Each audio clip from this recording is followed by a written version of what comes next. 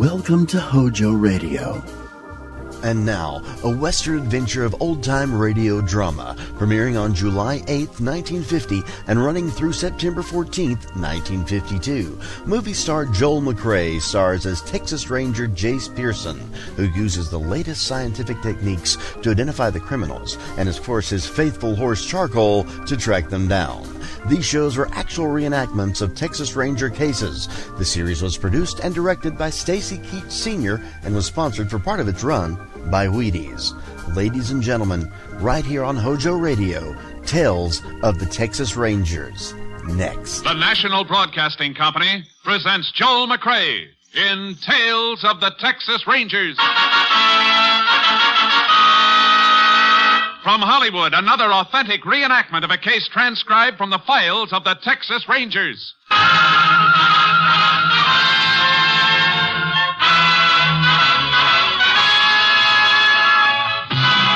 Tales of the Texas Rangers, starring Joel McCrea as Ranger Jace Pearson. Texas, more than 260,000 square miles, and 50 men who make up the most famous and oldest law enforcement body in North America.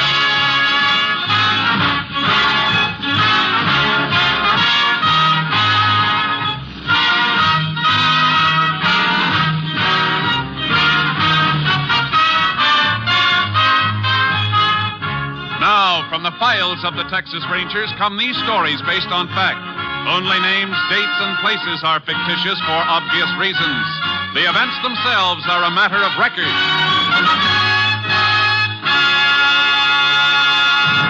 Case for tonight, the blow-off.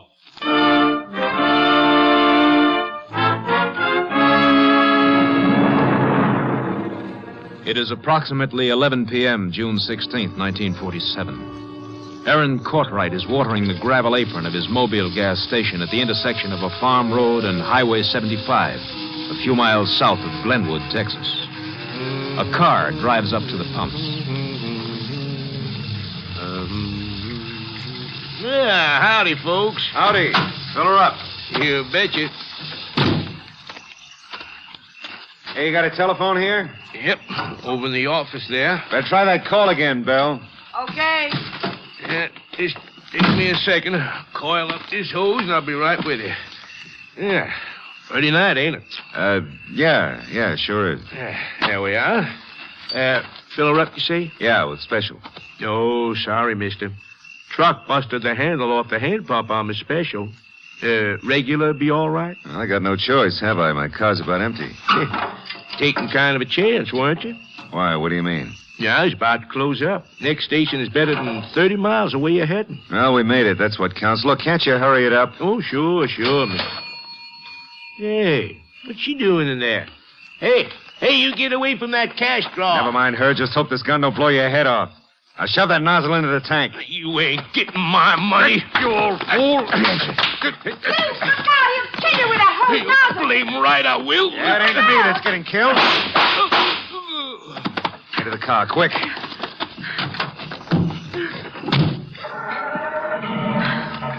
You dummy. Me? I got the dough, didn't I? What'd you go for it so soon for? I didn't get a chance to get any gas in the tank. You had plenty of time to get gas. How'd I know you were going to stand there gabbing instead? Now what do we do? Try to make it through the next station. What a spot, Duke Bishop, the smart operator. Shut up, will you? That don't help. I'll think of something.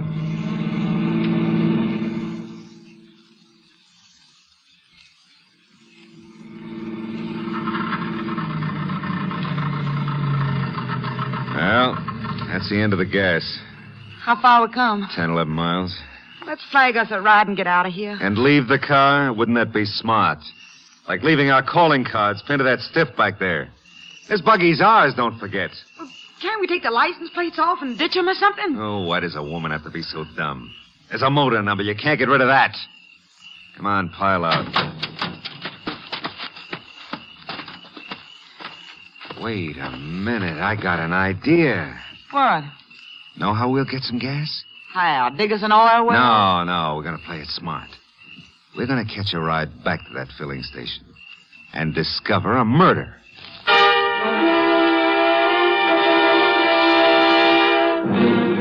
Sure appreciate the ride.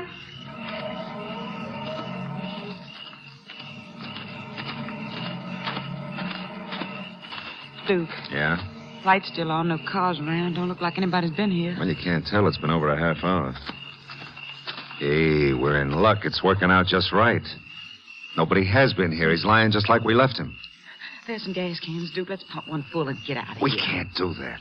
Why not? Because the guy that picked us up and dumped us out across the highway would remember us, sure. But you said we were coming back to get gas. I said we're coming back to discover a murder. We're going to act like law-abiding citizens. Now, get in there. Telephone for the law. You're deliberately trying to get us burned. I'm trying to keep us out of the chair. Now, get in there on that phone, quick. Here comes a couple of cars. Go on. What are you doing here, mister? Well, there's a dead man here. I think he's been shot. My wife's inside calling the police. We've already been notified. I'm Sheriff Pruitt of Glenwood. The man in that car behind me just came into town to report it. Oh, well, this is terrible, Sheriff. Hold up, do you suppose? Probably. Ask your wife to step out here. Oh, sure, of course. Oh, Belle, forget the telephone. The sheriff's here. What? I say the sheriff's here. Oh. Has somebody else report this? Yeah, this is Mrs. Bishop, Sheriff. Howdy, do, ma'am. Sheriff? How long you two been here? For just a few minutes. Got here just before you did. Where's your car? 10, 11 miles down the line. Ran out of gas down there. You get a lift up here? Yeah. Charlie. Yeah? Charlie, is everything here just like it was when you drove in and discovered the body? Well, seems like, Sheriff, near as I can tell. Any sign of these folks around when you stopped? Nobody was around except poor Jim, laying on his face and all that blood. You ever see these folks before? No. Can't say I ever did. Okay. Did you touch anything here, Mr. Bishop? That gas hose hanging unhooked there at the pump, the body? Of course not, Sheriff. We just discovered the body and tried to notify authorities. How about you, Miss Bishop?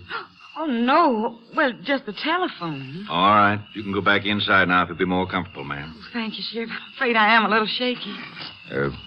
Look, Sheriff, this has been quite a shock to her. Couldn't we get some gas and ride back to our car so we can be on our way? I'm afraid not. I'm going to phone for the Rangers. You'll have to stay till they get here.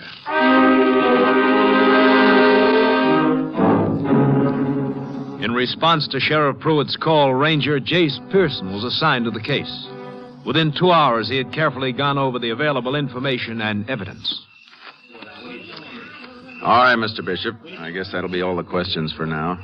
But before you and your wife leave, I'd like to have your full name and address in case we want to contact you later. Oh, glad to, Ranger. Here it is on my driver's license.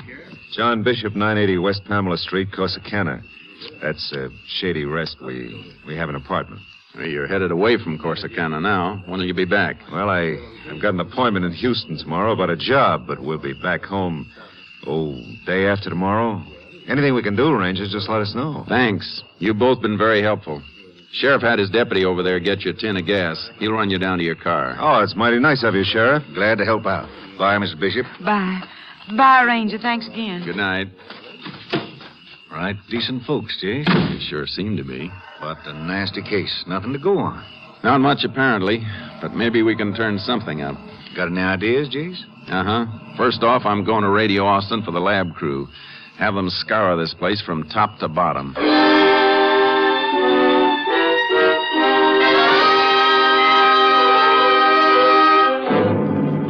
The lab crew went over Jim Courtwright's station with a fine-tooth comb. While I waited for the lab report, I spent most of the next day searching the area for someone who might have seen a car or a suspicious action near the station the night before. I drew a complete blank and went back to the sheriff's office. Hi, Sheriff. Oh, hello, Jace. Thought you were never coming back. Find anything? No. Nobody seems to have been traveling Highway 75 last night. Lab boys didn't hit any jackpot either. Here's their report. Just came in. Lab figures like we did that there was quite a scuffle before the shots were fired, but it don't mean much. No. But something in this fingerprint report might. You mean those matching prints found on the telephone receiver in the cash drawer? Uh-huh. Austin didn't have any record on whoever made them, so what good does that do? The report says they were fresh. These prints don't match the ones taken from the body, so they aren't Courtwright's. Hey, wait a minute, Sheriff. When you arrived at Courtwright's station, Mrs. Bishop was at the telephone, wasn't she? Yeah, she was trying to call me.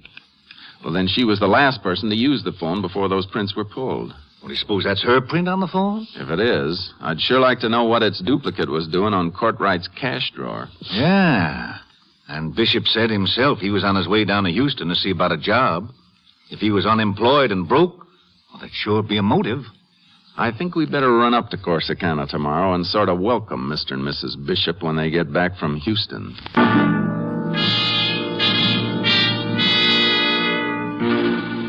Late the next afternoon, Sheriff Pruitt and I rolled down a quiet Corsicana street to the address John Bishop had given us.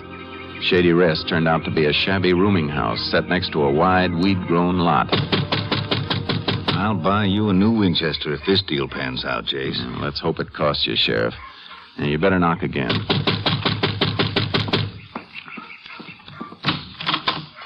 Yes?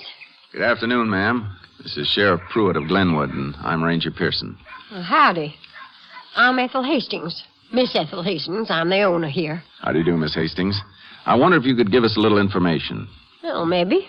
What you want to know? We understand Mr. and Mrs. John Bishop are due back from Houston this afternoon. We were wondering if they've arrived yet. You mean Duke and Belle Bishop? Huh. They have not arrived, and they're not a-going to. What makes you so sure? 'Cause I evicted them, that's what. Evicted them? When? Day before yesterday morning. Well, that's the morning of the same day the Courtright thing took place, Jace. Yeah. Why were they evicted, ma'am? Well, I'm patient, and I'm long-suffering. But I'm a woman alone in this world, and I have to look out for my own interests.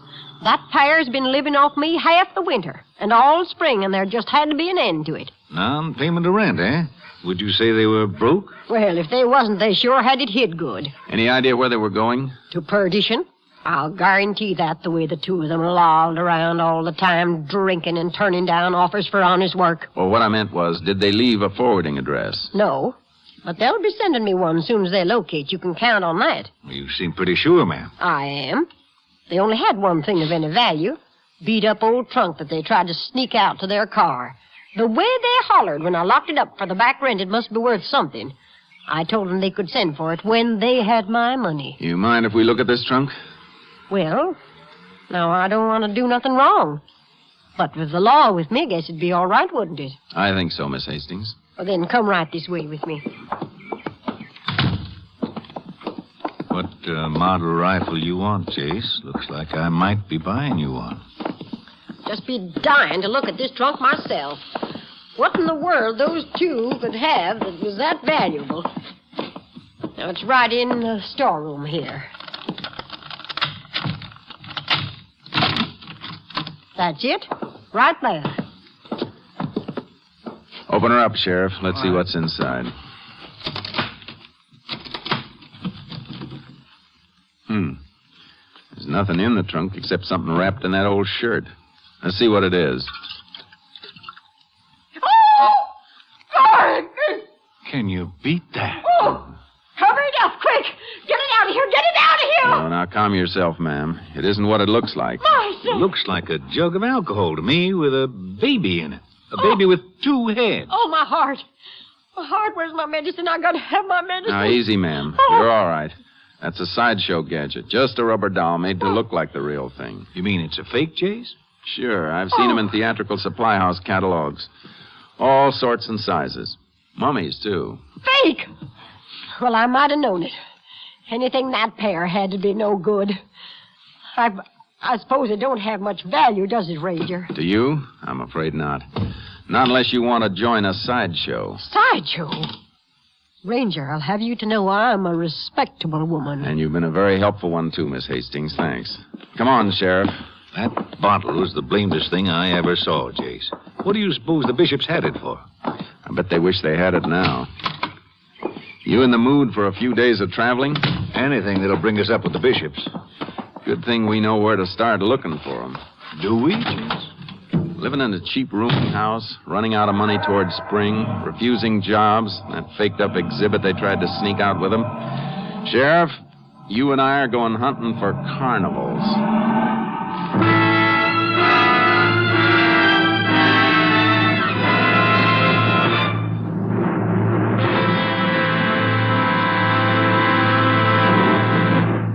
In just a moment, we will continue with Tales of the Texas Rangers, starring Joel McCrea as Ranger Jace Pearson. It is absolutely imperative that our armed forces have an adequate reserve of blood plasma at all times. The only answer to this crisis is you, the American people, who have never failed in such an emergency. The Department of Defense urges every one of us to contribute blood plasma. Blood cannot be manufactured or cultivated. It must be given by human beings to save a life. Make an appointment right away to donate a pint of your blood. Then, know in your heart that you have saved a life. We continue now with Tales of the Texas Rangers, and tonight's case, The Blow-Off, an authentic story from the files of the Texas Rangers.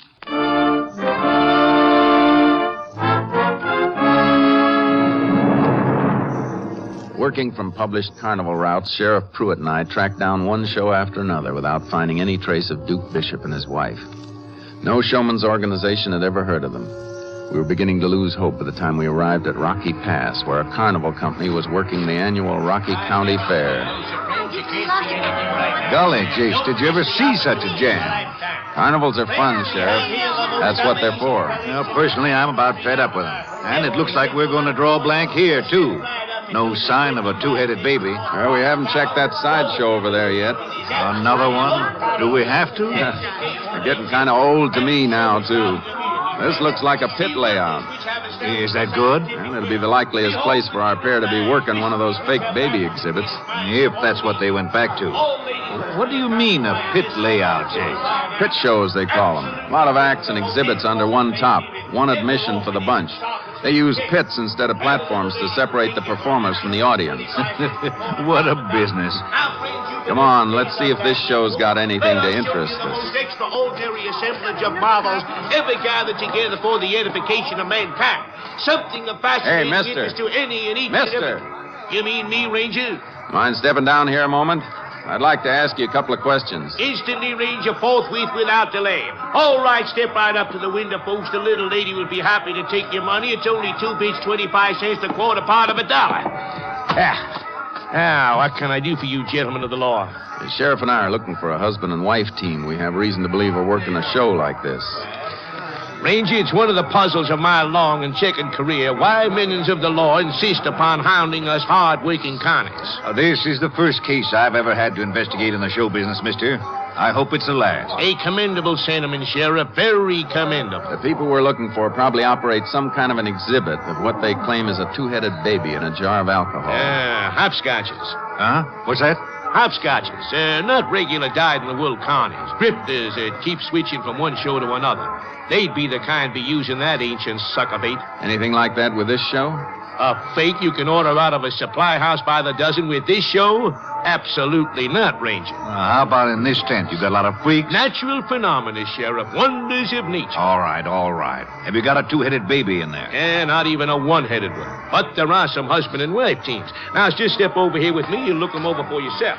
Go ahead, Sheriff. Follow him. You might as well be sure. Yeah, I suppose. Right over here, Ranger. Excuse me, folks, excuse me. Now, Sheriff, we have here Zara, the world's heaviest human body. She requires to calorie intake of 10 normal adults. I'm afraid she's not the one we're looking for. Well, all right. Right over here next is her husband, the sword swallow. We're not interested in him either. Well, now, don't rush yourself, Sheriff. Don't rush. Be sure. Look, but the Bishops weren't performers. They operated an exhibit. Who did you say? Duke and Belle Bishop. You know them? Why, no. The name mean anything to you? No, nothing at all. Now, this gentleman over here is Serpentina, the rubber woman. Hey, wait a minute. What's that over there? Where? Through that doorway, under the banner that says See and Believe. Oh, that? Why, that's the blow-off. Now, if you'll just step don't this be in way such a hurry, mister. What's a blow-off? It's, it's an added attraction for which there's an extra admission charge. Kind of a come-on, eh? I suppose you could put it that way, Sheriff. Just what is this added attraction? Kind of a shocker. A woman without a head. Alive? Merely a cheap illusion, gentlemen. Well, we'll take a look just the same. Come on, Sheriff. Now, ladies and gentlemen, this unfortunate woman sitting before you on this chair. There he is, Sheriff. There's Bishop. Well, I'll be darned. Chase, that Barker said this no-head business was an illusion. Look at them pipes and wires and stuff feeding into her neck. And she's moving. That must be Bishop's wife. Don't think he's seen us yet. Come on. This little lady would die in just about 60 seconds. Hey, Belle, duck quick, the Rangers! Keep clear, folks. Hold him, Bill. They're ducking out under the tent, Chase. The canvas is loose here. Out this way, Sheriff. Don't see him, Jace. There they go, Sheriff. Into the crowd out in the midway. Come on. Hold it, Bishop. Too many people here to risk gunplay. You gotta be careful. Yeah. Watch it. He's going to fire, Jace. They're heading for the parking lot. Yeah, I see them. We lost him, Jace. Yeah, they could hide in here all night with so many cars jammed together. Our ears are better than our eyes in a spot like this. Hear anything? Not yet. Hey, what's that? There goes a car, but it ain't the one they had. They probably stole this one, but it's them, all right. They're heading right for the fairground fence. Yeah, and they're gonna go through it. Over to our car, quick. Time we drive through the auto gate, they'll be long gone. We aren't driving through the auto gate either. Think you can hit that hole they made in the fence, Jace? Watch me try. Brace yourself. Whew. Just like threading a needle. Keep your eyes open for him while I get on the radio. Unit 10 to KTXA. Unit 10 to KTXA. KTXA to Unit 10. Go ahead, Unit 10. Unit 10 is pursuing a green new model four-door Nash sedan southbound on Highway 285, 2 miles south of Rocky Pass. Car is presumed stolen. The occupants are wanted for murder. Unit 10 requests roadblocks on all possible avenues of escape from this area. Will do, Unit 10. KTXA Austin.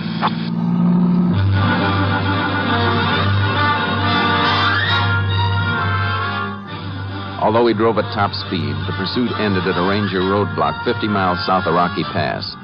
Units at the roadblock had not seen the described car, so we knew Duke and Bell Bishop had turned off on some tributary road before they reached the barricade. We turned back on Highway 285 to search for them. There's the farm road I was talking about up ahead, Jace. They could have taken it. Yeah, pretty sparsely settled country out west of here. Let's take a look, Sheriff. Sit tight, Jace. I'll check it. See anything, Sheriff? Well, this looks like it, Jace. Fresh tire tracks. Somebody made an awful fast turn off the highway. Direction of travel is right, too. Maybe our luck's changing, Sheriff. Let's find out.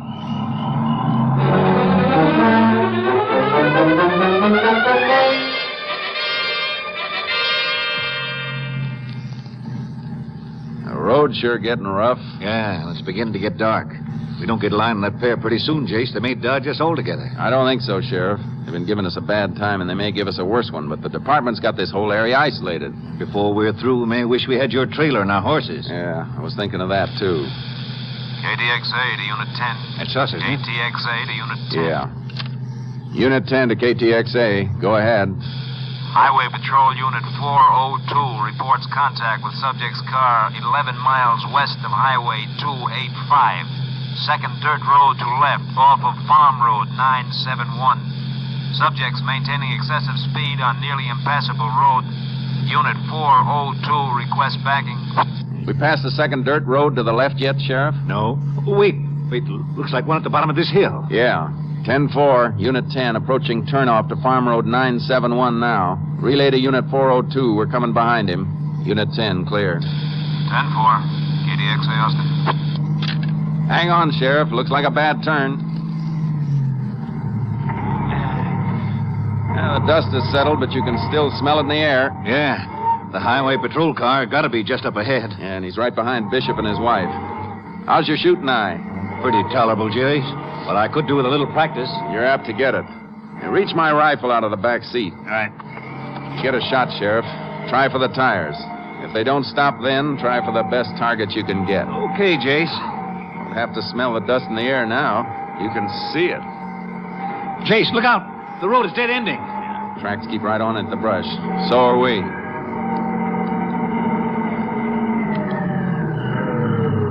Oh, what are you stopping for? You see something? Look, in that little gully. The highway patrol car. On its side. Watch yourself, Sheriff. Keep that rifle ready. No sign of the other car. Its tracks keep right on through the brush. Here. Give me a hand with this top door. Gotta get the patrolman out of there. Let me get his feet. Easy now, Sheriff. Lift him out flat. Like he was on a stretcher. Now, down on this patch of grass. Is he bad off, Jace? Yeah. Some abrasions and probably a mild concussion. He got a nasty lump on the side of his head. Glad it isn't any worse.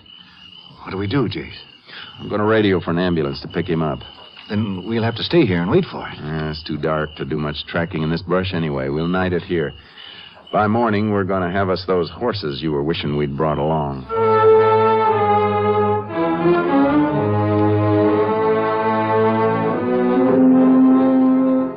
The highway patrolman was not seriously injured. During the night, our horses were towed into us, and by sunrise, the sheriff and I were in the saddle working toward other mounted rangers, closing in on Duke and Belle Bishop from the opposite side. We found their car, and much later in the day, followed their tracks to a small, dilapidated ranch house. Whoa, Sharky. Oh, boy. Yeah, somebody's home there. Smoke's in the chimney. Yeah. But listen, Sheriff. You mean that old cow talking? Yeah. What's it sound like she's saying? She sounds like somebody forgot to milk her this morning. Would a rancher forget something like that? What are you driving at, Jace? Suppose somebody put the rancher out of commission so he couldn't take care of the cow. And a minute ago, I was ready to ride right up to that front door. Yeah, I'll leave the horses here. We'll work the rest of the way on foot. It's going to be ticklish business. If they're in there, they probably got their hands on every gun in the house. I got a hunch they may try to bluff it out till we actually bust in on them. You take the front door. I'll cut around to the back. Whichever way they break, then, we'll have them. We better have a signal so I know when to rush the front, Jace. Make you rush if you hear a shot or if I holler. Whichever's first. Right. Good luck. Same to you, Sheriff. We'll both need it.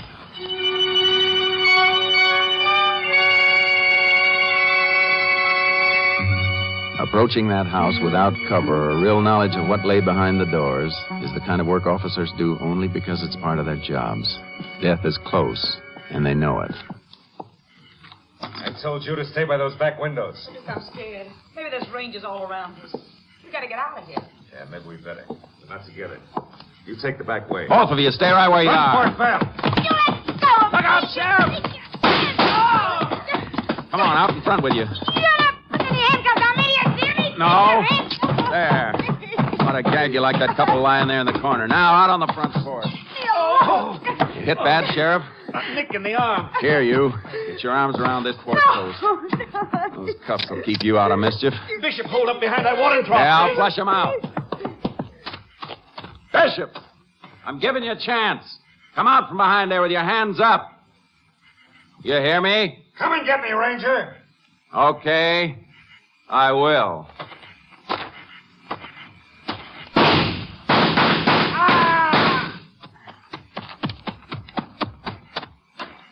Did he give up, Jace? I'm afraid he did, Sheriff. Permanently.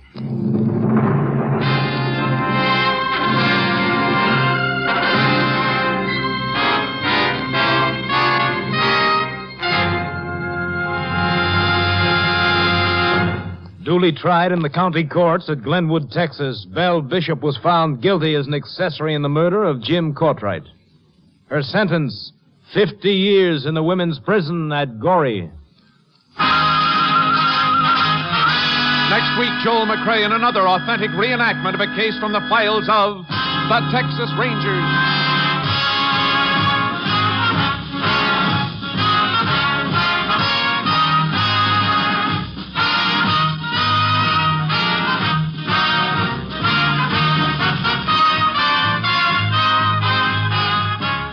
Joel McCrea is currently seen starring in the Universal International Technicolor production Cattle Drive. The cast included Tony Barrett, Eddie Marr, Gerald Moore, Betty Lou Gerson, Ed Begley, and Jeanette Nolan. Technical advisor was Captain M.T. Lone Wolf Gonzalez of the Texas Rangers. This story was transcribed and adapted by Tom Blackburn, and the program was produced and directed by Stacy Keach. This is Hal Gibney speaking.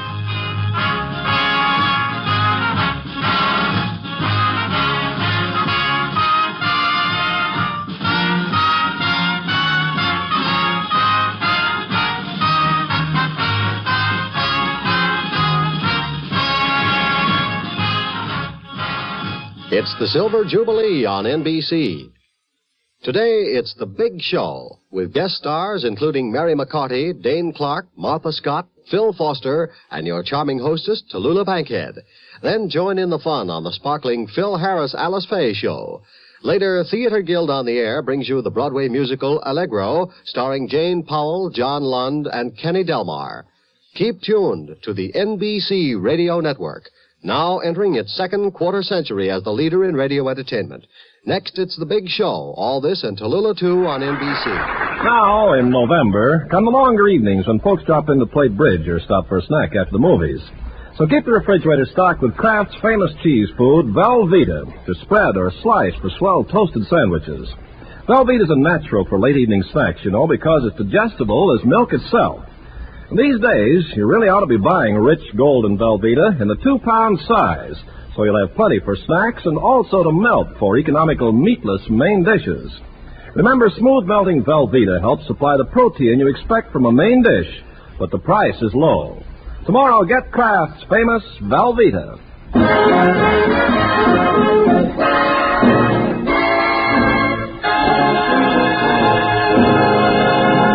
HOJO Radio, we're your old-time radio headquarters. Stay tuned. The National Broadcasting Company presents Joel McCrea in Tales of the Texas Rangers. From Hollywood, another authentic reenactment of a case transcribed from the files of the Texas Rangers.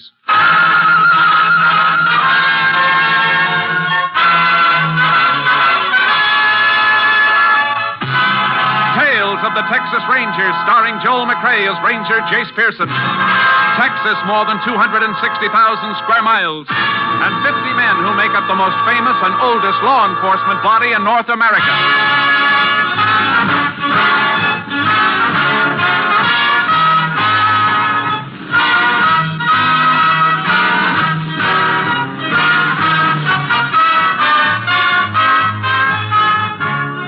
From the files of the Texas Rangers come these stories based on fact. Only names, dates, and places are fictitious for obvious reasons. The events themselves are a matter of record.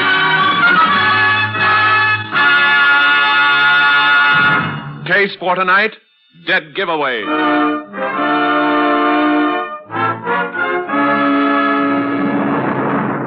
It is 1:30 a.m., December 4th, 1945. A single light glows in the living room of a farmhouse 4 miles from the town of Ashton in West Texas. Inside the house, a frantic young woman tries to place a telephone call. Operator. Operator. Oh, please. Operator. Thank heaven. Operator, get me the sheriff, quickly. Is that you, Mrs. Deneen? Yes, hurry. Oh, this is Mary Lou, Mrs. Deneen. I'm working nights now. Is something Mary, wrong? you stop talking and get me the sheriff. Oh, all right. Oh, dear. Sheriff Ross speaking. Sheriff, this is Mrs. Deneen. You've got to come out to my house right away. Right away. Now, take it easy, Mrs. Deneen. What seems to be wrong? Somebody's prowling around outside, trying to get into the house. Isn't your husband there? No. He went to Abilene on business. Something woke me up, and I thought at first it was the baby. And then I heard a noise outside. Ah! Mrs. Deneen, what is it? Somebody came in. I'll be right there. Who are you? What do you want? Please! Ah!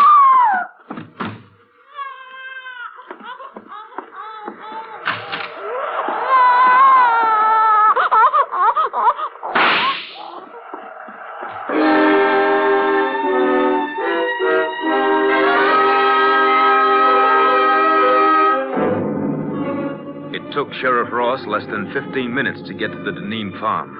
But Mrs. Deneen and her 4-month-old baby were dead when he arrived. The sheriff called for the assistance of the Texas Rangers. Ranger Jace Pearson was assigned. Jace Pearson? Yeah, Sheriff. You got here right quick. Yeah, I was over the next county when your call came through. Well, I hope you got a little sleep, because you won't get much now. Better come in out of this cold. How long ago did it happen? About a half hour ago, 1:30. Mrs. Deneen called me, woke me up at home, said somebody was trying to bust in. Right in here, Jace. Shot right through the chest, huh? Yeah. She leave the phone hanging off the hook like that? Reckon so. Whoever broke in, they broke in just before I hung up. Nothing's been touched, Jace. I know. I had a time getting past your deputies down the main road. The phone operator's been buzzing everybody. We don't want half the county barging in here messing things up, so I blocked them all. Good. Where's the baby? In there, the front bedroom. You can look if you want to, Jace. A little more than I can take twice. How old? Only 4 months, Jace. Little girl. Where'd he break in? Side door, I'll show you. Where's the husband? Abilene, on business. I called the chief of police there. He's going to check the hotels and notify him. Here's the door. It was wide open. That's how I got in to open the front door. Lock doesn't seem to be broken. Must have been picked. Deneen's keep much money around the house? As little or as much as most folks, I guess. But I don't think any's missing. There's Miss Deneen's purse on the kitchen table. Killer couldn't have missed that. You check it? Yeah, about $40 in it. It hasn't been touched. Motive wasn't robbery then, Sheriff. No. There's no sign of any other motive. But there's got to be one, Jace. Yeah. The toughest motive of all. Because it's the easiest hidden. Hate. The kind of hate the devil wouldn't hold.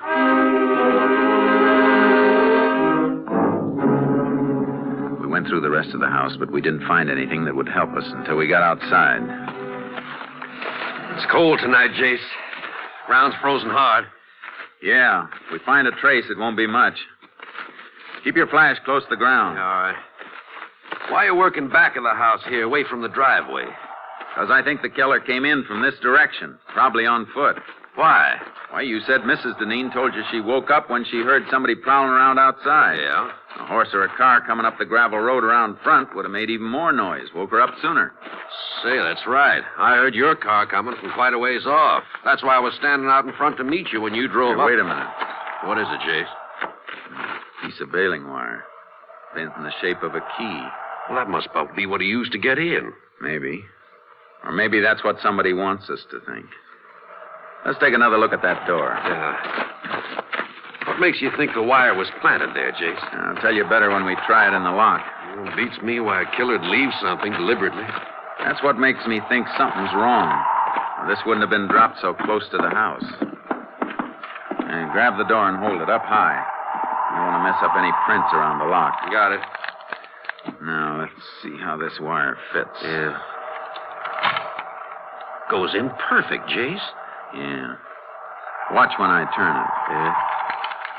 Hey, wire's just twisting. It'll keep on twisting.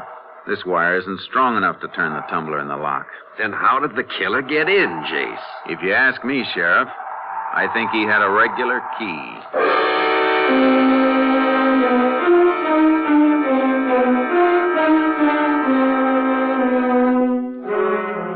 I put in a call for a fingerprint crew, and the sheriff called to have the bodies picked up for autopsy.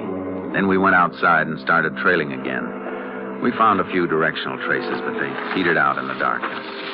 Can't see anything at night on this ground, Jace. Try cutting back and forth a little further. Yeah, all right. Man we're following was weaving, trying to throw us off. It just makes it tougher to track. He's got to be headed for someplace, some definite direction. We might as well establish which direction. Yeah. Guess there's nothing much we can do except this until we have some daylight. Save us an hour in the morning. Then we can track on horses without wasting time finding out which way to go.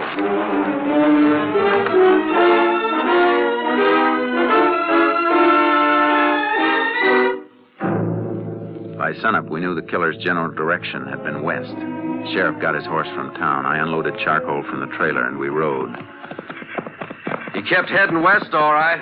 But there's nothing out this way for miles once he got into those hills up ahead. Any kind of a road between here and the hills? Yeah, old wagon road just beyond the scrub on the rise we're coming to. Does it connect with a state road? It does, but nobody uses it. Maybe somebody did. Is it in good enough condition for a car to run through? Reckon it is. You figure he had a car waiting for him?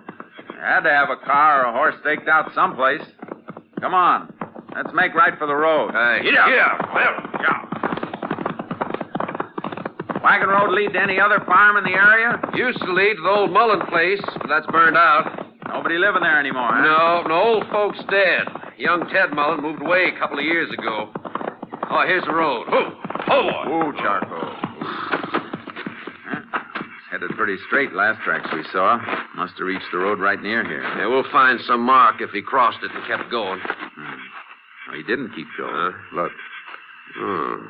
Tire track. Had a car staked out all right. Turned the car around here to head back for the highway. Could have been somebody else waiting in the car for him. Maybe, but I don't think so. Yeah, look at the heel marks. Walked around to the driver's side of the car to get in. Yeah.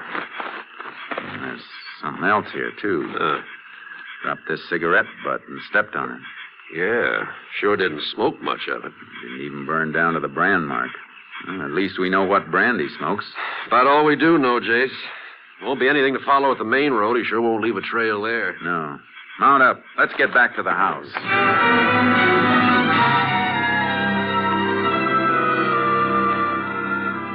We rode back to Deneen's. As we came to the farm, we saw a couple of cars that hadn't been there when we left. Looks like company, Sheriff. The car next to mine belongs to our lab. The others must be the coroner's. Oh, coroner ought to have been and gone by now. Nope, no, that isn't the coroner's car, Jace. Blue sedan, that belongs to Walter Deneen. The husband? Yeah, must have got back from Abilene. Yeah, it's Deneen, all right. There he is, sitting on the side porch.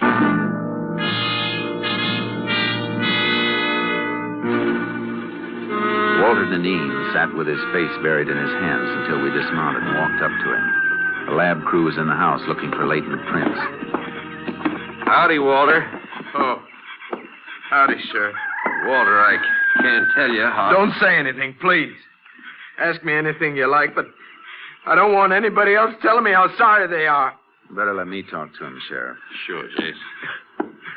Mr. Deneen, it'd help us a lot to know one thing. You or your family have any enemies? Enemies? Could there be an enemy as bad as this? We know the house wasn't robbed. Have you ever had any trouble with anybody, no matter how small it seemed? Now's the time to remember it. If there was anybody, I wouldn't tell you. I'd take care of it myself. That's no way to be, Walter. Don't go telling me how to act, Sheriff. You didn't come home to your house 10 minutes ago. You didn't find your wife and kid the way I found mine. Mr. Deneen, why don't you try to get a little rest? We'll talk to you later. Yeah, okay. Anything I can do, Walter, just holler. Yeah. You been able to think of anybody who might have had it in for him? Not a soul, Jace. Unless it was Ted Mullen. The one you told me about? Family that was burned out? Yeah. But, Jace, that was 5 years ago. Sometimes hate doesn't die with age. What happened? Well, old folks just got to brooding and died off after their house burned. Young Ted blamed Walter. Why? Windmill at the Mullen place was busted. They tried to borrow from Walter to get it fixed, but he turned them down.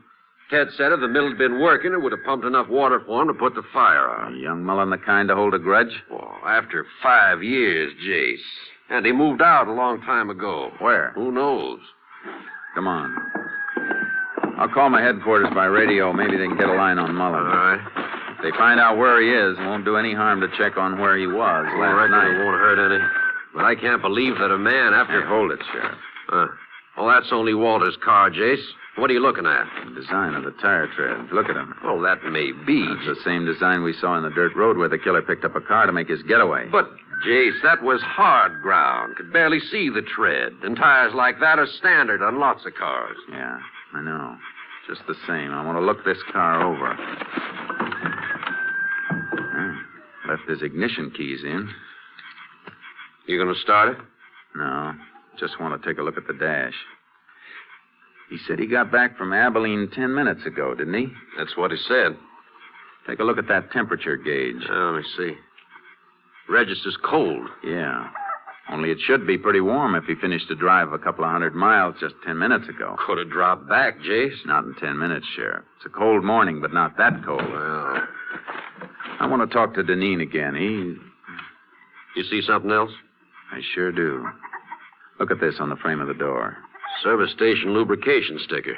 Yeah. Dated December 2nd, day before yesterday. 18,412 miles. The mileage on the dash shows he's driven less than 200 miles since then. He couldn't have been in Abilene. Well, wait a minute, Jace. I admit that looks funny, but the man we were chasing, he ground out a cigarette, remember? Well, what about it? I've known Walter since he was a boy, Jace. He don't smoke.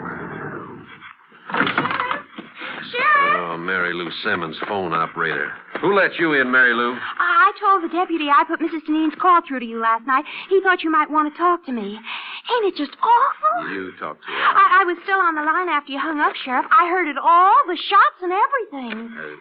You hear any voice beside Mrs. Deneen? No, I just heard her say, "Who are you? What do you want?" And then the shots. That was all.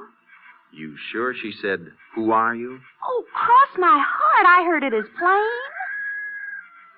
Guess you don't want to talk to Walter now, do you, Jace? No, I guess not.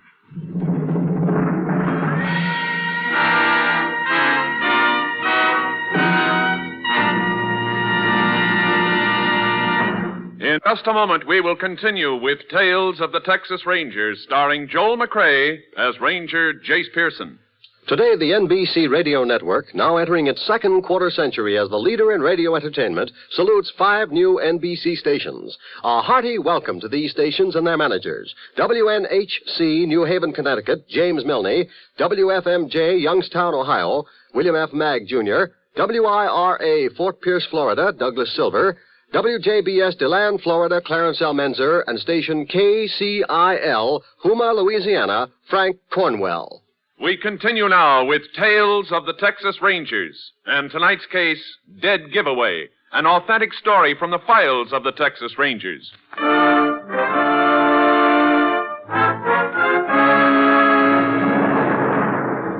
I didn't want to question Walter Deneen until I'd had a chance to check on his movements.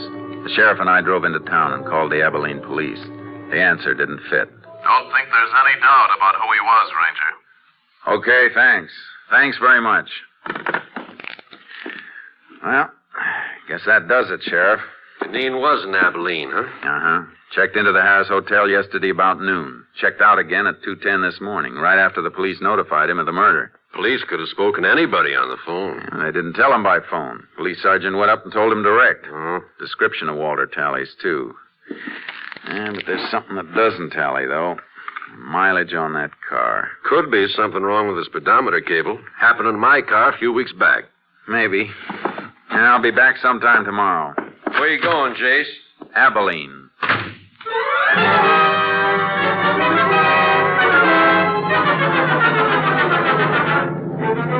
As soon as I hit the highway, I put in a shortwave call to headquarters, station KTXA. Unit 10 to KTXA. KTXA. Go ahead, Unit 10. This unit en route to Abilene. Request Abilene police secure names of all contacts made by subject Walter Deneen, registered Harris Hotel there yesterday. Will do, Unit 10. Unit 10 sent piece of wire back to lab for examination. Any report yet? Not yet. Wire and fingerprints both under study. We'll keep you informed. 10-4, Unit 10, clear. KTXA, Austin.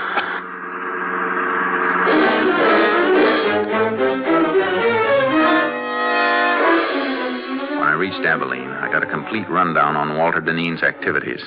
It was too complete. Like he was making sure his time in the city would be accounted for. One of the people who'd seen him was his attorney. Well, yes, Ranger. Mr. Deneen spent several hours with me yesterday afternoon. We had dinner together last night. Went to the theater. What'd he come to see you about? Well, some investments. He's been doing a little speculating cotton. Good or bad? Well, it's client business, and I don't think I have the right to discuss it. I can find out by checking with the exchange. I'm just asking you to save time. All right. His losses have been rather heavy. More than he could afford? Much more. He carry much insurance on his wife and child? A normal amount, nothing large. All right, thanks. One more thing. Are you sure Deneen doesn't benefit financially by his wife's death? Now, Ranger, he couldn't have gotten back to Ashton by 1:30 last night after we'd been out. That isn't what I asked. Well, Mrs. Deneen had a good bit of money in her own right. In case of her death, though, she had it tied up in trust for the child. But the child is dead, too. What happens now? Well, in that case, the entire estate will probably go to Mr. Deneen.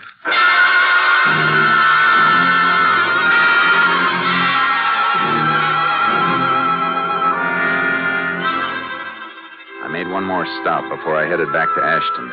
I paid a visit to the garage, the Hotel Harris. I keep the location of all guest cars on this index rack so we'll know which stores they're in when they want them. Was Walter Dineen's car in here yesterday? Dineen?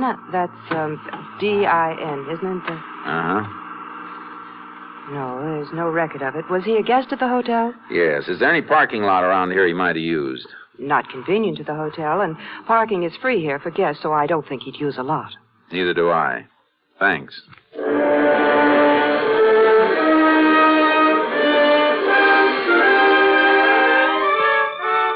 Before I left Abilene, I called my headquarters. They had a report.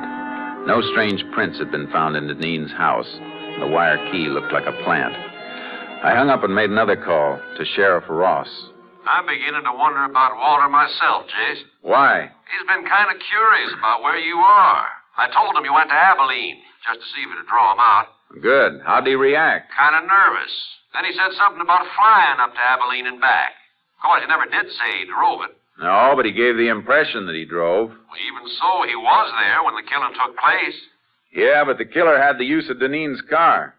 Can you get your hands on the car? Well, it's over in back of the funeral parlor right now. That's where Dineen said he was going just a few minutes ago when he stopped by to ask about you. Well, grab that car and check it for fingerprints. I'll be there as fast as I can roll.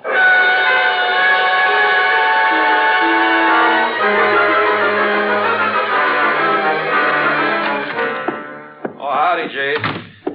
Car all worked over, Sheriff? Yeah, ought to have reports on the prints soon. Send them to Austin. Find any strangers? Quite a few of one set that weren't Dineen's. If they belong to a professional killer, there's a good chance he'll have a record. Where's Dineen? My deputies are out looking for him. Why? I thought he was at the funeral parlor. So'd I, until I went in to look for him after we finished on the car. Undertaker said he'd left more than an hour ago by the front door. Must have spotted you working over the car. Come on, let's find him. Yeah.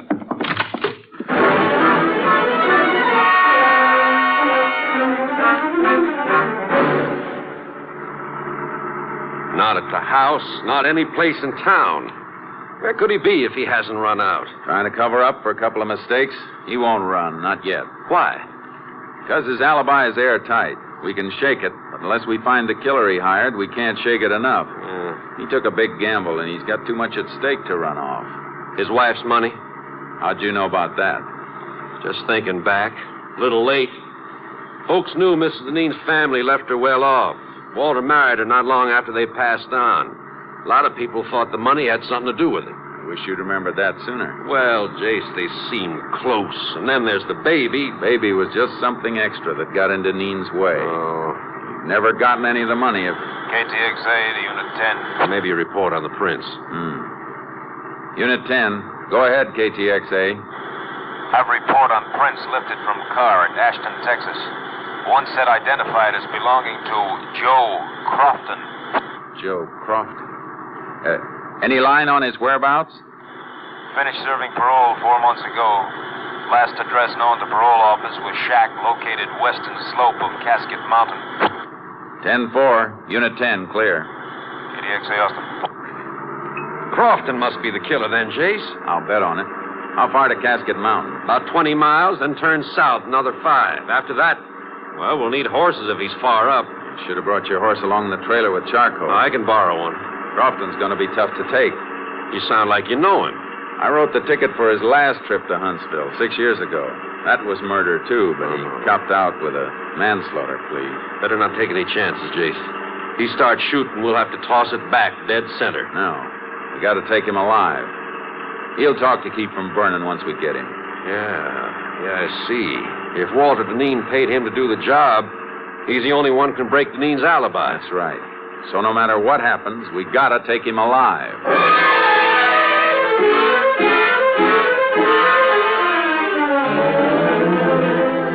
Crofton's cabin was up, all right. Way up. The sheriff borrowed a horse from the man who directed us. Quite a climb, Jace. Well, not so bad following this wash, though. Suppose he isn't there. I got a hunch he will be.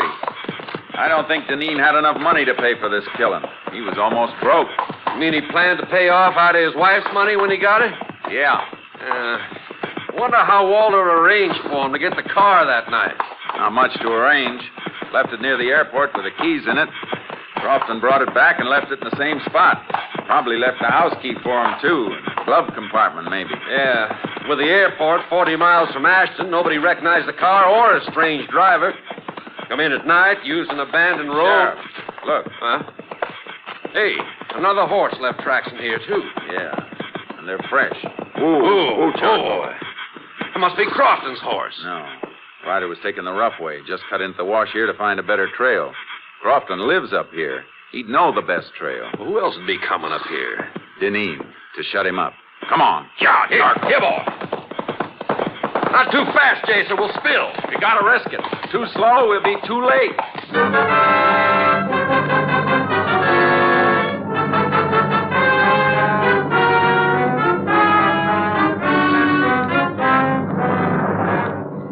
We reached the shack and crept up on it.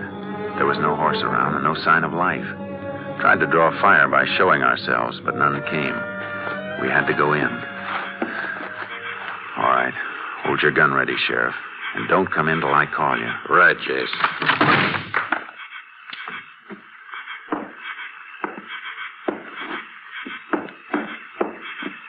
All right, Sheriff. Come in. Nobody here, huh? Oh, wait a... Oh. That Crofton? Yeah, that's him. Deneen got here first. Jace, this fella looks like he shot himself. Gun's in his own hand. Now, what's his paper beside him? Let's see. Jace, he did kill himself. This note says so. Confesses the murders, too. Sure it does. But Walter Deneen wrote that. And that note's gonna hang him. How do you know? You ever seen Deneen's writing? No, but I've seen Crofton's before. He signed his name with an X. Prison records show he's illiterate. Never could read or write. Come on, Sheriff. Gonna put out a pickup for Deneen? We'll pick him up ourselves. He can't be far off. But if he'd headed back down the wash, we'd have passed him on our way up. He must be going across the top of the mountain to go down the other side. Come on. Yeah.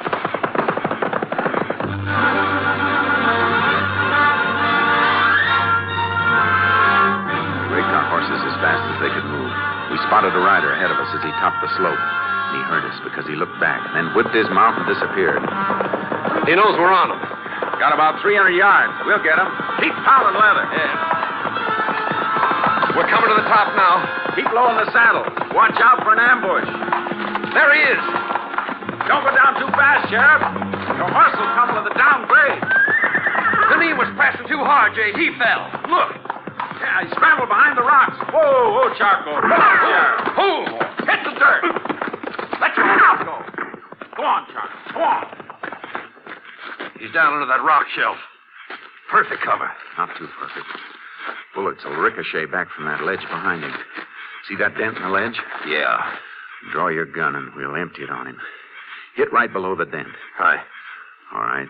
Let's hope for a billiard shot. Start firing. I'm hit! Stop it! I'm bleeding! Throw your gun out, Deneen. All right. Don't shoot anymore. Here it is. Okay, Sheriff. Let's take him.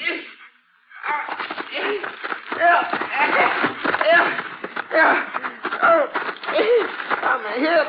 And I was sorry for you, Walter, up until a few hours ago. You gotta get me to a doctor. You're not hurt badly. We'll get you to a doctor. All I want to know is how you met Crofton. Come on, Walter, talk up. I saw his picture in the paper when he got out of jail. I made a deal with him a couple of months ago. Yeah. A deal to wipe out your own wife and kid. Oh. Must be great to be as brave as you are. Get up, Deneen. You got a long way to go.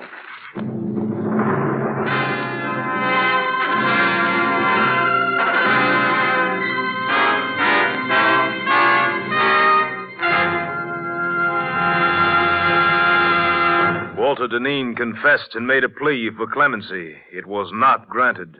And on the 11th day of October, 1947, he died in the electric chair at Huntsville.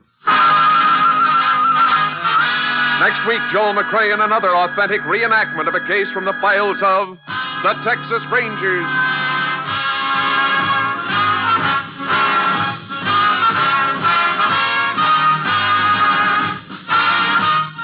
Joel McCrea is currently seen starring in the Universal International Technicolor production Cattle Drive. The cast included Tony Barrett, Lorene Tuttle, Michael Ann Barrett, Hal March, and Paul Frees. Technical advisor was Captain M.T. Lone Wolf Gonzalez of the Texas Rangers. This story was transcribed and adapted by Joel Murcott, and the program was produced and directed by Stacy Keach. Hal Gibney speaking. It's the Silver Jubilee on NBC.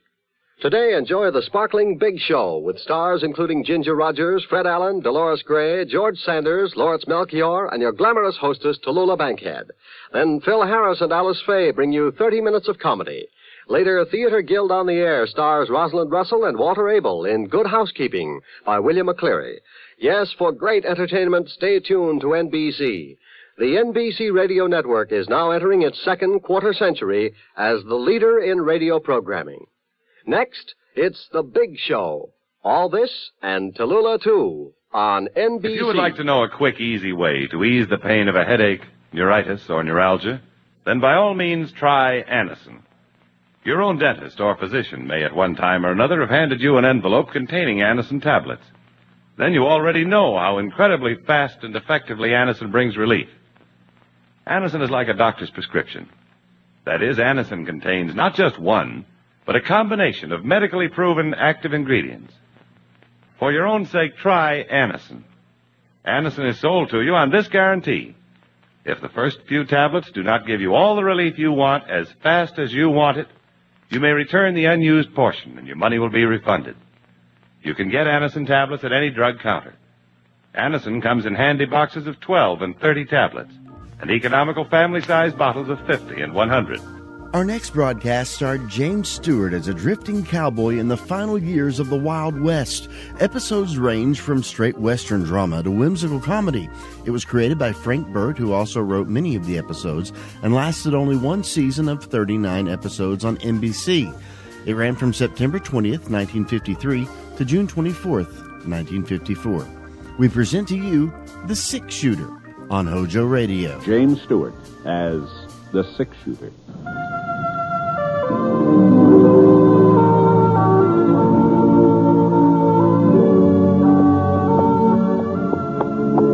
The man in the saddle is angular and long-legged. His skin is sun-dyed brown. The gun in his holster is gray steel and rainbow mother of pearl. Its handle unmarked. People call them both the Six Shooter. The NBC Radio Network presents James Stewart as the Six Shooter, a transcribed series of radio dramas based on the life of Britt Ponset, the Texas plainsman who wandered through the Western Territories, leaving behind a trail of still-remembered legends.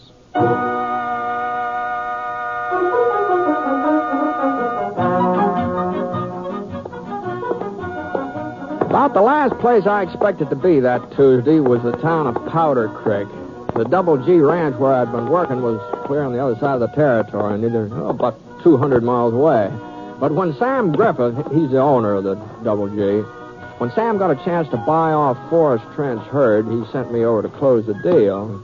So the next thing I knew, I was walking down the main street on my way to the bank where I was supposed to meet Trent.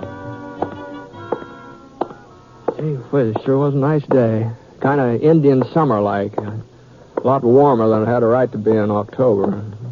The sun had fooled the maple trees into thinking it was spring. A couple of them beside the Civil War cannon in the square were even starting to bud. The two fellas sitting underneath it playing checkers in their shirt sleeves, well, it looked like the sun had fooled them, too. Howdy. Just a minute, mister. Just a minute till I make this move. There. That ought to hold you, Jonah. Yeah. Now, what was it you wanted, mister? Oh, I didn't want anything. I just said howdy, that's all. Oh, howdy. Well, speak to the man, Jonah. He spoke to us. It's my move now. I'll do my talking afterward.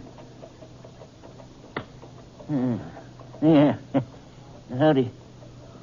Ah, it's a nice day. Yeah? Well, so long. Hold up there a minute, son. Hmm? Say, see that gun of his, Jonah? Yep. You ain't Britt Ponset, the Six Shooter. My name's Ponset, yeah. You hear that, Jonah? He's Britt Ponset. Yep. And we was kind of wondering when you was going to show up, Mr. Ponset. Been expecting you for the last month or so. What's that? Yeah, when you got to jump, you got to take it. That's the rule. All right, Jonah. All right, I know the rules. Well, we'll take it then. Take it. All right. Yeah. There. You satisfied? You said something about expecting Why, me. sure. Ever since we heard the news. Congratulations. What? He said congratulations. Now, let's get on with the game. All right.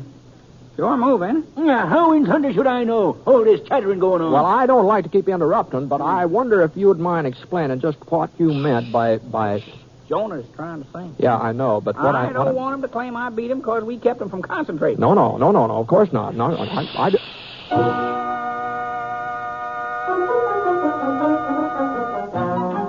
Well, I knew that the Trent cattle would turn out to be good stock. The Double G was lucky to be buying them. But since they weren't going to belong to me, I couldn't see why congratulations were in order. Unless folks in Powder Creek had heard wrong, unless they thought I was outfitting a ranch of my own. And I started to explain things to the fellows playing checkers, but they shushed me again, good and loud this time. So I gave up and went on down toward the bank. I was just passing by the newspaper office when I bumped into Quint Todd. He was editor of the Powder Creek Press, a weekly newspaper. Matter of fact, he was more than just an editor. Quint's pa had retired the last 6 or 7 years, and he was putting out the paper practically single-handed. Good afternoon, Quint. Huh? Oh. It's you, Ponset. So you finally got here, huh? Well, I'm here, if that's what you mean. I didn't realize folks were so anxious about me. Some of us are anxious, maybe. Some of us ain't. What, are you upset about something, Quint? Why should I be upset? Well, I don't know. If things are all right, aren't they? I mean, with the paper. Paper's fine. I'll save you the next issue so you can see your name in print. Well, I sure can't think of any reason why you'd be writing about me. It's customary, ain't it? What? It's customary to write about the groom. The groom? The what? I'm busy now, Ponset. I got a story to run down. Oh, Quint, I hope you'll be real happy. Both of you. No, but Quint, hey, for Pete's sake, Quint, Quint!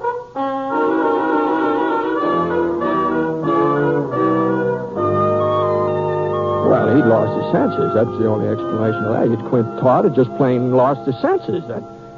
Me being a groom. Me? And who in the Sam Hill did he think I was going to marry? I hadn't even been keeping company. Not that I have anything against marriage, you understand. Like people say, it's an institution, a noble institution.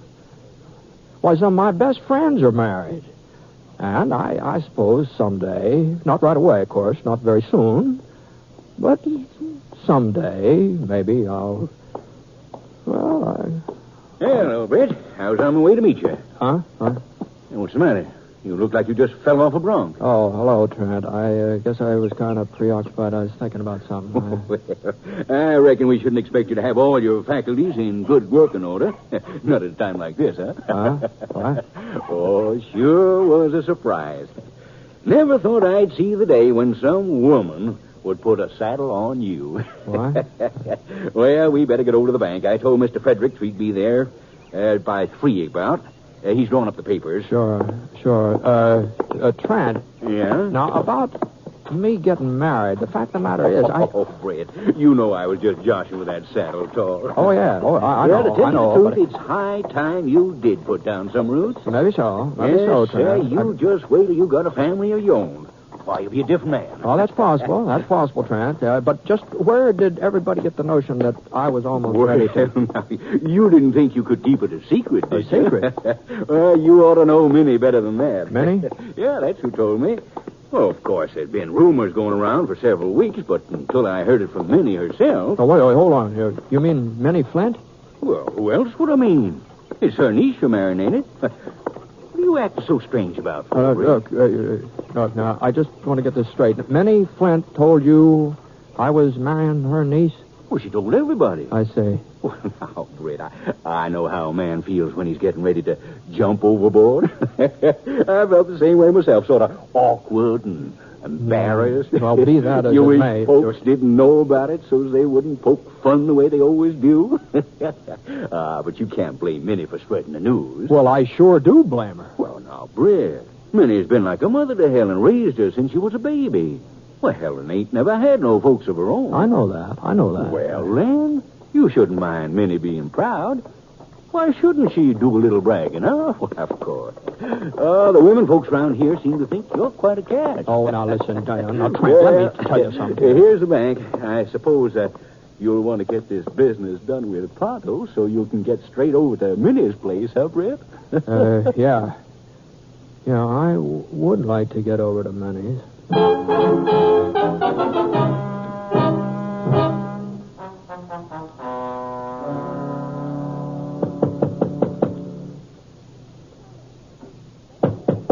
I'm coming. Just a minute, I'm coming. Britt. You mind if I come in, Minnie? Why, well... Excuse me.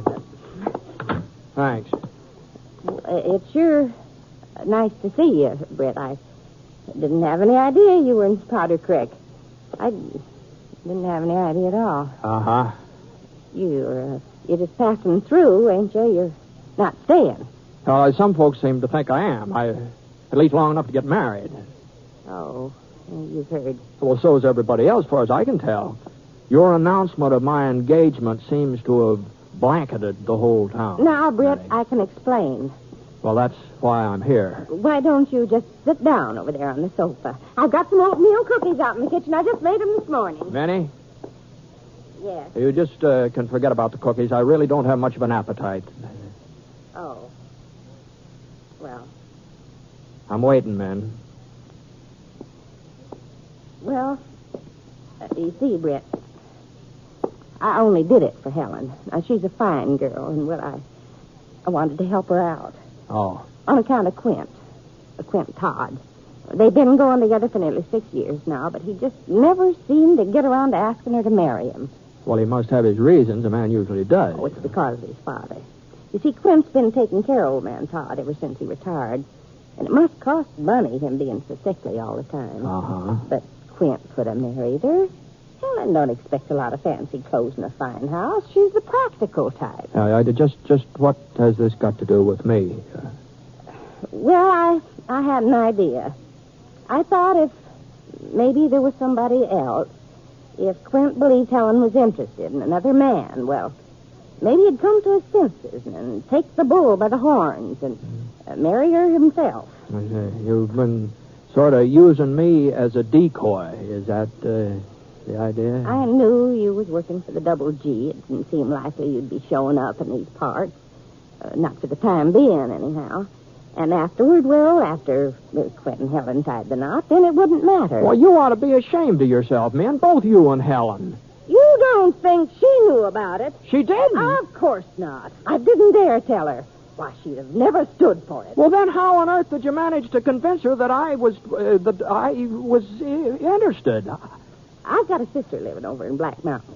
That's not far from the Double G. No, but what I mean is, how did you ever... Well, I sent her some letters and asked her to post them for me. They was love letters, Brett. I sort of changed my handwriting and signed your name. Minnie Flint. I guess you might as well know the rest, too. When Helen answered them, when she wrote back to you, well, I kind of saw to it that her answers never got mailed. Well, I just don't know what to say. Oh, I never dreamed it'd go this far, Britt. I was sure Quint would start talking serious when he first found out that you and Helen were corresponding, but he didn't. And then, well, I thought maybe if your letters got a little more sincere, well, maybe that would make him jealous.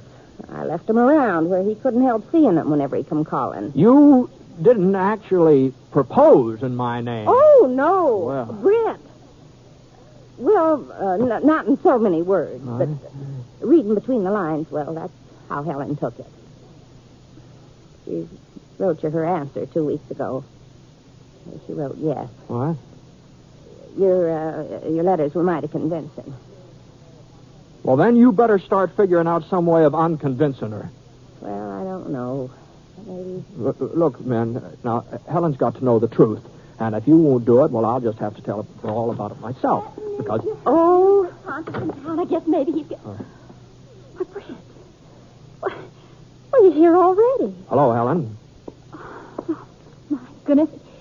Sure is good to see you, Brett. You're looking fine. Oh, so you, Helen. So you. I wish I'd known you were coming. I wouldn't have been out doing the marketing. No, it didn't matter. Didn't matter. Brett, I just gotta tell you. Maybe I shouldn't say it right out like this, but well, ever since I was a little girl, I've looked up to you so. It just seemed to me you were the finest man that ever came through Powder Creek. No, Helen.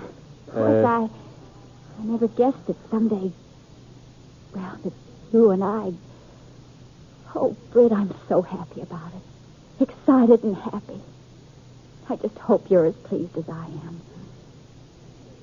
Are you, Britt? Sure, Helen. Sure.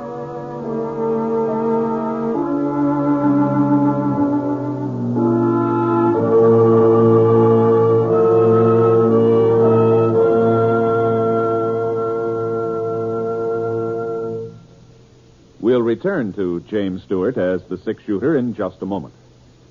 Every man and woman in the armed forces will tell you the only call that takes precedence over mess is mail call.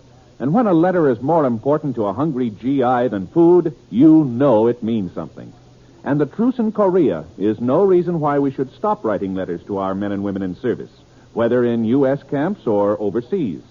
Mail from home is just as important now as it ever was. Oh, yes, and be sure to mail your soldier's Christmas packages this week. In that way, you'll be sure he'll receive them in time to make his Christmas away from home a little more cheerful.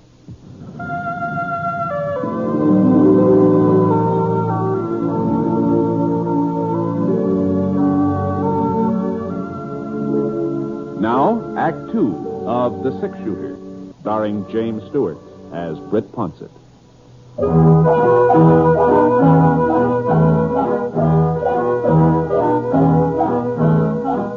There just wasn't anything else to say. There just wasn't. I couldn't tell Helen that I'd never really thought about her in a marrying way. And besides, Minnie, she caused all the trouble. It was her place to set things right. Min didn't open her mouth. She just stood there staring at us through her bifocals, real pleased with herself. Well, the next thing that happened was Helen invited me to supper. Oh, boy, I sure didn't want to accept. All I wanted to do was just get out of the house and get out of Powder Creek, too. But what I wanted to do and what I did were two different things.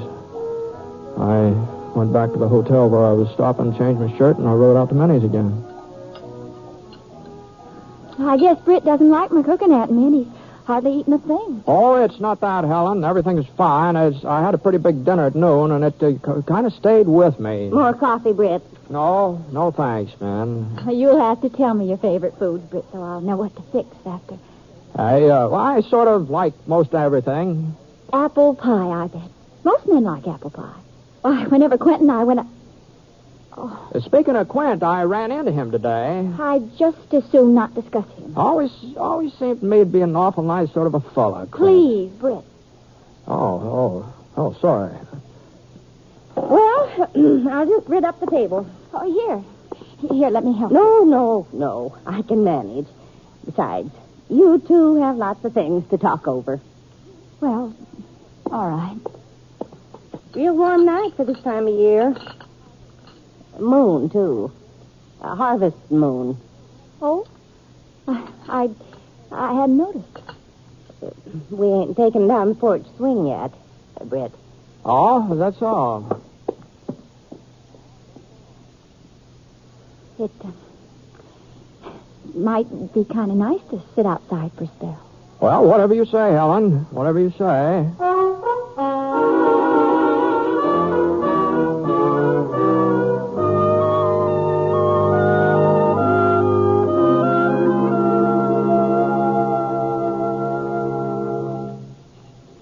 You sure you're not too cold out here? Oh, no. No, I'm fine. Besides, if I do get chilly, you could sort of... Helen. Yes, Helen, about us getting married. We may not be able to have the wedding right away. Oh? Well, you see, over at the Double G where I'm working, there's no place we could live. Well, you wrote me you had a cabin all to yourself. I did. And you said it would fix up real easy, that there'd be plenty of room for both of us. Well, it would. It would have fixed up easy, Helen. But last week, there was a kind of a fire, and that cabin just burned right down to the ground. I see. There's nothing left of it now but just a few ashes. And that's one of the reasons I came over here to Powder Creek, to explain about us having to postpone the ceremony, you see. Well, you don't have to stay at the Double G, do you? Yes, I do. Yes, I do. I signed up for all of next year. Don't have any choice, so maybe we ought to not be formally promised. I mean, if somebody else came along, I wouldn't blame you not for waiting. Britt, there won't be anybody else. Oh, you never know. You never know. And a year isn't very long to wait. A year isn't long at all. No, I guess not, but just in case. Wait a minute. I've got an idea. We don't have to wait. Hey. We can be married right away before you go back to the Double G. Then afterward, I can stay on with Aunt Min. There'd be times when we could be together, when you come over to Powder Creek for a week or so, like now. I never thought of that. You don't seem very anxious, Britt. From the sound of your letters, I thought you wanted to get married. Oh, sure. It's just, Well, looks like somebody's riding up this way. Why, it's Quint Todd. Oh. I'm going in the house, Britt. I don't want to talk to him. Oh, now, I thought you and Quint used to be pretty good friends. That's all we were, just friends. He didn't mean anything to me, not really. Oh, well, you sure start running every time the name's mentioned. I'm not running. Oh, all right, I'll stay. Yeah, well. Oh, good evening, Quint. Hello, Ponset. Helen. Good evening. You left word at the press office you wanted to see me. I left word. No, he means me, Helen. What? Well, I figured he'd want to get the details on our plans. The paper comes out tomorrow, doesn't it? That's right. Yeah, well, I just want to tell you couldn't have come at a better time. You see, we just finished settling things. The ceremony's going to be this week. Haven't decided on a day yet. How's Friday, Helen? Oh, well, yes. The sooner the better. The sooner the better. Friday, then. Church wedding? Oh, of course. I want everybody to come, everybody in town. You better say so in the paper. There won't be time to send out formal invitations. You're invited, too, of course, Quint. I'll try and make it. There won't be much of a honeymoon. I'm heading back for the Double G first part of next week. Helen's going to stay here with her aunt. She's going to stay in Powder Creek? For the time being, anyway. Don't sound like much of a marriage to me. Well, it's not the way we'd prefer it, but of course, you can't always fix things up perfect. You have to take the bitter with the sweet, Yeah, well, when I get married, I'll have a house for my wife and some money in the bank. There are more important things than houses and money. You never said so before. I never said I wanted a house of my own, did I? Well, no. But I couldn't ask you to move in with me and Pa, the way he's ailing all the time. That was just an excuse. If you loved me, you'd have asked. I did love you. You must have known I did. How was I to know? There's no point in hashing it over now. Good night. No, hold on now. Hold on, Quint. Now, just a minute. Now, I want to get this thing straight now. I could hardly believe my ears just now. You said you were in love with Helen? I still am, if you want to know it. Quint. Well, I sure don't like the sound of this. Helen's engaged to me. How I feel about her doesn't matter. It's how she feels that counts. Ah, but if you're in love with her, now how do I know she's not in love with you? It's pretty plain that she isn't. I don't know. Being in love usually works both ways, Don't know about this. Well, Helen, what about this now? Britt, you know I don't care anything about him one way or the other. Is that the truth? You talking the truth now? We're not starting our marriage on a lie now, are we? Well, maybe I was fond of Quint once, but that was before... Well... You're all over it now. All over it. You're sure? I'm promised to you. Yeah, but I wouldn't hold you to that promise. As a matter of fact, I'd insist you break it if I thought there was somebody else. Well, that's mighty generous of you, Britt. But you don't need to worry. Of course, if our marriage didn't go through, I'd be kind of upset. Hurt. you? I wouldn't ever hurt you, Britt. Not for anything. Oh, I get over it, Helen. I get over it. A man always does. At least I always have before. Sure. Oh, sure. Lots of times. Oh, yeah. But you wrote me that I was the only girl you ever... Oh, well, I to tell you the truth, Helen, what I meant was that you were the only girl I'd ever been engaged to, you see. That's what I meant. Looks to me like the choice is up to you, Helen. Yes, I think that's the way I see it, too. If you're smart, you'll choose Ponset. I sure haven't got anything to offer you. Just a small-town newspaper that wouldn't even give us a decent living. Oh, now stop talking yourself down, Quint. Now, the Powder Creek Press is one of the finest weeklies in this part of the country. Now, you know that. Well, Britt, he's a six-shooter. Why, he's practically famous. All I am is a cowpoke. I'm just an old cowpoke. I don't even know whether I'm going to have a job from year to year. Well, just the same. Just an old cowpoke. Any girl in the territory would be pleased. Oh, be quiet, both of you. I think neither one of you wants me. I know who you are and what you are, and I know which one I... Britt. Uh-huh. You're getting a fine man, Helen. Quint, I told you to be quiet. Britt, I'm sorry. I hope you won't think that I'm fickle or don't know my own mind. But, well, you are the six-shooter. You don't really need a wife. Helen, you don't mean you're going to take me? And Quint, well, he needs somebody to look after him. I've seen that house of his. Well, I'll bet the place hasn't had a good spring house cleaning for the last 4 years. As for Quint's father, he's a nice old man, and with a woman to look after him, maybe he won't be so sickly all the time. Well, you still haven't said that you love Quint. I guess I've been in love with him ever since. You won't think too badly of me, Britt. No, it's kind of a blow, I guess. But like I said, it'll take a little while to get over it, and I'll manage somehow. I'll manage.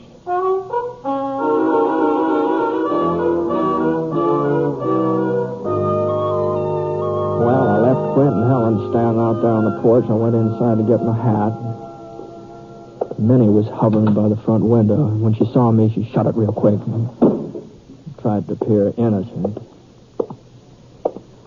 Well, it looks like your scheme finally worked out, man. My scheme?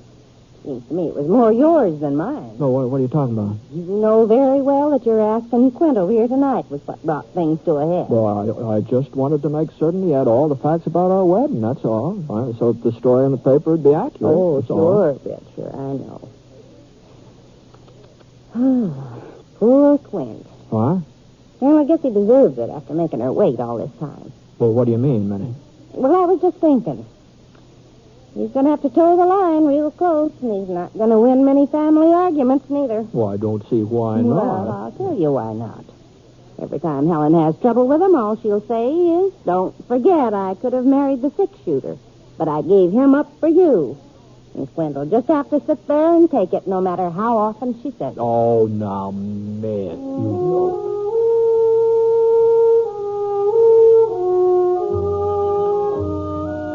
Well, Quint and Helen were married the following Sunday. I stayed over for the wedding. Matter of fact, I was best man. Both of them insisted on that. But I didn't enjoy the ceremony very much. I kept thinking that, that it could have been me standing there saying the I do's.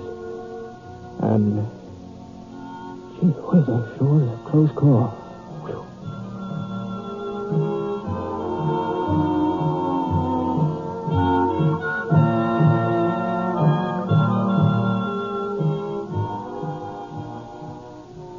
The Six Shooter is an NBC Radio Network production in association with Review Productions. It is based on a character created by Frank Burt, and the transcribed story is written by him.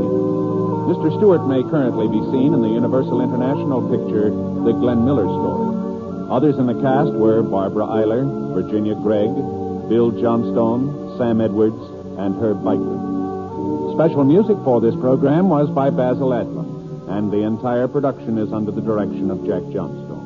All characters and incidents were fictitious, and any resemblance to actual characters or incidents is purely coincidental. This is Hal Gibney speaking.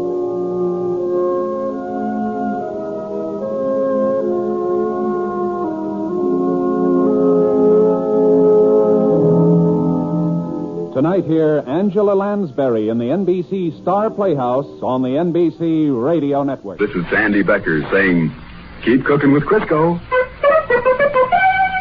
It's all vegetable.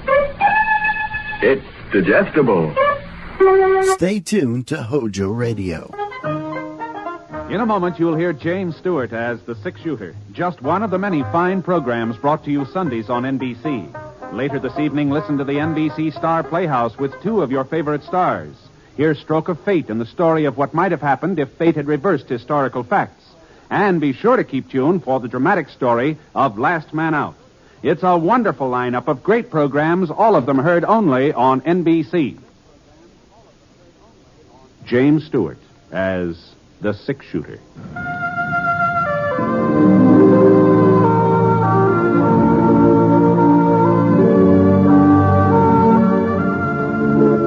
The man in the saddle is angular and long-legged. His skin is sun-dyed brown. The gun in his holster is gray steel and rainbow mother of pearl, its handle unmarked. People call them both the six-shooter.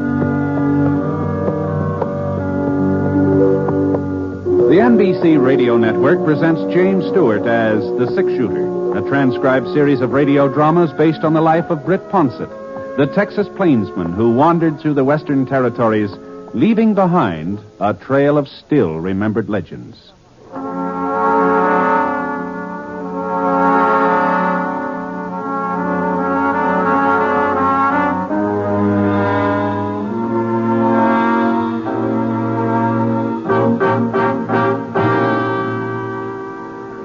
Confess thee of thy sin, Desdemona, for indeed thou art to die.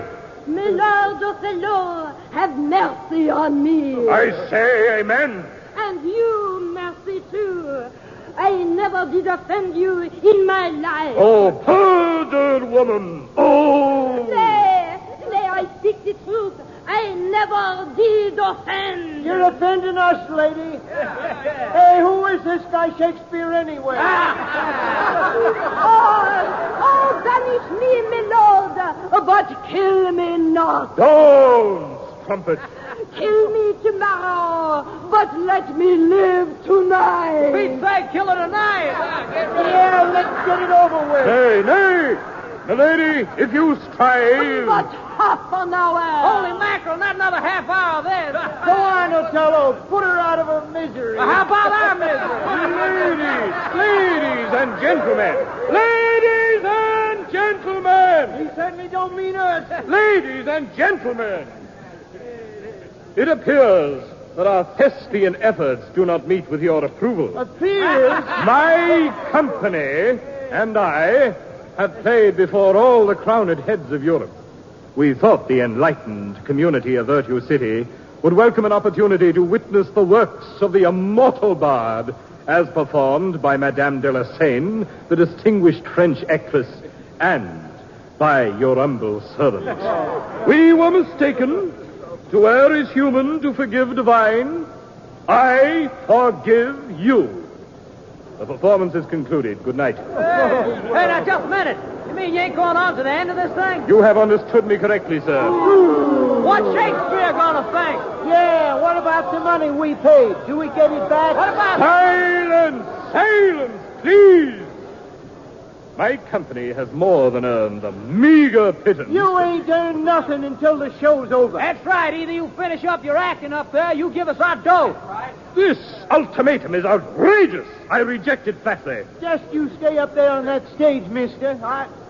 I said... Please, sir, please, there are ladies present. Someone might be injured. You going on with the show, ain't you? Well... The performance will continue. But under protest, sir. Under severe protest.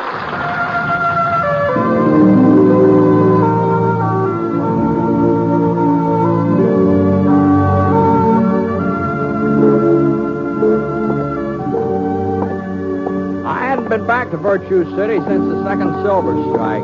The first mines played out, 10, 15 years ago, and the town had been crumbling away like a stale loaf of bread.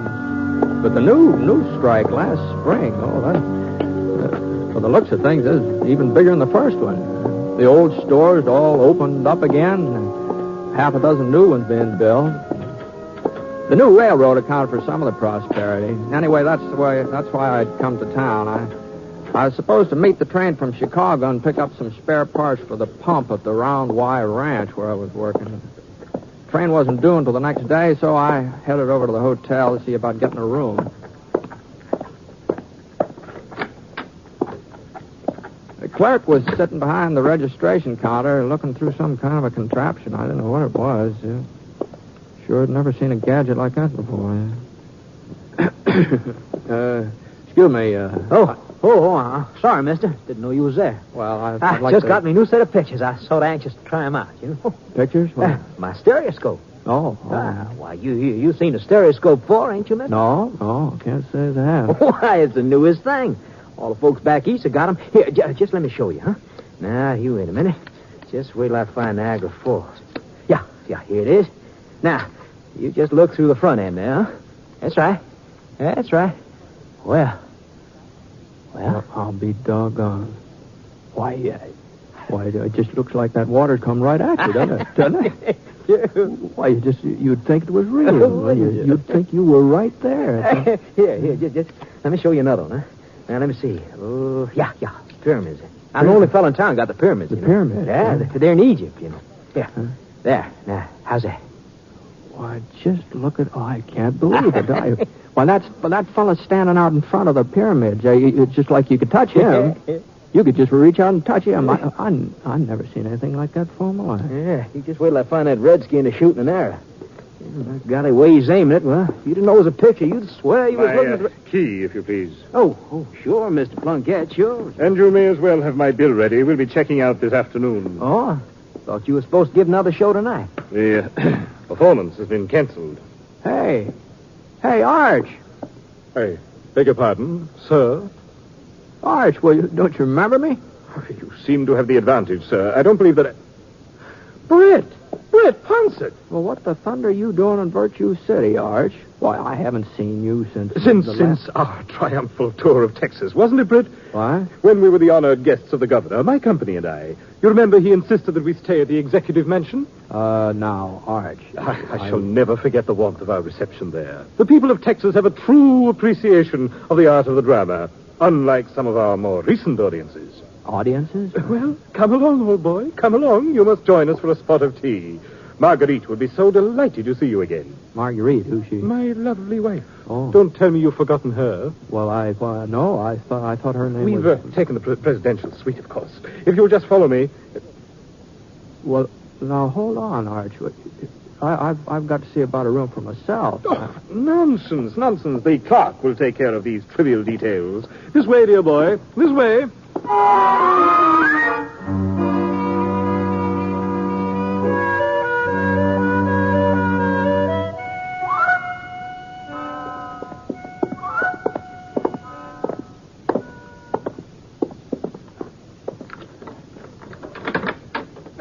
Here we are, my dear Britt. Enter. Hey, what the Sam Hills happened to you, Arch? What happened to your voice? All in good time, my good man, all in good time. Marguerite? That's you, Art? Yes, my dear. I've brought someone with me. I have been, how you say, taking a little nap to snooze the nerves. Why, Brad! Why, you son of a gun, where did you come from? Oh, Maggie, how are you? He was downstairs in the lobby, Mag. I had to get him up here fast before he spilled the beans. Oh, that's right. You don't know we're in the profession, do you, Brett? The what? Show business, Brett. Show business. Maggie and I are actors now. We got our own company. No. Permit me to introduce myself. Archibald Plunkett, late of London, Paris, New York, and, for an unpleasant moment, Virtue City. Plunkett, eh? Couldn't keep on calling myself Archie Plunkett. Once I gave up the dry goods emporium and started acting. Oh, I see. And this charming lady is my wife, the toast of the continent, Marguerite de la Seine. What do you mean you changed your name too, Maggie? Oh, just fancied it up a speck. I used to be Maggie Rivers before I married Arch. Well, we looked on a map. There's a French river called the Seine, so, It just don't seem fair somehow. What do you mean, Brett? Well, your folks give you a handle. Seems like you ought to stick with it. Oh, not when you're in the profession. Is that so? Sure, most actors have to change their names. They do. Yeah, lots of them. Well, I guess if it's customary, Gee whiz, you're actors now, huh? Well, Arch wasn't much good at business, Britt. You know that. He always hated to stay in one place. And then when the drought hit, well, we were cleaned out. Yeah, it was right about then Doc Ryder come through with his medicine show. Remember the Doc, Britt? Oh, yeah, sure. His guitar player left him flat. Run off with that girl who used to do the singing, the one with the yellow tights. Yellow tights? I don't think... yeah. So the Doc needed somebody to take their place, and, well, Maggie always had a real sweet singing voice, and seeing as how we were broke anyhow. Doggone tights never did fit me. Well, you're not still with the medicine show, are you? Oh, we sure ain't. Anyhow, we struck out on our own, started in doing serious acting. You know, Shakespeare. Shakespeare? Oh. To be or not to be, that is the question. I see. Whether 'tis nobler in the mind to suffer the slings and arrows of outrageous fortune, or to take up arms against a sea of troubles, and by opposing. That's pretty good. End them. That's Hamlet. Oh, yeah. Oh, that's... To tell you the truth, Brett, I was going to appear as the melancholy Dane this very evening. But circumstances have compelled us to abandon the production. Is that so? Yeah, there was little trouble during our performance of Othello last night. You mean the folks didn't like the show? Well, when they started shooting up at the ceiling, that was the impression that we got. Well, now, they shouldn't have done that. I couldn't agree with you more completely. Anyway, we're going on to Rocky Falls. Maybe folks there'll have a little more... Oh, who on earth? Right, now, you won't say anything. You won't give us away. Oh, no, of course not. Your servant, sir? Forgive me for intruding. Are you Archibald Plunkett, the actor? I am he. Delighted to meet you, Mr. Plunkett. And what may I do for you, sir? I happen to be spending the day in Virtue City, and I saw a theatrical poster advertising a performance of Hamlet, one of my favorite plays. Unfortunately, when I tried to buy tickets, I was informed that your company isn't appearing this evening. That is correct, sir. A sudden change in our schedule. We have so many engagements, we're unable to fill them all. I understand, Mr. Plunkett. I understand. The vagaries of show business. See, I happen to be in the theater myself. Indeed? My card. Oh, thank you. I'm sorry I won't have the opportunity of witnessing your performance. Good afternoon. Good afternoon, sir. Old faker. Why, I bet he's no more in show business than you are, Britt. Probably thought we'd give him a couple of free passes. Oh, no. Oh, Arch, what's the matter? Oh, no. It couldn't. I've seen things. Britt? Here, Britt, what's it look like to you? The name on this card. What's it say? Let's see. It says Barnum. P.T. Barnum. Yeah, that's the name, all right. Printing's real clear.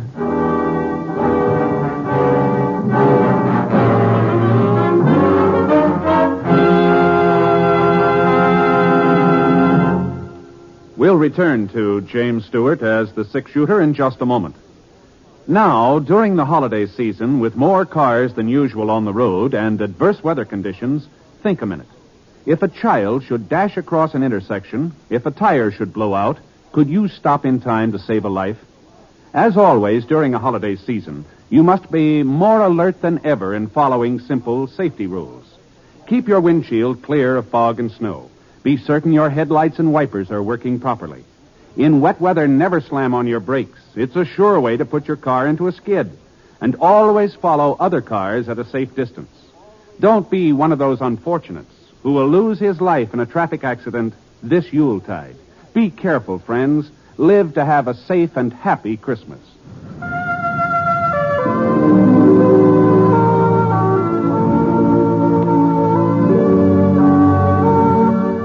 Now, Act Two of The Six-Shooter, starring James Stewart as Britt Ponsett.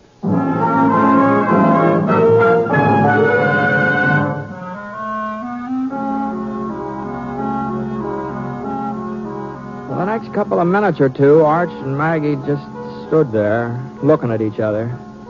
And the way they were looking at each other, I tell you, it was the same kind of an expression a calf gets just before you hit him with a branding iron. Then Arch walked over to the window and raised it up just like he was getting ready to jump out. I thought sure Maggie'd stop him. She didn't. All she did was just grab the calling card out of my hand and started rubbing her finger over the printing on it. Arch, it's real engraven. Yeah. Why can't I do it, Maggie? Why can't I end it all right here and now? Oh, now, what are you talking about, Archer? What's got into you folks, anyhow? P.T. Barnum, Brett. You know who P.T. Barnum is, don't you? Well, he said he was in show business. In show business? He is show business. Jenny Lind, General Tom Thumb, half the stars in America owe their careers to him. Yeah? Don't you say, Brett, he was going to come to the theater tonight. He was going to watch us act without us even asking him. Well... And if he liked us, well, there's no telling what would have happened. He might have hired us himself. An actor gets a chance like this only once. To appear before... P.T. Barnum. Arch, maybe it's not too late. It is too late. No, listen now. Now, the company is still in town. All we'd have to do is unpack the costumes. The performance has been canceled, Maggie. Then we'll uncancel it. I'll round up the rest of the cast, change your train tickets. Sure, that's it. And you get over to the opera house. Make sure they haven't let it out to somebody else. Yeah. Oh, no. No, what about an audience? Oh, yes. Well, I tell you, give some of the kids around town passes. They'll spread the word quick enough. Well, now, just don't stand there, Arch. Get moving. Oh, all right, Maggie. Yeah. All right. All right. Well, Maggie, I guess Britt. Britt, now you go and find Mr. Barnum. What? He must be staying in the hotel. The clerk will give you the room number. Well, tell him we rearranged our schedule again. We're playing Hamlet tonight. But for heaven's sakes, don't let him know it's because of him. Oh. And tell him he won't need tickets. We're saving him the front box. Well, hurry up, Britt. Hurry up. Before I make some other plans. All right, sure. All right, Maggie.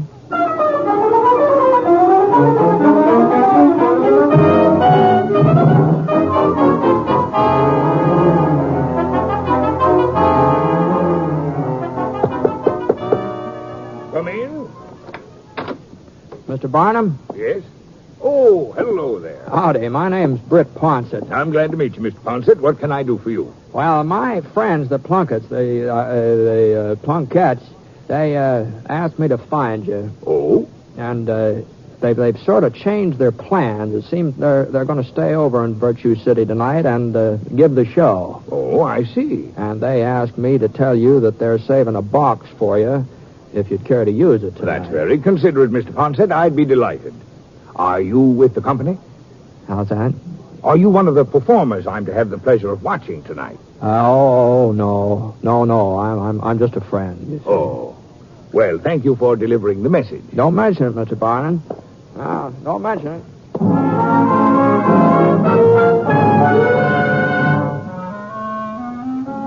Well, I didn't see any more of Arch and Maggie that afternoon. I figured they'd have plenty to keep them busy. This acting job's about like anything else, I guess. There must be a certain amount of work to it. Anyway, about 7 o'clock, I was up in my room putting on a clean shirt, getting fixed up to go to the theater and watch their play. Hey, man. Hello, Britt. Oh, hello, Arch. Maggie. Oh, what's the matter? I'm just born under an unlucky star, I guess. Oh? It's my fault. I never should have suggested giving a performance tonight in the first place. Well, what, couldn't you get the opera house? No, it's available. Well, Mr. Barnum's coming. He told me so himself. Oh, heaven forbid. Well, I thought you were so anxious for him to see you. Not just to see us, but to like us, to appreciate our talent. Oh, if I'd only stopped to think, Arch. No, I don't blame you, my dear. I blame myself. Should have realized the whole idea of our playing tonight was out of the question. Now I've sent those kids all over town. Well, maybe we can catch an early train. Sneak away before anyone knows. Now, hold on there. Now, what are you both so down on the mouth about? Now, you got the theater, and you're going to have an audience, Mr. Barnum included. Well, that's just it, Brett, the audience. Huh? It'll be the same folks who came last night. Oh, I see. They boo us, make fun of us, probably start shooting again. And what'll Mr. Barnum think? We're the worst actors he's ever seen. That's what he'll think. Yeah, but there ought to be some way of maintaining order. What about the sheriff? Here's the man to do it. Already seen him. Yeah? Oh, what'd he say? Said we ain't any better than we was last night. He's advising the boys in the audience not to aim at the ceiling. Is that so? One big opportunity, Britt. And it's ruined before we ever got started. Well, maybe there won't be any trouble. Maybe the audience will like this, what is Hamlet? Maybe they'll like that better than the one you gave them before. They won't. It isn't one of our most successful presentations. Uh-huh. You couldn't try something else, could you? We only do 2 plays, Britt. Othello and Hamlet. I see. Well, I guess it wouldn't be much point in repeating that Othello, huh? No, wouldn't. Uh-huh. Well, I'm awful sorry, Arch. I wish there was something I could do. Do you, Britt? Do you really wish there was something you could do? Why, sure, Maggie, sure. Well, as a matter of fact, we did have one possible solution. So? It sort of involves you in a way. What, me? You see, you'd practically be saving our lives, Brett, if you do it. Explain it to him, Arch. Well, maybe you'd better do the explaining. Oh, no. It really was your idea, Arch. Go on, Arch. Well, you see, Brett, now, don't say no until you hear me out. Well, I'm not saying anything. You see, we were thinking most of the folks here in town they must know you by sight, and they know you're the 6-shooter. So, it...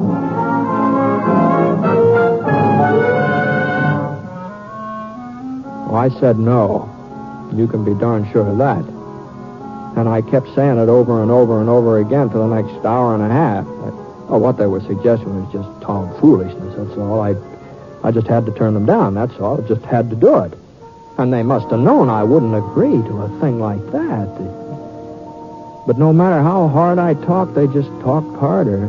And being actors, they had strong voices, too, you know. Well, the next thing I knew, somehow they'd managed to drag me along with them to the opera house. Anyhow, after the piano solo by Thelma Featherhill, the curtain went up and the show got underway. Started out all right, too. Audience seemed to be paying attention. Nobody was creating any ruckus or anything, at least not at first. Oh, that this too solid flesh would melt. That it should come to this, but 2 months dead. Oh, frailty, thy name is woman. Oh, Fion, oh, Fi. Yes, Fion, you too. Yet the soap of most unrighteous tears had left the flushing in her galled eyes. She married. Sounds like old Lady Crandall. She only waited 2 weeks after Jed Crandall kicked the bucket. No, it cannot come too good. But break my heart, for I must hold my tongue. Better get a good grip on it, mister. You see, Britt, you just gotta do it. I can't do it. Can't do it. Oh, look at poor Arch out there. Isn't it just enough to break your heart? How weary, stale, flat, and unprofitable seem to me all the uses of this world. Your acting's a little flat, too, mister. Go on, Britt, that's your cue. What cue? Go on, that's it. Oh, good Horatio. I'm glad to see you well. Hail to your lordship, Britt. Huh? Hail to your lordship. Oh, yeah. Hail to your lordship. What make you from Wittenberg, Horatio? How's that? A truant disposition. A truant disposition. Can't get to school, kids. Here comes the truant officer. I will not hear your enemy say so. Nor shall you do mine ear that violence to make it cluster of your own report against you. No, he's bringing out the report card. Sid, you better take it easy. Huh? Don't you see who that is, that other actor fella? What are you talking about? It's Britt Ponset. Ponset, the 6-shooter? You must be crazy. He's staying at the hotel. I seen him this afternoon. Well, what's he doing up there on that stage? He's a friend of them actors. Oh. If I was you, I'd keep my big mouth shut from here on in. That ain't no sword he's wearing under that rig. That's a 6-gun, plain as day. It followed hard upon. Thrift, Horatio. The funeral baked meats did coldly furnish for the marriage table. Would I had met my dearest all in heaven, where I had seen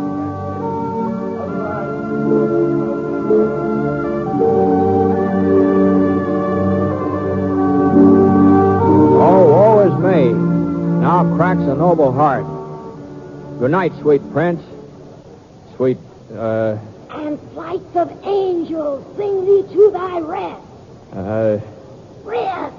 And flocks of angels sing you to your rest.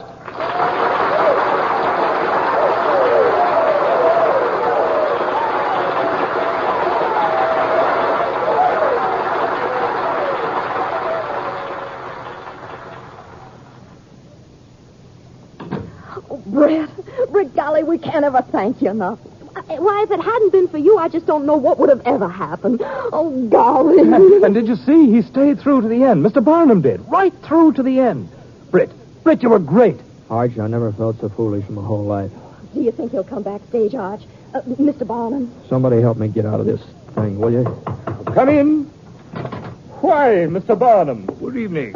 I just wanted to drop by and tell you how much I enjoyed your performance tonight. We are most honored, sir. Honored. Your future in the theater is assured. And you there, Ponset. Who, me?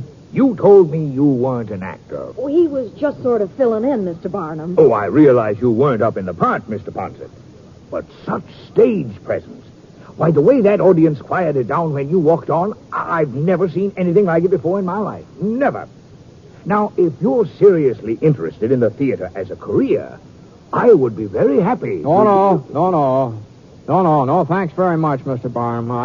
I am not interested. No, that's real kind of you, but no, thank. Oh, no.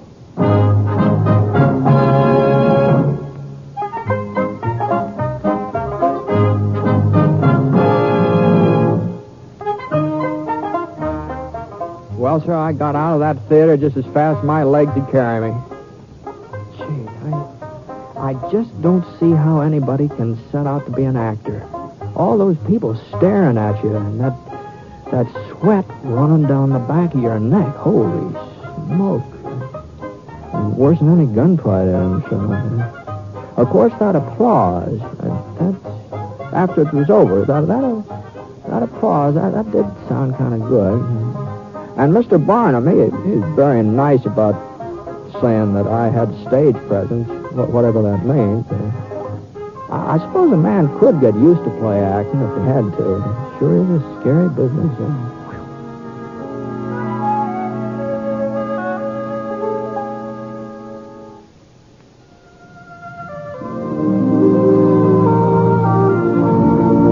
The Six Shooter is an NBC Radio Network production in association with Review Productions. It is based on a character created by Frank Burt, and the transcribed story is written by him. Mr. Stewart may currently be seen in the Universal International picture The Glenn Miller Story. Others in the cast were Michael Ann Barrett, Tony Barrett, Ted Bliss, Marvin Miller, and Dan O'Herlihy.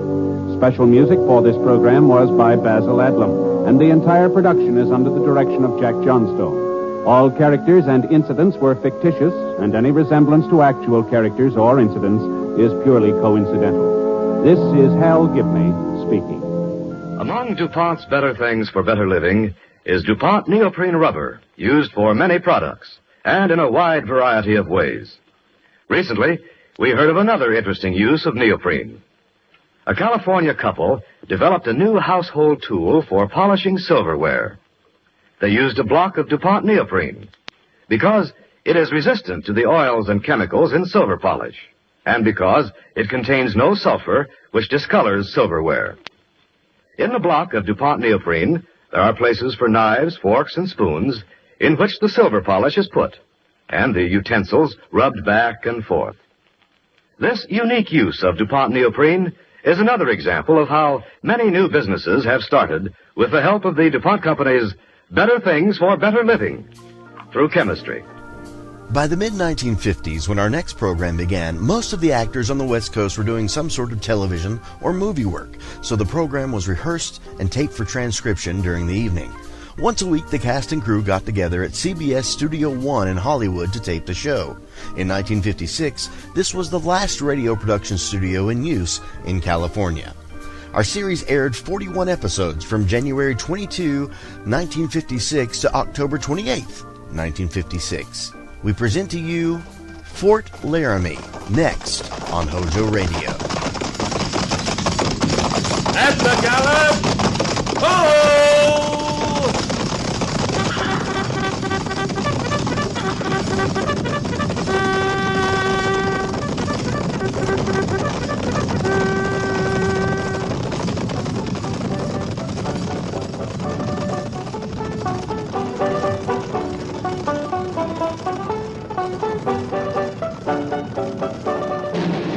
Fort Laramie.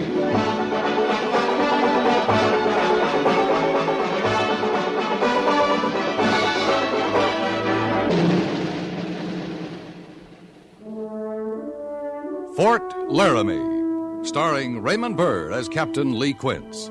Specially transcribed tales of the dark and tragic ground of the wild frontier. The saga of fighting men who rode the rim of empire. And the dramatic story of Lee Quince, Captain of Cavalry.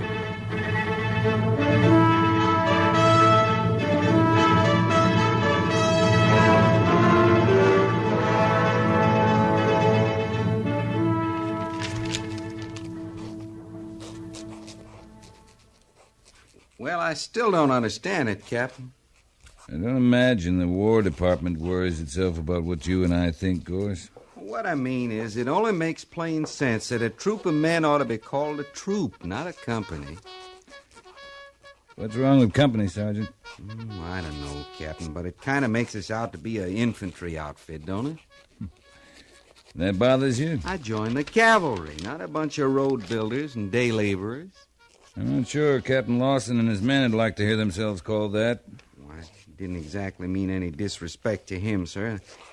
I know any frontier post ought to have some infantry stationed on it. But I just think somebody ought to get around to changing the designation company. A good enough name during the Civil War. I guess so. Oh, cheer up, Gorse. May take 'em 10 years, but sooner or later they'll change it. And I'll be commanding a troop instead of a company. Yes, sir. I'll be a whole heap older by 85, and I'll sure feel better about it. All right, Sergeant. Have Corporal Mercer make out some copies of this, then post one at the saddler's shop, another at the AQM stores. Yes, sir. Captain? What is it? Looks like Lieutenant Seibert's and the men coming through the main gate now, sir. Yeah, they're about 7 hours late. Come on. We'll go meet him.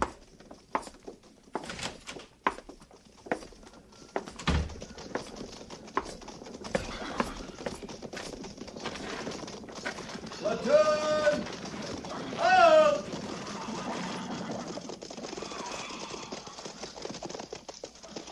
Prepare to dismount! Dismount! That's pretty ragged. Yes, sir. Sergeant Glasser, take over. Dismiss the platoon. Sergeant Gorse, have Lieutenant Seibert's report to the orderly room as soon as he's free. Yes, sir. Well? Captain... What is it, Gorse? Say it out. Lieutenant Seibert's is awful young, and he come here straight from the point. I know that, Sergeant. You want me to be patient with him, that it? Something like that, sir. This is Indian country, Gorse. There's not time for a man to be young. I've been patient with him for 3 months now. Yes, sir. But there's something else this time. What's that? His column out there's one man short. I can see the empty saddle, too, Sergeant. Just have the lieutenant report to me. Yes, sir.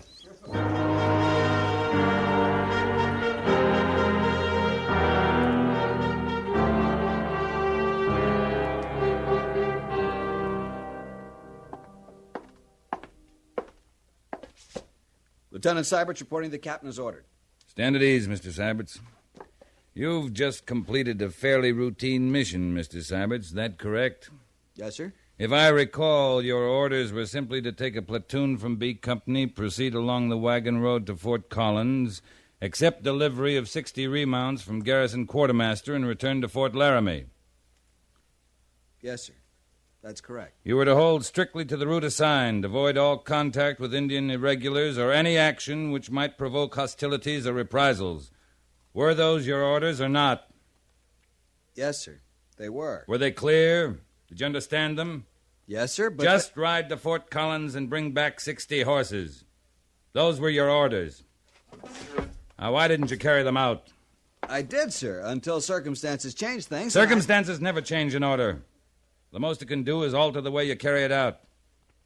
All right, let's take a look at the way you carried out your orders. Sir, Up until last night when you bivouacked, everything had been normal. Then, during the night, a band of Indians jumped you and got away with 35 head of horses. Why? Because you'd already violated one order, a standing order applying to all night camps in Indian country, to use 4 sentries on the picket line and 4 more out in the points. You'd only posted 3 altogether. We were only 4 hours from the fort, sir. I thought... Then you violated 3 more orders. You sent a detail in to the fort with the horses you had left, and you led the rest of the column in pursuit of the Indians. But, sir, In doing so, you left your assigned route, you made deliberate contact with the Indians, and you committed an act you knew would provoke hostilities. In fact, you did everything but tear up your orders and feed them to your mount. But they'd stolen the horses, sir, and those horses had been placed in my charge. I couldn't let them get away with it. Why couldn't you? You're an officer of the United States Cavalry, Mr. Syberts. You're not permitted the privilege of getting mad and hitting back. We've got a job to do out here, a tough one. To keep order over an area of 10,000 square miles, and to do it without men or the guns we need. I know that, sir. We're sitting on a powder keg, Lieutenant, every minute of the day and night, and don't you ever forget it. Just because some Indian strikes a match, that gives you no excuse to light one in return. That clear? Yes, sir. You brought back an empty saddle. How did it happen? We were ambushed, sir. Private Linley was killed in the first volley. Corporal Dean and Private Wagner were wounded. We killed 2 at the hostiles before withdrawing. Did you bring in Linley's body? I'm sorry, sir. We were unable to recover it. All right, that's all, Lieutenant. Yes, sir.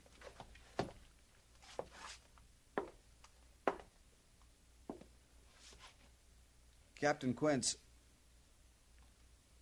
shall I expect a board of inquiry? That's up to the Major. Sir, won't he go by your recommendation? I can't be expected to cover up for every green lieutenant who comes off the point. I'll give him the facts. Without recommendation? That'll be all, Mr. Syberts. Yes, sir.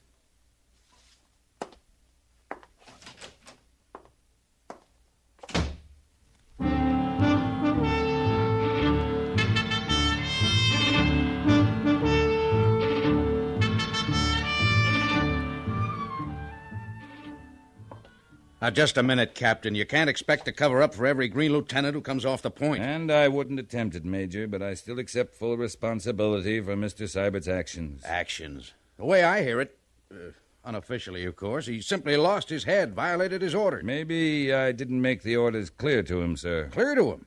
How could he possibly misunderstand a simple mission like that? He's young, Major. We do things different out here on the frontier. It takes a while to ease into it. We haven't got a while. He'll realize that, sir. Left his route, attacked a band of Indians, and Lord knows what else. Major Daggett, you asking me for a detailed report? Yes, of course I'm asking for... Oh, no. No, by heaven, you've already accepted responsibility. I don't want to know the details, at least not officially. Whatever you want, sir. You mean whatever you want? Confounded Lee, you mother that troop of yours like an old hen with a flock of chicks. Yes, sir. You'll take them out in the woodshed and whale the daylights out of them yourself, but you'll be hanged if you'll ever let the neighbors find it. Yes, sir. All right, you've accepted responsibility, so I'll let it go at that. Good. Provided you also accept the responsibility for pulling us out of the fire. A band of renegades, whoever they were, have attacked a cavalry column, stolen 35 horses, and killed a trooper. If they get away with it, more Indians will jump reservation and join up with them. I think we can prevent that, Major. With your permission, I'd like to have a try at it. What'll you need? 40 picked men from B Company, a second in command, and half a dozen of the best Indian scouts at the fort. Quanto for one, Dancing Fox, and maybe Will Granby and Pete Hazen. All right. Who'll you take as your second? Peterson? No, sir. Lieutenant Syberts. You're handicapping yourself. I'd like to move out by 1 o'clock. That way a forced march will put us at the site of the ambush before dark. All right, Captain Quince. Make your arrangements. Thank you, sir. Oh, and Captain. Yes, sir? Good luck. Thank you, sir.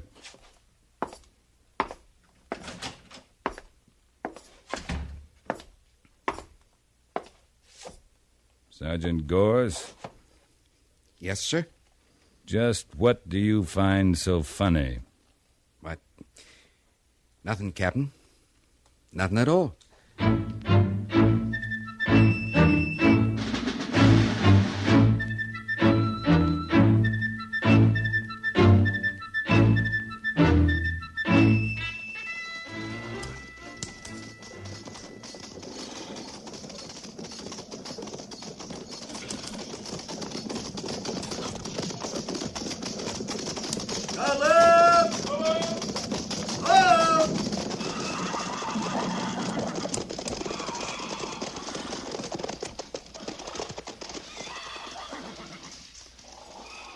Prepare to dismount.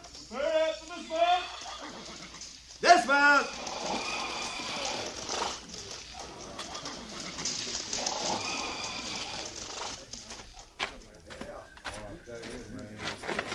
Lieutenant Seibert's reporting, sir. We're ready to move out on order. Good.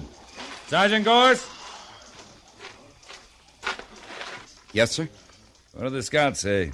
Quanto talked with the scouts that were with the lieutenant at the ambush, sir. He's pretty sure they're a bunch of Cheyenne, Bison clan, with Squaw Dog leading them. Squaw Dog. How many braves? Around 30, sir. And Quanto thinks they won't be very far away. I agree with him. This time of year, they're not likely to go north of the Laramie Mountains or west of the Sweetwater Ridge. 10 to 1, they'll hole up somewhere in the Butte country this side of the Laramie foothills. Well, that's what Quanto thinks, too, sir. All right, Sergeant. Tell Quanto and the other scouts to move out. They can cut the sign at the site of the ambush before the column arrives. We'll be there at 5. Yes, sir. Quanto, you and Will Granby move out. All right, Mr. Syberts. Post. Column. Check. Prepare to mount. Prepare to mount. Mount. The guide is left, soldier. Scouts have moved out, sir. Right, Sergeant. You, get coffee this morning, Gores? Yes, sir. I'm glad. I have a feeling it might be a spell before you get any more. Mr. Seibert? Yes, sir. You will move out with a point. Once we clear the fort, you will deploy the men as skirmishers. Yes, sir. By the column of 2's left. On the guidon. Forward! Forward! Forward! Ho!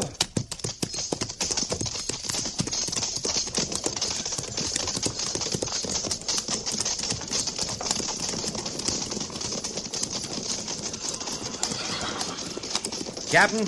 What is it, Gores? I sure do like getting out in the open air now and then. I just hope you feel that way 2 days from now. I think I will, sir. I think I will.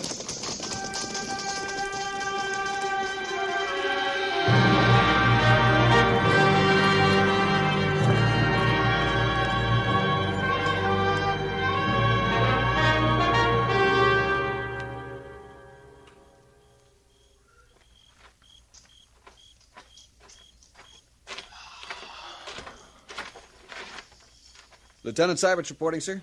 Yes, Lieutenant? I've checked over the mounts, sir. They're standing it well, all in good shape. Private Harrison's mount has a stone bruise, not serious. Fine. You got a match, Seibert's? Yes, sir. Here you are. Thanks. Sit down. Rest your feet. Thank you, sir.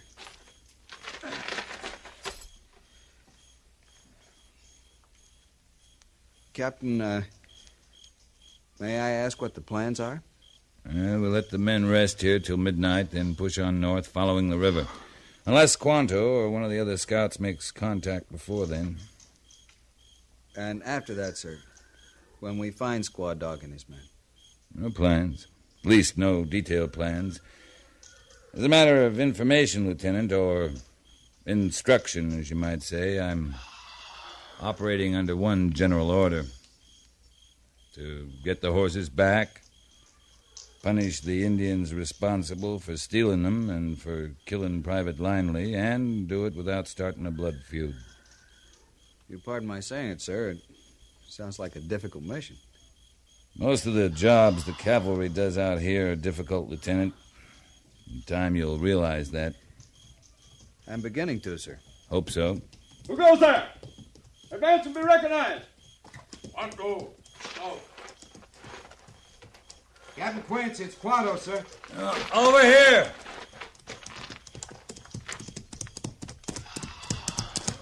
Any luck, Quanto? Much luck. Fine squaw dog. Where? Upriver at Ponowico Fork, 1 mile west. Camp in Buttes. Ponowico Fork.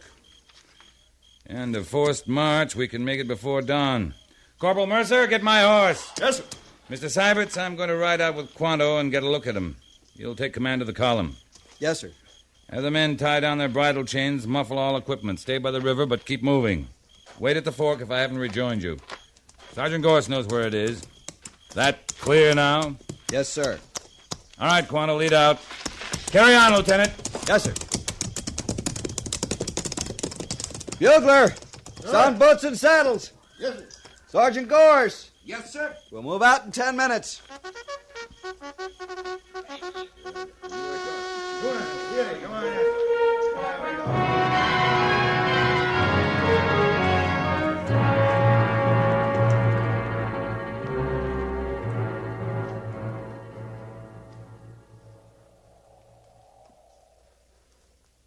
Well, that's them, all right, Lieutenant. If it was anybody else, a point flanker would have stopped him. Wonder what he plans to do. I just wouldn't know, sir. I never try to outguess a captain. He's a good officer, Sergeant Gorse. You couldn't find any better, sir. When we got a little time, I want to tell you something else about him.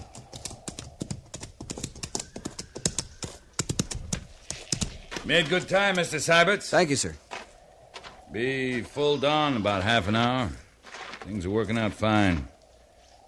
There are about 30 of them camped in a narrow ravine between those two buttes there to the west. Luck sure is with us, Captain. The ravine's about 150 yards long. Only way out's at either end. Sides are too steep to climb. So here's what we'll do. Sergeant Gorse will send 4 men to each of those 2 buttes. They'll climb on foot, take positions on the rim of the ravine looking down on Squaw Dog's camp.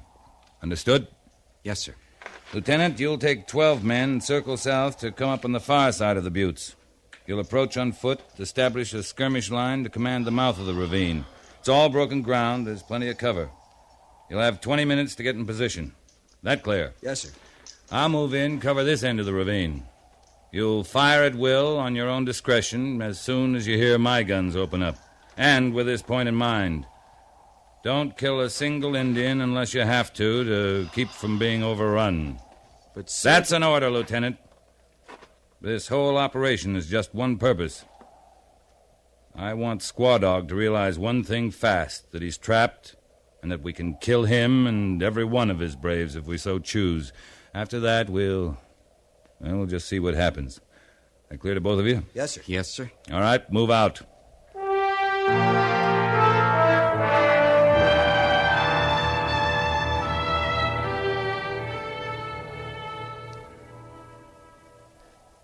It's 20 minutes now, Captain.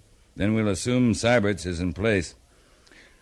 All right, Sergeant. Let's wake him up. Yes, sir. Prepare to fire. Ready? Fire!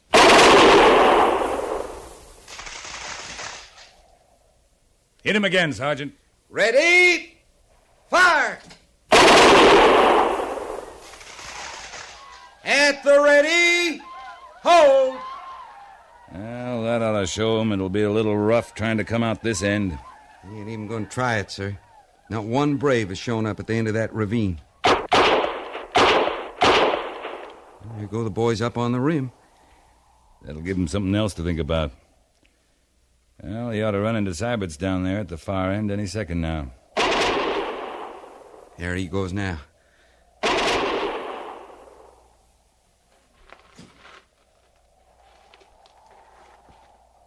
We've stopped firing.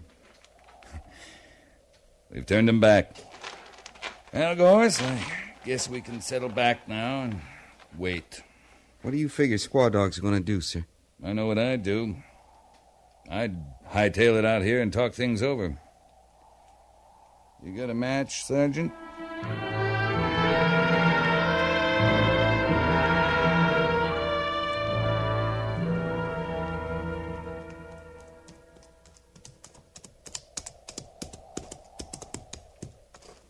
No, that to be not. If Squaw Dog wishes to say something to the captain, let him get off his horse and speak the English he learned in mission school. And let him hand me his rifle.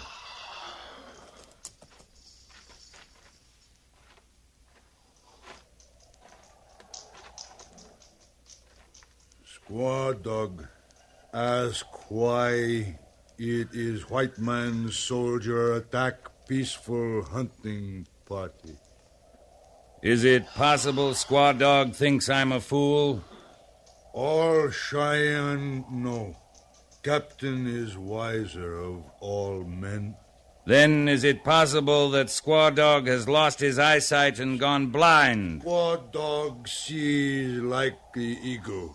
Then why can't he see 35 horses in there, in that ravine, with the mark of the white man's government on their flanks? Or is it possible that some of the chief's braves have made a fool of him? A fool? Could it be that some of them have stolen horses and killed a soldier of the white man's army, and Squaw Dog knows nothing about it? Could it be that they've lied to you? Told you they traded for the horses? Are you a chief, Squaw Dog? Or a fool whose men laugh at him behind his back? I am a chief. Then why are you not able to control your men? Why are they able to fool you so easily? Have you lost your authority? I am chief. If you were chief, you would identify the guilty men and punish them yourself. Why is it necessary for the white man's army to do your job for you? I do not know who does this thing. Well, I'll give you 5 minutes to find out. And if you can't, then we'll look for the guilty men with bullets. And a bullet has no eyes, Squaw Dog. It can't tell the guilty from the innocent. How many brave, you say, do this thing? I don't know. But one trooper was killed. I'd say it would take about 4 braves to kill a trooper. Squaw Dog, go now. Just 5 minutes. And when you come out, leave the government horses in the ravine and leave your rifles there, too. We do not keep rifle. You do not. It may help remind you to supervise your braves more closely in the future. Now get going.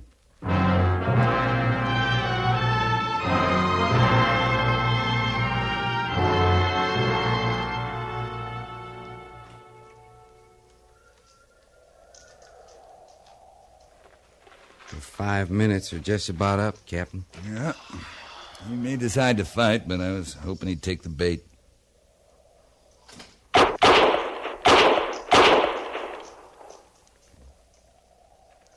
He took the bait, Captain.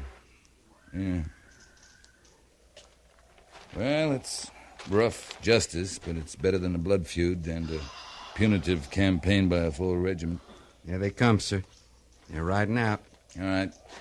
Let Mr. Syberts know he can follow him through. Yes, sir.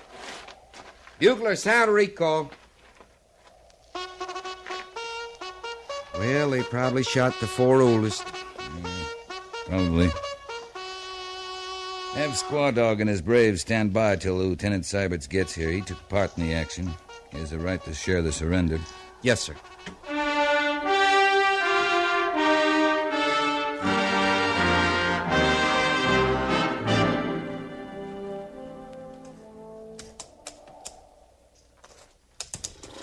Guilty braves are punished. Squaw Dog is free to go now. Yes, you have my permission. Now go, Quilano. Oh, just one more thing, Squaw Dog. Every chief should have a rifle, but you have none. No. I will permit you to have a rifle, Squaw Dog. Here, take this one. Now, go in peace. Peace. Bye. Yeah.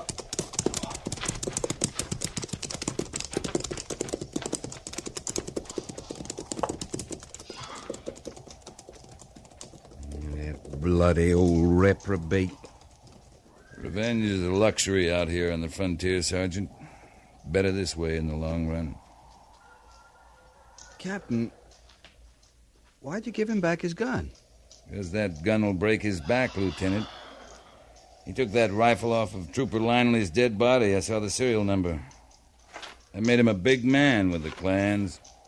But then we outfoxed him, forced him into a spot where he had to execute his own braves to save his skin. And as a final gesture of contempt, I gave him back the gun. That'll break him. It'll save lives in the long run. They'll laugh him off the reservation before the month's out, and... What's wrong, Lieutenant? I caught a bullet, sir. One of the Indians at the other end of the ravine. It's not serious. Why didn't you get attended to? Well, I had direct orders to report to you at once. A bullet wound's an exception, Lieutenant. Go find Corporal Grayley and get him to dress that. Yes, sir. Oh, Lieutenant. Yes, sir? About that board of inquiry. I heard about it, sir. Who from? Sergeant Gorse, sir. Gorse? Captain, he's going to do all right. He'll make a good soldier. He'll do better than that, Sergeant. He'll make a good cavalryman.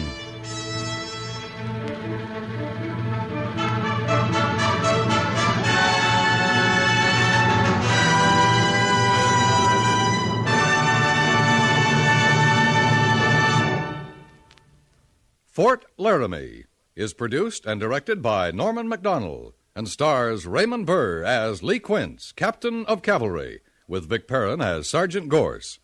The script was specially written for Fort Laramie by Les Crutchfield, with sound patterns by Bill James and Ray Kemper.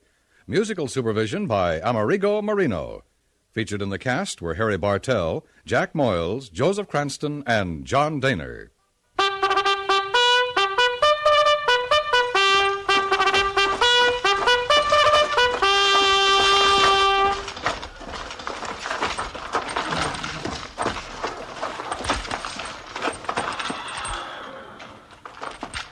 Company, tension! Dismiss!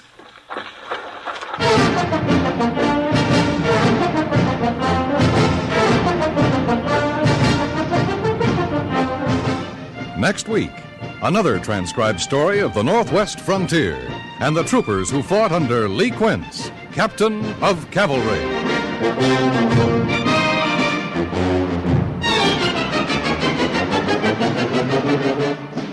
Now, a public service message from CBS Radio. In time of flood or fire or other disaster, feeling sorry for the victims is not enough in itself to help those victims resume their normal ways of life. When disaster strikes, someone must be on the spot and on the job to help. And with your support, the Red Cross will be on the job wherever and whenever emergencies arise. Join and serve your local Red Cross chapter now and enjoy knowing that your membership and your contributions are helping people when a need arises throughout the months ahead.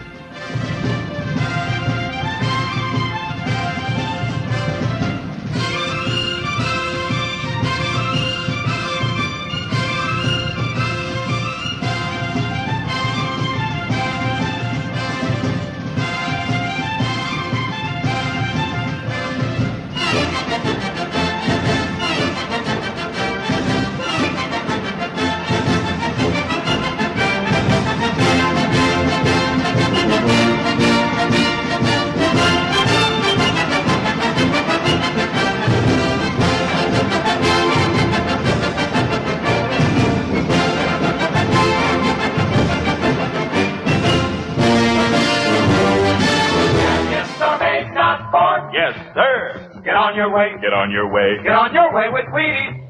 It's good to know that champions are made, not born. Gives us all a chance. For instance, let's go back to 1943 and listen to the story of champion Mickey Mantle of the New York Yankees.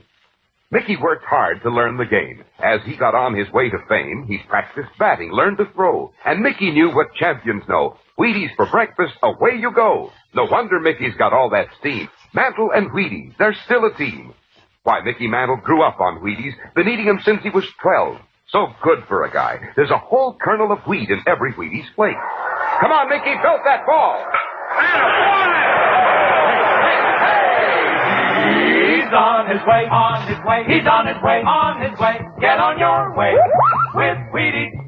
'Cause champions are made, not born. Yes, sir. Get on your way. Get on your way. Get on your way with Wheaties. Breakfast of champions.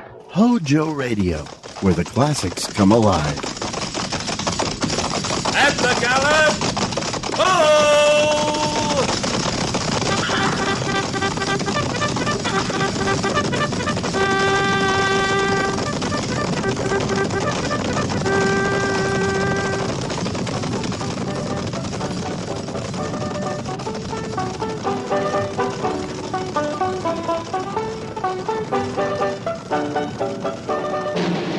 Fort Laramie.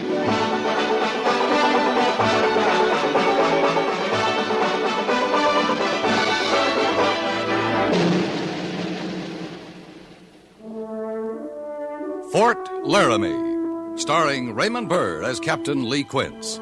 Specially transcribed tales of the dark and tragic ground of the wild frontier. The saga of fighting men who rode the rim of empire. And the dramatic story of Lee Quince, Captain of Cavalry.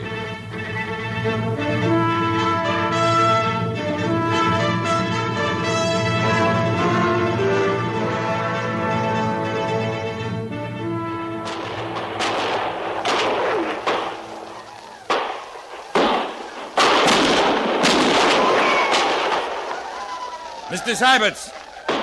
Mr. Syberts! Yes, Captain. We're wasting our fire at this range. Pass the word. Men are to flank the canyon, dig in, and hold their positions. And their fire, sir? Cease fire. But they'll think we've quit, sir. I hope they do, Mr. Syberts. Yes, sir. Captain, what about your leg? It's fine. Now pass the word, Mr. Syberts. Right away, sir. Cease fire. Cease fire. Flank the canyon, dig in, hold your position. Cease fire. Gorse! Sergeant Gorse! Yo!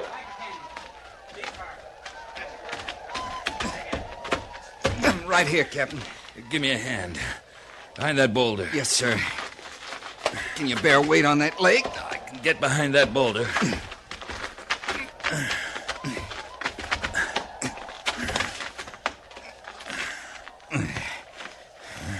Are you easy now, sir? Don't know when I've been more comfortable. If you're dry, I got part of a canteen here. No, save it. You'll need it.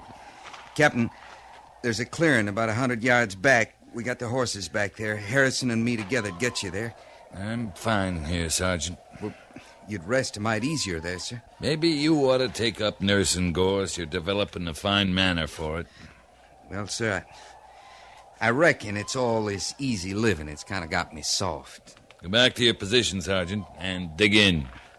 Flanking the canyon this way, you must be figuring them Injuns will try another run-through. No use 40 men spreading thin against 200 or 300 Arapaho. Yes, sir. Go on back, Gorse. Send Lieutenant Syberts here. Right, sir. Lieutenant Syberts.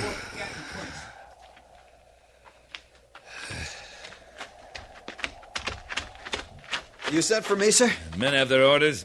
All down the line. How about ammunition? We've enough, sir. What's enough? Well, sir, I Enough think... to lead a charge down the canyon and run them off? No, I don't believe so. Enough to hold our ground here and stand off an assault?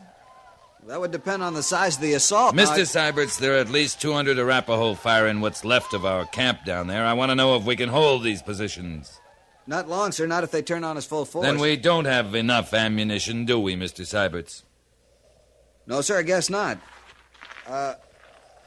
What do we do, Captain? Sit here. Hope they think they wiped us out in their last run-through. That why you ordered the men to hold their fire? That's why. They're riding off, Captain.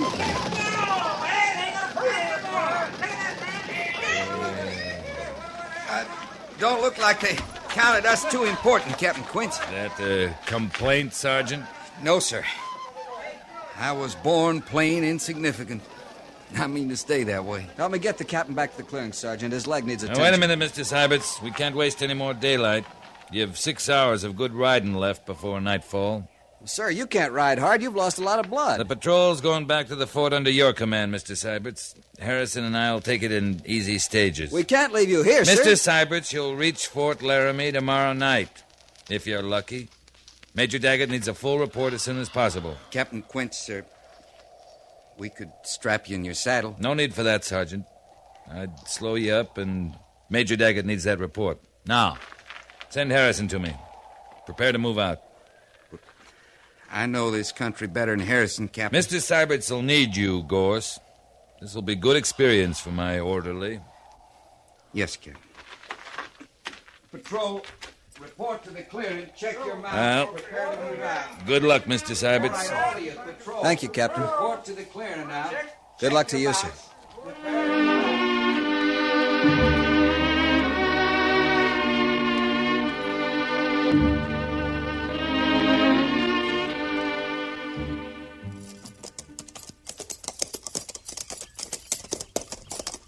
You're all played out, aren't you, sir? There's fresh water ahead. To the left there. That clump of trees. You can't go on just water, Captain. A little help. We can water the horses, too. Not much sunlight left. I hoped we'd find a settler where we could bed down for the night. This is Arapaho country, Harrison. They routed out most of the settlers. They sure got a way acting like they own the place, don't they? Running off white men. They were here first. I guess they got a funny idea that makes it their land. If we'd have had the whole company back there, we'd have run through them, sure. Showed them whose land it is. Well, it would take an awful good company. Those were dog soldiers leading that raid. Dog soldiers? Toughest fighters in the tribes. Hand-picked for their daring. Hote Mintanio. How's that, sir? That's the Cheyenne name for dog soldiers. But most Plains Indians have a select band like them. Sioux and the Arapaho. Oh. Guess we were smart to take cover in that canyon, Captain. Yeah, I guess we were. In through the trees, Harrison. Good grass there by that stream.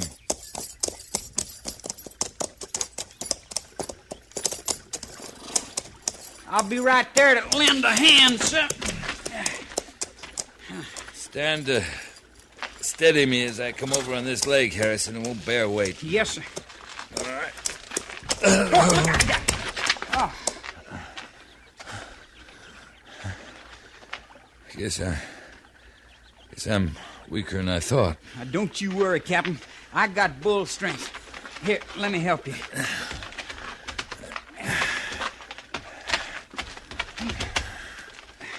Now, you just sit back against this tree. There. How's that, sir? All right, Harrison. Thanks. I'll get you some fresh water. You going all white? No, I'm all right. I'll ease those cinches and lead the mounts down to the stream and water them. Go on. I just need to catch my breath.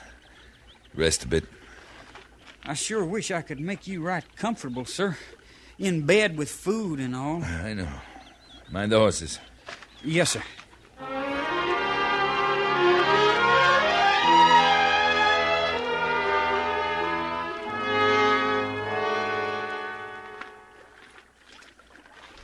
Harrison. Harrison! You awake, sir? Yeah. I shouldn't have gone to sleep. You just didn't have no choice, Captain. Once you drank that cool water, you was plumb through. What's that? Horses? No, they're not making a sound, sir. I hobbled them before I set up. Wait a minute. There's horses, all right. Sounds like they're riding this way. Well, I sure don't hear a thing. Could be you got some fever, Captain Quince. Some folks hear things when they got fever. You keep listening, you'll hear them. Yes, sir. Well, what I was going to say was, while you was resting so easy like, I set out and took a look around. There's a cabin, sir, not more than a couple of 100 yards away. They're coming from the north. Yeah, I can hear them now. Couldn't be cavalry, Captain. They moved south long ahead of us. It's not cavalry. Look through the trees. Indians. Dog soldiers. Captain, we better make for that cabin. No, we're better off here. The trees will hide us. Unless they already know we're here. Lie flat, Harrison. If they start through the trees, fire. Can you handle that carbine, sir? Yeah, I can. They're making for us, sir. Sure sin. Now wait them out. They're right at the tree, Captain. Easy. I'm sure not keen on them seeing me first. Shut up, Harris. They're riding right along the tree line. Going on south. I can't make them out anymore. You see them? Now, they've gone on past the thicket. I can't see them.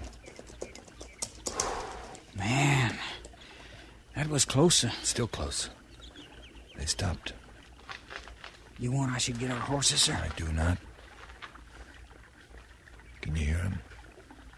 They ain't moving as I can tell. I counted 6, Captain. 6. That cabin, where is it? Near as I can tell, that's where they are, sir. It's that direction, not more than a couple 100 yards away.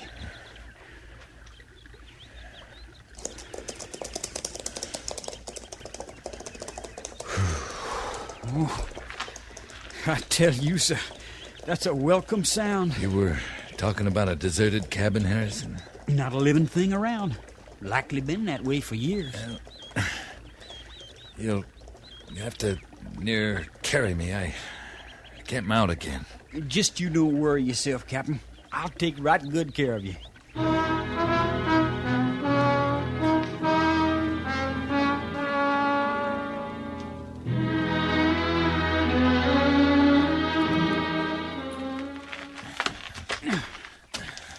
Not 10 more steps.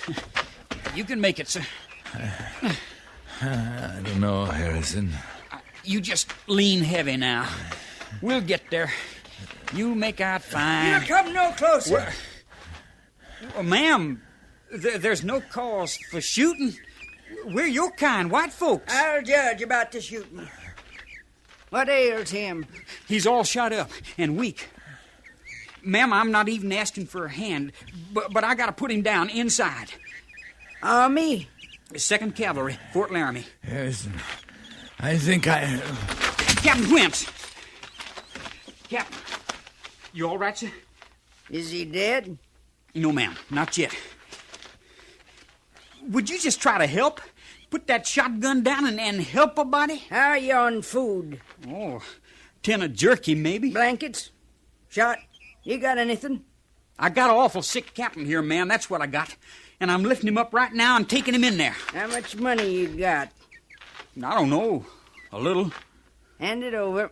Once we're inside... I tell you, son, I'd as soon shoot the both of you as jaw this way. I want your money and your guns.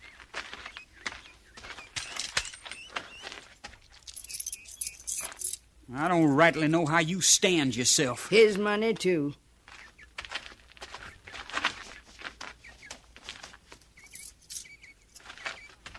I'm bringing him inside now. Not for long. For this little bit of money.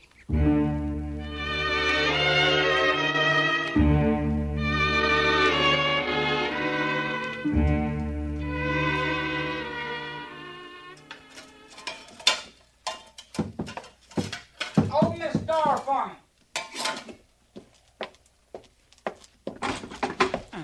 You're another weak one, are you? My arm's full of logs. Put 'em by the stove and quit your whimpering. Soft bellies, the lot of you. How is he? Ask him. He's only pretending to sleep. Captain? You can't fool her, Harrison. Don't try. Oh, you gave me a fright, sir. I wasn't sure you was going to come around. I'll be all right. She get the bullet?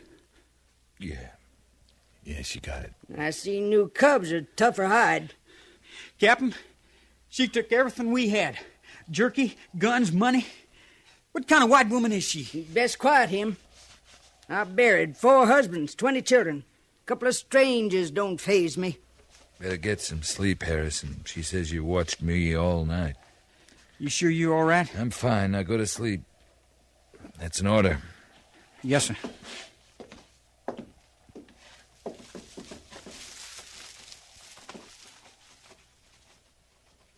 Four husbands, ma'am? Outlived 'em. But they was men, regular men. Didn't go around sirring every other man and mamming women folk. Yeah, they weren't in the army. Indeed they wasn't. No call for the army in those days.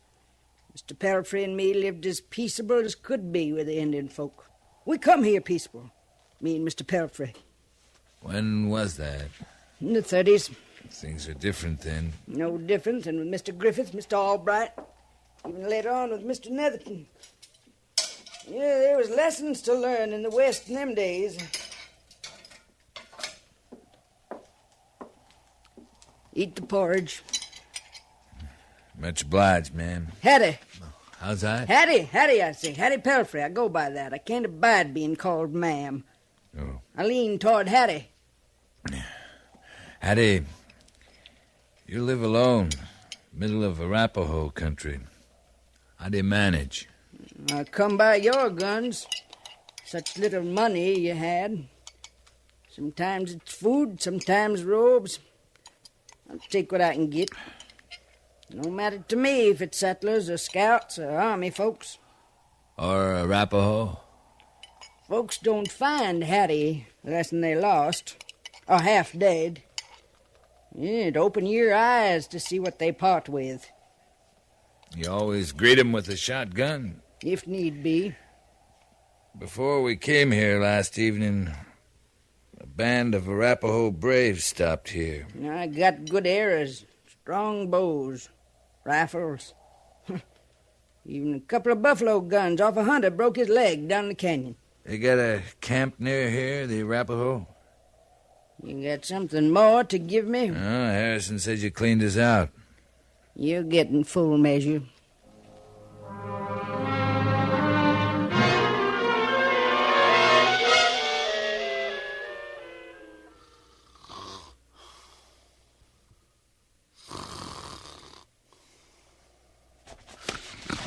What's going on?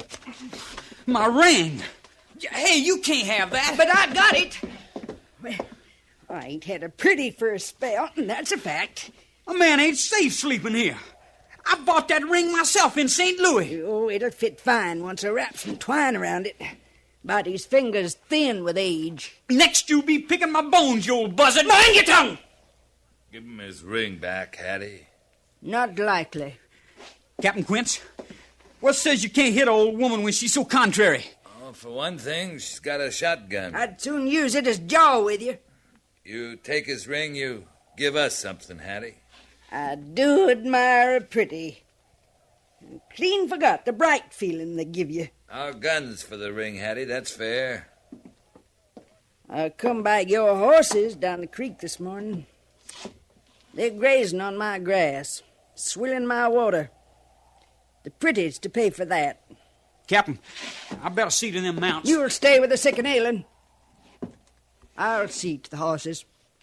You saying he can't leave the cabin? Not alive, he can't. Why, you... She means it, Harrison. I do that. Now, I've got tending to do. Outside. No need peering around for your rifles whilst I'm gone. You won't find them. Captain Quince, we gotta move out of here. We need horses to do it. Here. You steady me. You ain't fit to stand yet, sir. Just you stand still. Yeah.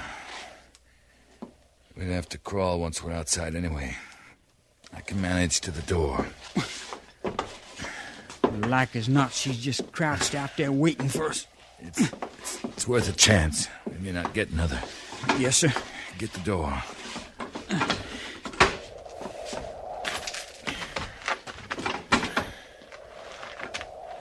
Get on your belly. Move small through this brush. Toward the stream. Can you see her? No, sir. Stream, how far is it? A good 50 yards. Maybe more. I don't see the horses. Not yet, sir. Flatten, Harrison. It's Arapaho. She come out of those trees by the water, sir. She's talking to them Indians. Don't even breathe.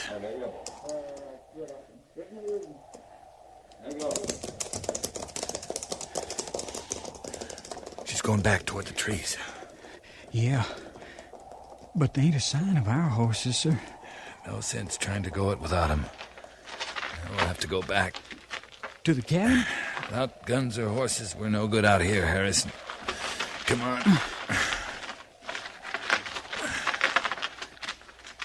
What you reckon? She's done with them, Captain. That woman, she might have eaten them.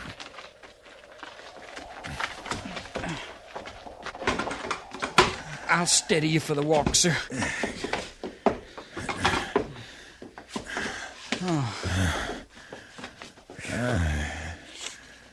I'd give a lot for some of her strength right now. You think I could find them alone? Get yourself killed doing it? It's no good, Harrison. We'll have to wait. You're just about as foolish as can be, ain't you? Crawling around in the brush out there. What's ID? Fresh air, Hattie. Got no guns, no food. There's Arapaho all around. You don't think too good of your hides, do you? Where are the horses, Hattie?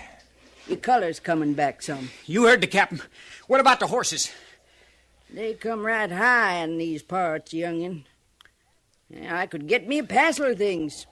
Trading horses. You're real friendly with the Arapaho, Hattie. They treat me good. Of course, they know Mr. Pelfrey and me come peaceable to their country. Not to run 'em off what rightly is their land. You never seen 'em at the killing? White women, babies, no matter to them. You ever ask yourself who started it all? I seen it happen. The whites and their guns moving in. Wasn't pretty work they did. Women and children, too. They let you live here. It's got to be a reason. He come here like you, full of shot, ailing. White men's doing. Mr. Pelfrey and me, we took him in, tended him. He was a young chief then. But Standing Bear never forgot. Not in all these years. He's as near to a relation I got. You're from another age, Hattie. You and Standing Bear. You got anyone? A wife? No wife. Mother, then? I got her memory. Pair of her earrings, that's all. Not on you. I'd have found 'em. They're back at Fort Laramie. Oh, that's a pity. Yeah, that's a pity.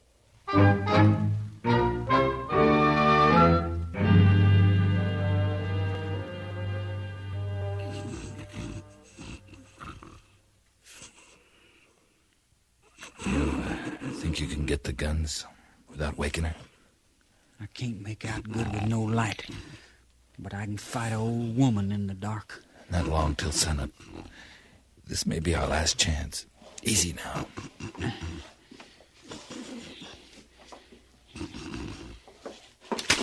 Now, that's just close enough. Stealing up on an old woman. What kind of men are you? I don't mind shooting. A bit. You're a witch. That's what you are. Seeing in the dark, hearing. You no kind of woman at all. Maybe not now, young'un. But I was once. More woman than you could imagine. Now shut up, both of you. Someone's coming. Come earlier than I said. It's probably them same Injuns again, Captain. Yeah.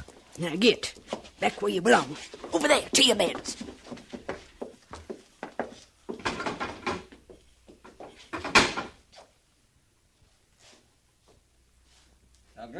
Welcome. Captain, I had my gun, I'd blow us all up before I'd let them take us. I know. Maybe I'd help you. She's out there right now, trading for us. You know that. Get ready. Someone's coming.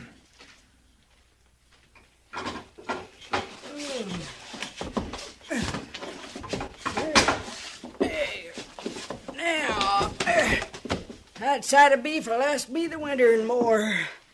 Gift for my friend standing bare. For us, Hattie? Now then, you're worth a sight more than that. They're riding off, Captain. You sparing us, Hattie? For what?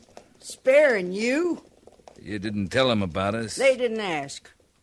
You acting human so sudden-like. After near scaring us to death. I ain't gonna miss this young'un, that's a fact. I'd soon keep company with a bawling calf. I tell you, I'm bone brittle with you two around. Well, we'd be glad to get out of your way. Trade for guns, our horses, and a cut of your new beef. Been thinking about them ear bobs. I've been thinking about our guns. Under my bed. These two horses saddled at the spring. Now, them ear bobs. They're back at Fort Laramie, Hattie. You mean to ride back with us? I gotta watch who I'm seen with. Yeah. Well, and I might get back your way someday. If I do, I'll bring 'em to you.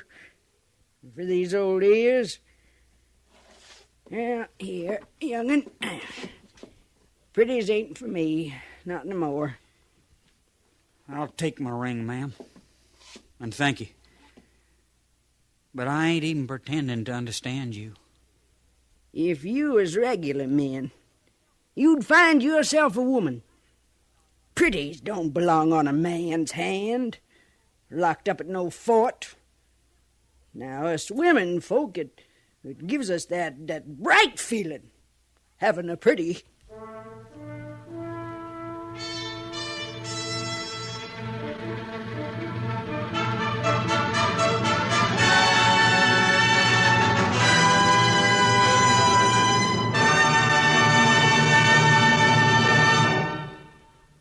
Fort Laramie is produced and directed by Norman MacDonald and stars Raymond Burr as Lee Quince, Captain of Cavalry, with Vic Perrin as Sergeant Gorse. The script was specially written for Fort Laramie by Kathleen Height, with sound patterns by Bill James and Ray Kemper, musical supervision by Amerigo Marino. Featured in the cast were Virginia Gregg, Sam Edwards, and John Daner.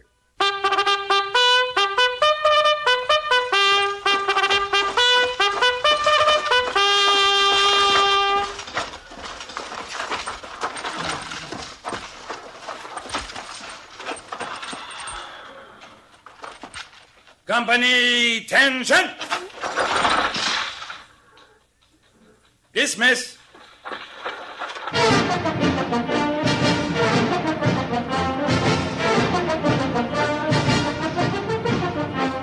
Next week, another transcribed story of the Northwest frontier and the troopers who fought under Lee Quince, Captain of Cavalry.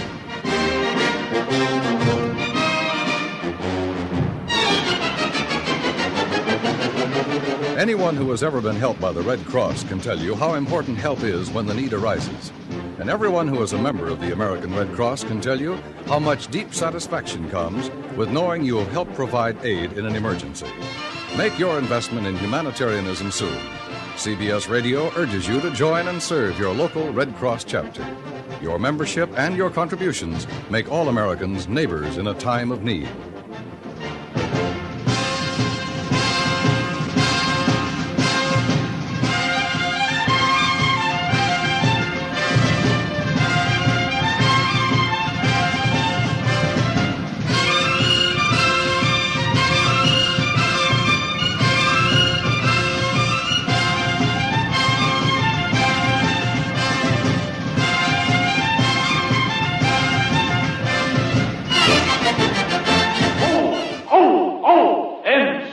Triple O. Yes, high-potency N Stop Triple O. Stop odor of breath, odor of body, other personal odors. All three at the same time. That's important because anyone who comes in contact with the public should take high-potency N's chlorophyll tablets as protection against all odor offense. N Stop Triple O so effectively that just 1 or 2 N's tablets keep you fresh as a daisy all over all day. N's make Triple O go.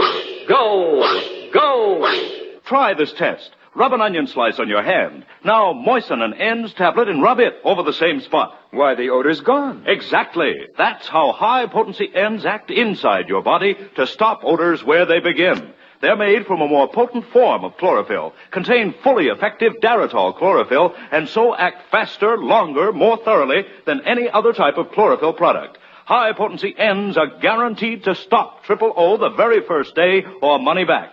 No deodorant, mouthwash, chlorophyll chewing gum, or toothpaste, nothing that acts only in the mouth or on the surface can possibly stop Triple O. You must take chlorophyll internally for these results. So get N's, that's E-N-N-D-S, N's, pleasant tasting and safe as any garden vegetable. Get high-potency N's, available everywhere. Trial size only 49 cents, larger sizes even more economical. And now, a Western drama series created by director Norman Macdonnell and writer John Meston.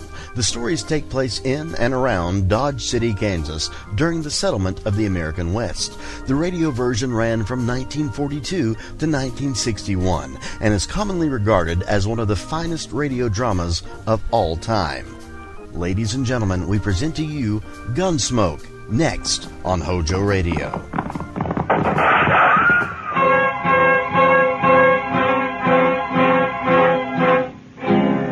Around Dodge City and in the territory on west, there's just one way to handle the killers and the spoilers, and that's with the U.S. Marshal and the smell of gun smoke.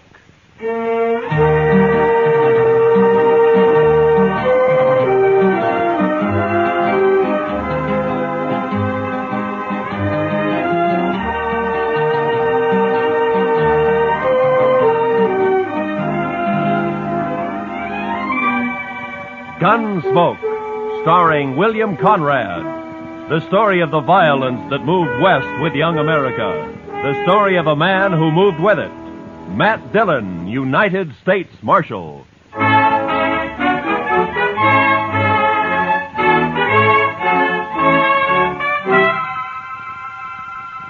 It had been some time since we'd had any real trouble. Anything more than throwing a few juiced-up cowboys in jail to sober up for a few hours. And I liked it peaceful for a change, and I hoped that it'd stay that way. Well, that morning I'd gone to take a few catfish out of the Arkansas. When I got back to the office, I found a note from Chester saying he's at the Alafraganza having a beer.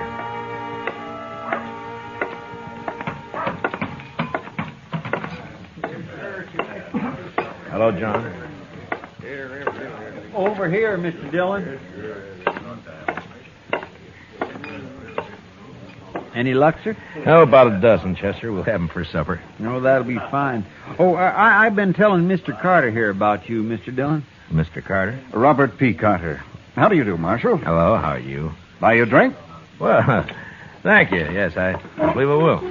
I think I'll have a beer. Bartender, a beer. Yes, Mr. Carter came in on the stage from Denver last Saturday. Oh, you live in Denver, Mr. Carter? Oh, heavens, no. New York, Marshal.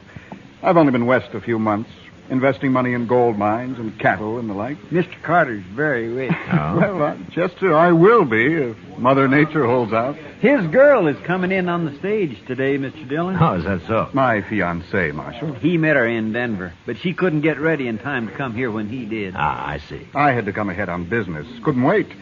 We'll take the Santa Fe to St. Louis from here. They're going to be married in St. Louis, Mr. Dillon. Wow. Well, congratulations. Thanks. But is the stage always this late? He's worried, Mr. Dillon, with his girl on the stage and all. It'll be along, Mr. Carter. You talking about the stage? Oh, hello, Shiloh. Shiloh says he's been sitting there by himself all morning, Mr. Dillon. Since last night, Chester. You know something about the stage, Shiloh? Only that it's carrying $50,000 in gold out of Leadville. So? But maybe that's why it's late. What do you mean, man? Well, if somebody wanted that gold, they'd have to stop the stage long enough to get it unloaded, wouldn't they? Bandits. He means bandits. Now, hold it, Mr. Carter. You're already bleeding and nobody's shot you yet. What? Nothing. Just take it easy. The stage will get here all right. It's often a little late. But this man says it might have been held up. Why, there may have been a shooting. Well, now, he's just daydreaming, that's all. Wait a minute. Listen. Huh? Well, there it is now. Oh. See, Mr. Carter, there was nothing to worry about. It got here all right. Yes.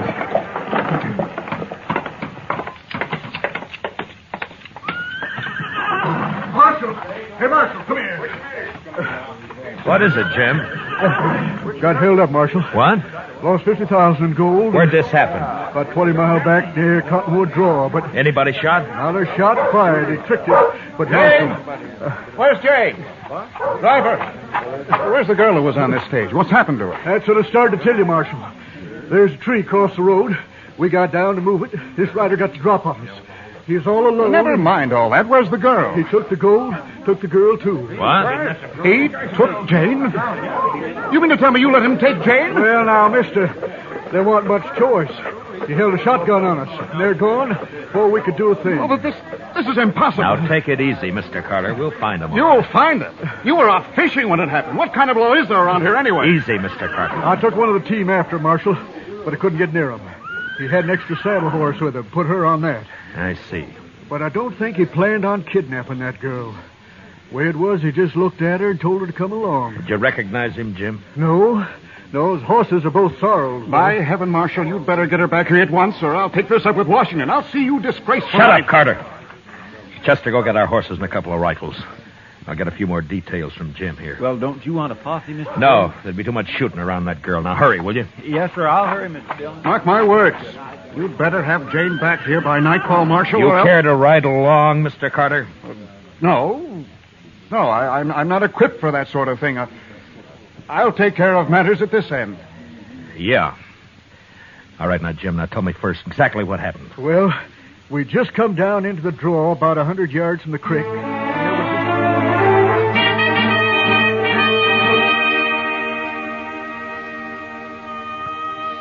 The blood-red sun was drooping over the edge of the prairie when Chester and I reached Cottonwood Draw. We rode hard until night fell, and then we had to stop and wait for daylight. But with morning, we drew a heavy rain that washed out every track. We rode on anyway. For the next 3 days, we scouted a big piece of that country. Well, it was hopeless. Finally, we headed back to Dodge, empty-handed.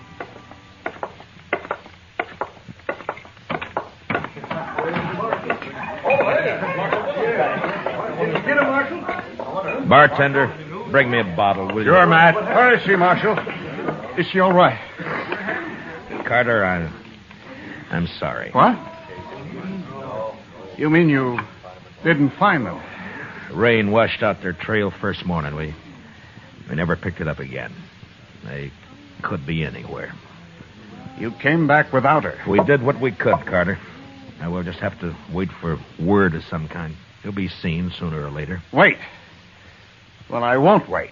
This will cost you your job, Marshal. I promise you that. Look, Carter, if it'd make you feel better, why don't you ride out yourself? It isn't my job to keep the law around here, Marshal. It's yours.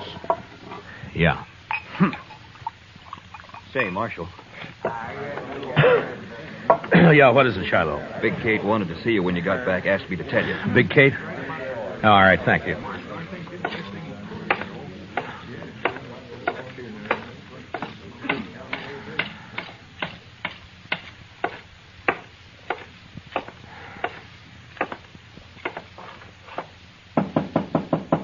Come in. Oh. No luck, eh, Matt? How'd you know, Kate? I can tell by looking at you. Yeah, it's thousands and thousands of miles, that prairie. It'd been just luck if we'd found them. Nobody's blaming you, Matt. No? Carter is. And I suppose it's hard on him. His fiancée and all that. Carter's no good, Matt. Well, I never liked him, but I suppose that doesn't matter. And I'll tell you why he's no good. Huh? You know something, Kate? Carter's been drunk a lot while you were out. He was bragging to one of the girls last night. Bragging? What, about what? Not much, to my way of thinking. Well, go on. Well, to make it short, seems Jane's father got into a big deal with Carter up in Denver. Yeah? Carter got him tied up good and then threatened to ruin him. Well, so what happened? He didn't ruin him. He took Jane instead. Yeah. Well, maybe she likes him. You don't know much about women, do you, Matt? You think a boughten bride is likely to be in love with the man? So that's what I have to bring her back to. Well, what are you going to do about it? What can I do, Kate? Just have to wait and see what turns up.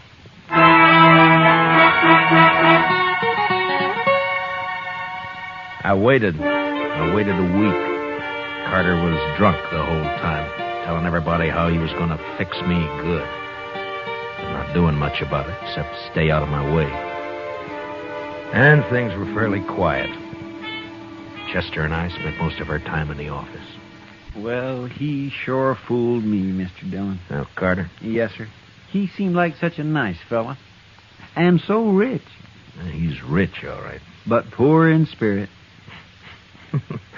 You've been going to church again, Chester? Yes, sir, Mr. Dillon, last Sunday. Oh, last Sunday. Didn't it rain last Sunday? Oh, I like church, Mr. Dillon. But I sure do hate to get all dressed up. You the marshal? Yeah, I am. Here you've been looking for a man and a woman. You know anything, mister?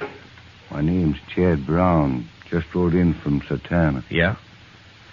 There was a man and a woman about 80 miles back on the trail. What color horses were they on? Well, as soon as they saw me, they rode off, so I didn't get very close. But both horses were the same color. I guess maybe sore. Yeah. Are you willing to ride back with me, Mr. Brown? I don't know, Marshal. I've got an awful thirst. That woman's out there against her will. I'll go. I'll get our horses. No, Chester. Be better if you wait here this time. We'll be back in a few days. With luck. Let's go, Mr. Brown.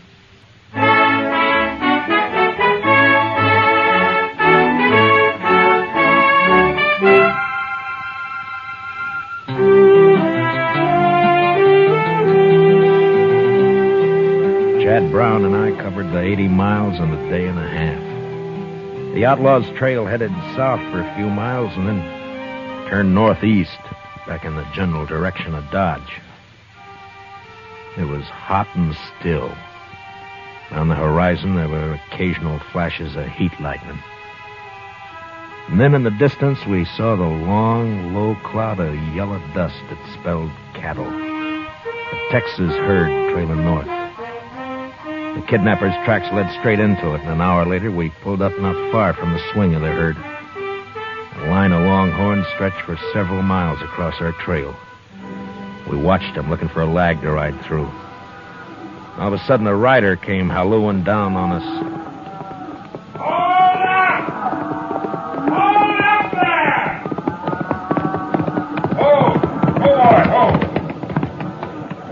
You ain't aiming to cross that herd, are you? Have you seen anything of a man and a woman around here, mister? Was they mounted? Yeah, a couple of sorrels. It don't matter. I ain't seen nothing but cattle and cowboys for 6 weeks. Besides, these cattle are plenty uneasy. They've been dry since yesterday morning. And that heat lightning ain't soothing to them. This herd's crossed the trail of an outlaw and a kidnapped woman, mister. That's so. Well, you just have to wait. You can ride around a drog back there, but you can't cut through this herd, mister. Look, I'm a U.S. Marshal out of Dodge, and I haven't got any time to waste. You think we Well, I sure appreciate your problem, Marshal, but I can't help you. I'm trail boss of this outfit, and I got 3,000 head of cattle here worth maybe $20 a head at Dodge. They're too nervy now, and I sure can't chance your touching them off by riding through there. I guess he's right, Marshal. It'd be pretty risky from the look of them. They're moving too fast now. Yeah, I know. Just that I hate to lose the time. You got more time than I got cattle, Marshal. Well, I don't know about that. But I won't tempt the stampede, mister. We'll ride around the drag. We'll see you in Dodge. The Delbarton still running? Yeah, it is. Mostly on Texas money. Adios.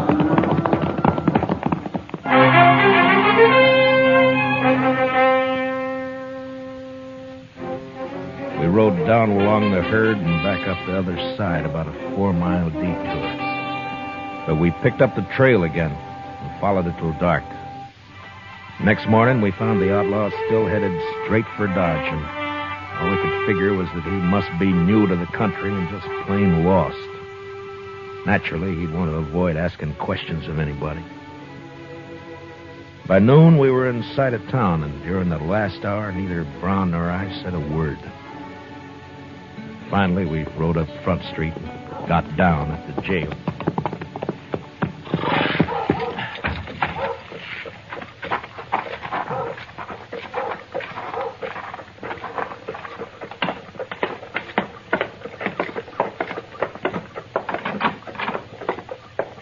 Mr. Dillon?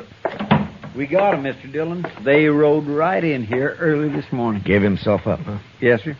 I got the man locked up in back, and the money is over at the bank. Oh, good. How's the girl, Chester? Oh, she's fine. A little tired, but fine. Ah. Well, what's his story? Who is he? He calls himself Scott Cooley, but he won't say anything more at all, Mr. Dillon. I just gave up on him. I thought I'd better wait for you. All right. I'll talk to him first, and then I want to see the girl. Where is she? I didn't like it, Mr. Dillon, but I didn't see what I could rightly do about it. What do you mean? What happened? Well, she sure didn't want to go with him, but that Mr. Carter came here and just the same as dragged her off. She went finally, but I sure don't like it. Well, they didn't leave Dodge, did they? Oh, no, sir. There's no train till tomorrow. They're at the hotel. Oh, all right. I'll go over there later, Chester.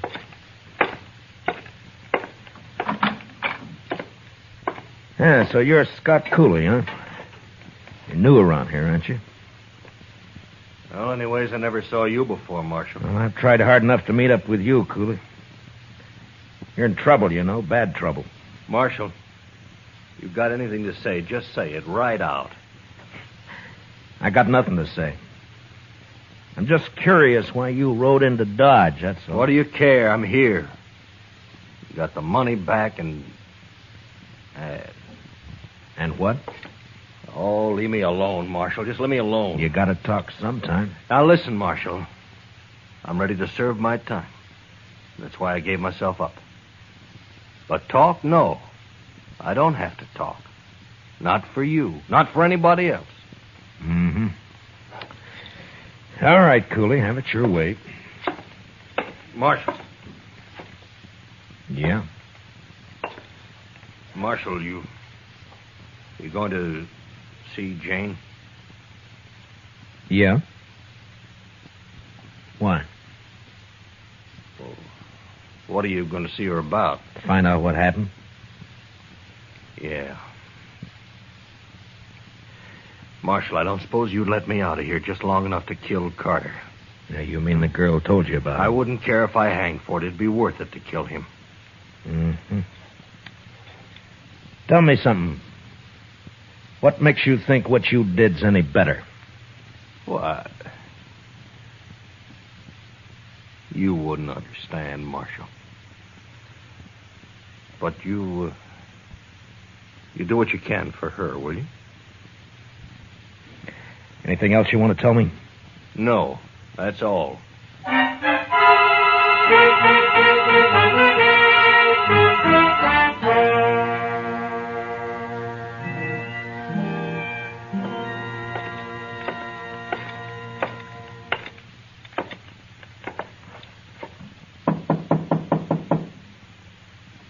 Who is it?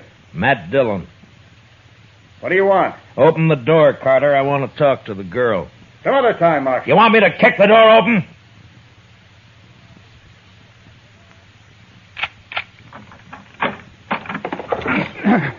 You're asking for trouble, Carter. How do you do, miss? I'm Marshal Dillon. How do you do, Marshal? I know you've been through a lot, miss, but I have to get the whole story from you so as I can file the proper charges against this outlaw, Scott Cooley. You want to use me to put him in prison? Is that it? Well, he's committed 2 crimes, robbery and kidnapping. We'll want him up for both. Well, doesn't the fact that he gave himself up and returned the money help at all? I'm afraid I don't gather your drift. Then let it go at that, Marshal. We're leaving Dodge on the next train. So Jane won't be here to testify anyway. No? Is that what you have in mind, Jane? Oh, no. I mean, I don't know. Oh, please. She's upset enough. Marshal, leave her alone. If I want anything out of you, Carter, I'll knock it out. Now shut up. You can't talk to me like that. Wait. Marshal, I'll tell you all about it, but first... Yeah? Well, not in front of him. Make him go out, and then I'll tell you. All right, Carter. Outside. Don't you order me around. This is my room. I'll throw you out. If I open the door and find you around, I'll throw you all the way downstairs. Now get it!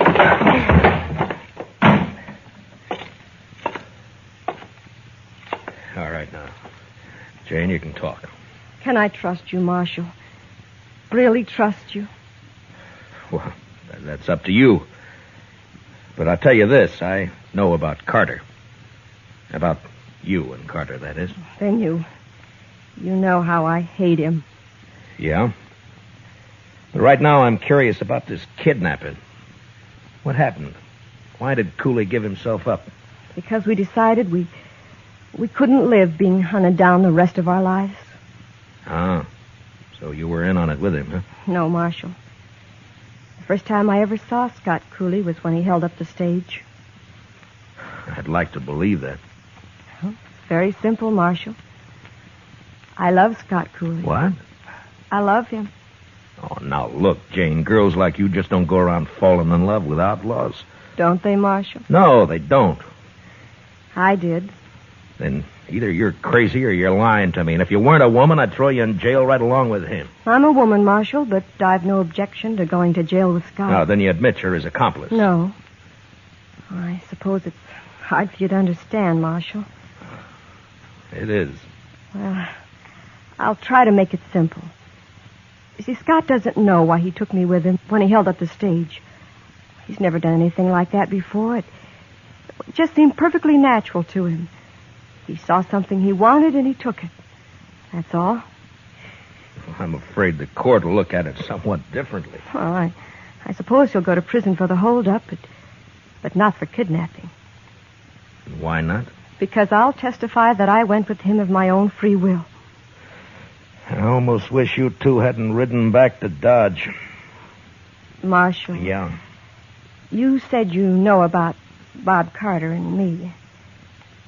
Yeah?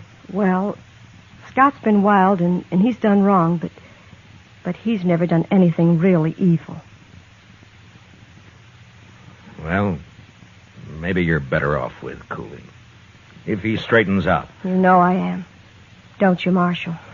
It's no business of mine. I'm a peace officer, not a matchmaker. My job's to keep Cooley under arrest and get him up for trial, and that's all. Now, what you do is your own business. You can testify any way you like. I can't stop that. Oh, please. Marshal, help me. There's no one else who can. Yeah, who is it? It's Carter. Open this door.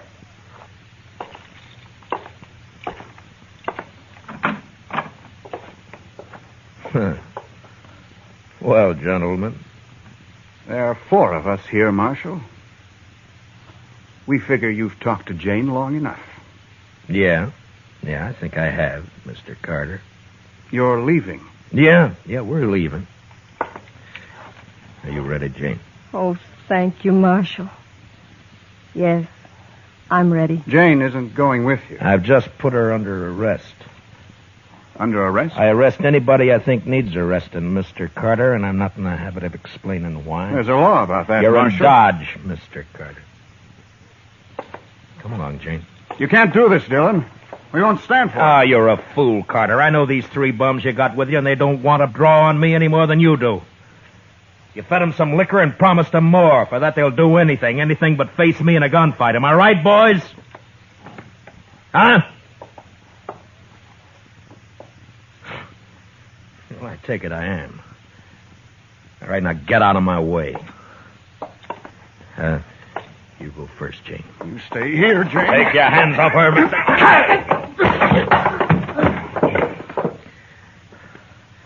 Just step over him, Jane.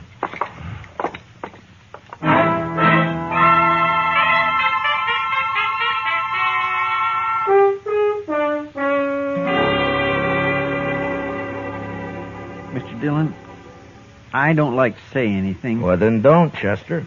But I can't help it, Mr. Dillon. This is the first time you've ever jailed a woman, and I just don't like it. Good. What? I don't like it either, Chester. What's this all about, Mr. Dillon?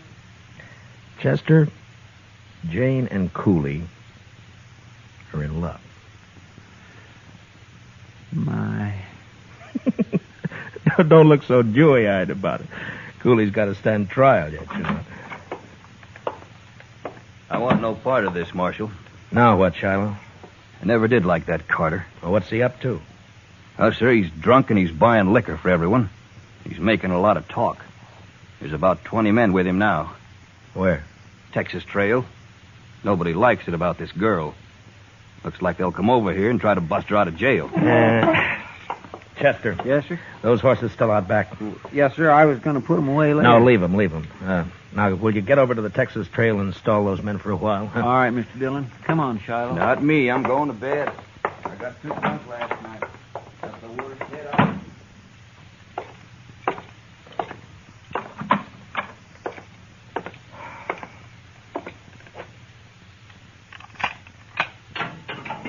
Cooley? Hmm? Come on out. What is this, Just Marshal? hurry it up, will you?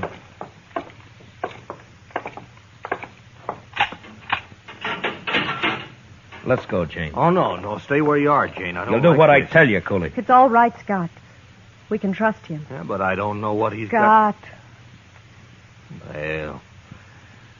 All right, Jane, if you say so. All right, now out back. Here, that way. Now, come on, let's move.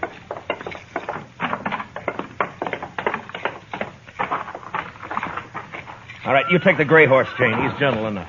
But hurry, will you? Come here. Come on, boy. Where are we going, Marshal? We're going to Hayes City. Cooley's going to stand trial there. Yeah, They got the money back, Scott. They can't do much to you. I know. But there's that kidnapping, too. I won't testify. That's all. Jane, you're going to have to testify. You'll be in contempt of court if you refuse. Then I'll lie. Anyway, I did go of my own free will. After a while, anyway. That's perjury. But you don't have to do that either.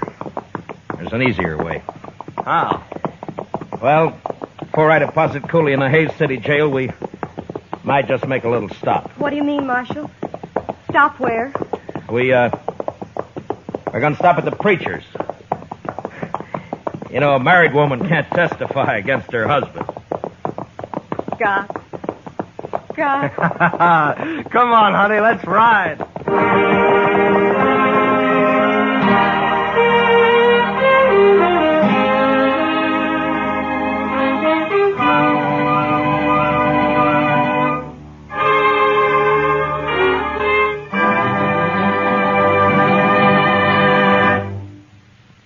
Gunsmoke, transcribed under the direction of Norman MacDonald, stars William Conrad as Matt Dillon, U.S. Marshal.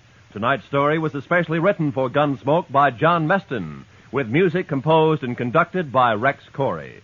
Featured in tonight's cast were John Stevenson, Larry Dobkin, and Patricia Walter, with Mary Lansing, Herb Ellis, Jonathan Hole, Jim Nusser, and Frank Gerstle. Parley Bear is Chester. Join us again next week as Matt Dillon, U.S. Marshal, fights to bring law and order out of the wild violence of the West in Gunsmoke.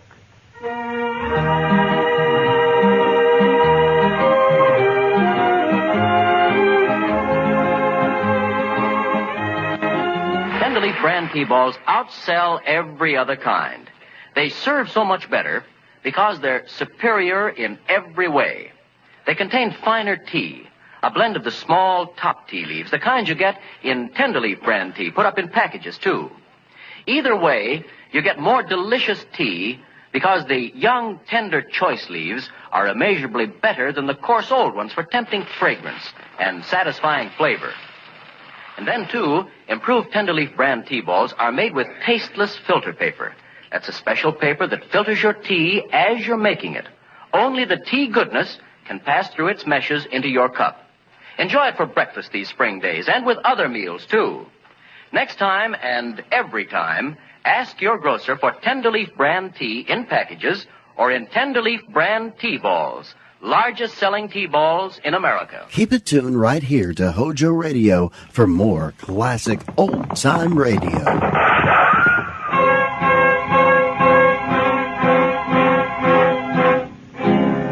Around Dodge City and in the territory on west, there's just one way to handle the killers and the spoilers, and that's with the U.S. Marshal and the smell of gun smoke.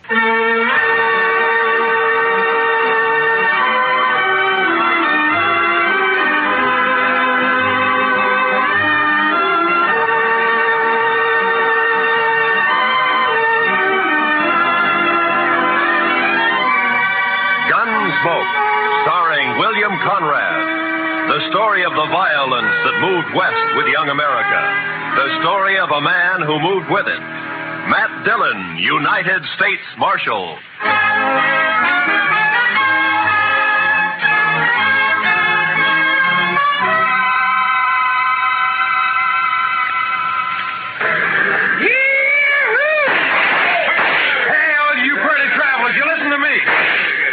You gotta get welcome to Dodge City proper like. Hey, you there, mister. I said you. You addressing me, sir? I reckon I am. You a preacher? Not exactly. You dress like a preacher. If you'll excuse me. Back up, fancy pants. You ain't no preacher. I figure on making you dance some for the folks. You think you can hoorah me? Dude, I said dance. Dance or the next shot will take off one of your toes. I don't think I'd like that. Doc, no. All right, Thorne, put up the gun. Marshal, you got a wild and woolly town here. Marshal, you move aside. I'm going to make this grinning dude kick up his heels for us. I'd say that might be quite a trick, Thorne. Unless he's changed a lot since I last met him. Have you, Doc? Not for the good, Matt. I was afraid. You pasty-faced tenderfoot. I said for you... Shut up, Thorne. He's drunk, Doc. He's dead. You just don't know it yet. I'll take it good if you'd meet me later at my office. All right, Matt. To you. Well, that's sure a lot of talk. Now I'm going to shoot that dude's boot heels. Fire one shot and I'll pistol whip you, Thorne. What's that? You're kind of forgetting who's holding a gun, ain't you? Oh! I wasn't forgetting. Oh, my wrist. You broke my wrist. I doubt it. Now let's go to jail. Oh, you can't put me in jail. I'm Thorne Finley. Move. Oh, you wait till I tell Big Jack about this, and I will, too. Do that. He might be grateful to me for saving your neck. You pulled some fool stunts, Thorne, but you've never been closer to dying than just a minute ago. You mean from that fancy pants? Oh, I could handle 6 like him. That makes you a lot of man. I can name a dozen pretty good gun hands who can't handle one of it. What? That's Doc Holliday.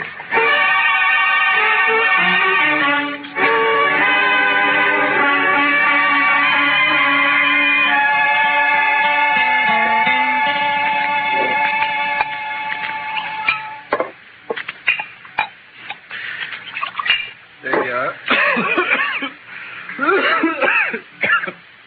Salute, Matt. Salute, Doc.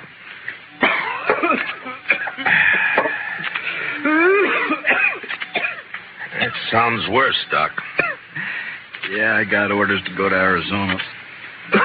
Air's dry there, better for my lungs. Going? Thought I might. Wyatt invited me to visit him. He and Virgil and Morgan are the law down there. Some little mining town called Tombstone. Well, it sounds peaceful anyway. If it isn't, it will be by the time Wyatt Earp gets through. He is the peacemakingest man I ever met outside of you. Matt, who was the tellerhead down at the depot anyway? Oh, Thorne? He's just a spoiled kid. Kid? Couldn't be much younger than you. Sure, but Thorne never grew up.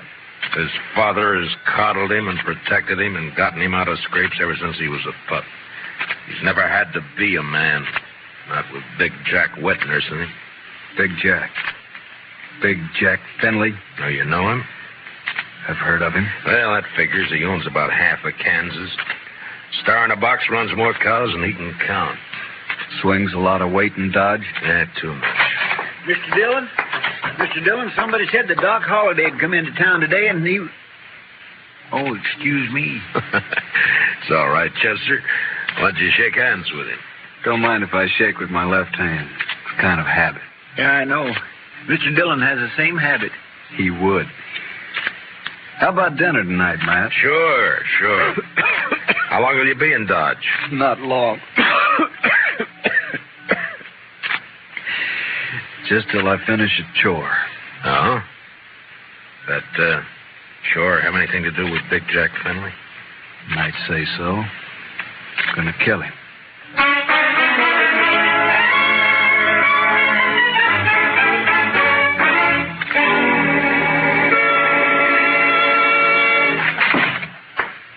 All right, Dillon. Turn him loose. You, forgot to close the door, Mr. Finley. You're going to turn my boy loose? Or I'm going to have to do it for you. You got a writ of habeas corpus? Writ? Thorne didn't commit no crime. The charges are drunken, disorderly, disturbing the peace, and attempted assault with a deadly weapon. Eyewash. You still need a writ. But, man, Judge Nathan does what I say, and you know it. Don't you think I can get a writ? I'm sure you can and will. You always do. Then what's the point, Dillon? It's just a lot of useless red tape. It's the law. Close the door on the way out.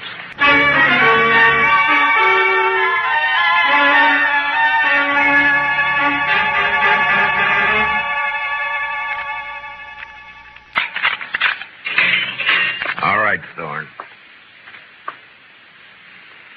Didn't I tell you Big Jack would get me out? When are you going to learn you can't save the speech? The law can't touch a Finley. You ought to get smart, Marshal. Like you? Sure, like me. Hi, Big Jack. You okay, son? Fine.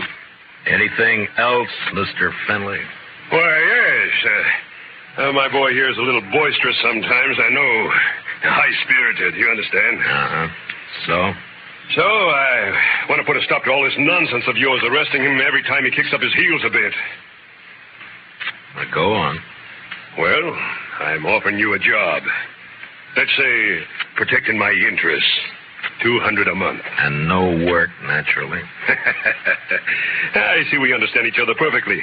No work, of course. All I have to do is just shut my eyes whenever Junior here breaks the law, huh? I said we understand each other. There's no need to elaborate on it, Dillon. There's a big need.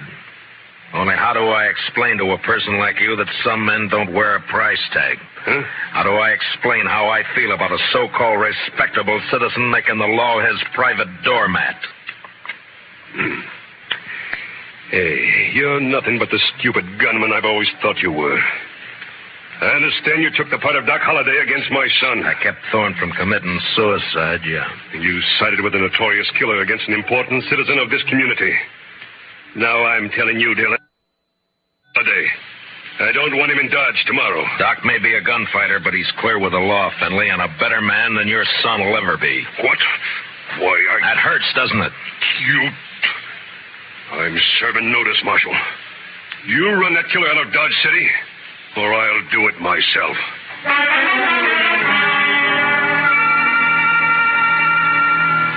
Big Jack Finley, cattleman and self-made king of southern Kansas.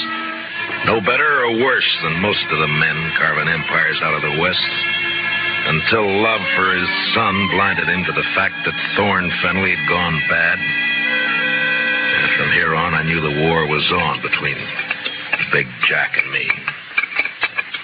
So Big Jack Finley's going to run me out of town, huh? No, unless I do it first. Oh? I do something naughty, Matt? Well, you threatened a man's life. That...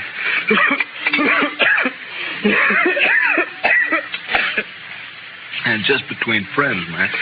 Anything else, Doc? Not murder. Murder? I give him an even break. With you, that's still murder. Don't you think you better tell me about it? Mm-hmm. What if I don't tell you? Now, then my job's to warn Finley and try to protect him. You're a tough man to be friends with, Matt. It applies to you, too, doesn't it? Guess maybe it does at that. Didn't realize how I put you on the spot by spouting off my good intentions. Sorry. Forget it. You want to talk to me? All right. Remember a girl named Ruth Davis? Mm-hmm. Died in a riding accident a few months ago. Always wondered if it wasn't suicide. She lost her brother 2 weeks before that. No accident. No suicide. You sure? Sure. You know, Ruth and her brother ran their ranch alone. Mm-hmm. A man started pestering Ruth, and she hated him. Her brother kicked the man off the ranch. This fella dry-gulched Ruth's brother, made it look like a robbery. You have any proof of this? Yeah. Ruth was afraid to go to the law, so she sent a letter to me. Here, read it yourself. She says the man was Finley and says she expects him to try and shut her up for good. Well, that doesn't mean it's Big Jack. I went to see Ruth's folks. They had her belongings. Among them, I found this. Watch chain. Engraved JF on the clasp. Jack Finley. You see why I've got to kill him, Matt? He forced Ruth's horse over that cliff, sure. But do you still think she died accidental? No. But who's responsible is something for a court to decide. Court? With Finley's money and influence, he wouldn't spend 5 days in jail even if he was convicted, which he wouldn't be. He doesn't own the court. Maybe not, but it's still the most powerful man in the state against a dead girl whose only friend is Doc Holliday. How do you think a judge will decide? Doc, I'm going to ask you a favor. Make it one I can give. I got an idea, but you must let me handle it my way. Give the law a chance. All right, Matt, I can wait. Thank you. I'll keep this letter and chain for a while. All right, but if the law fails, I'll brace Big Jack Finley when he walks out of the courthouse. And you'll be bracing 2 men, Doc. Finley and me.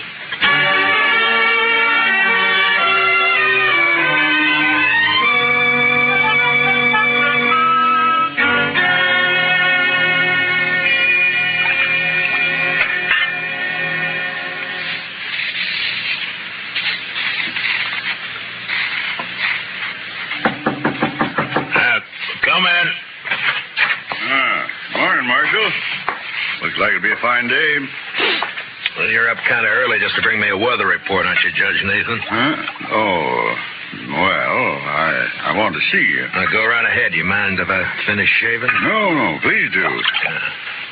Just thought I'd chat with you about the... About the Finleys? Yes.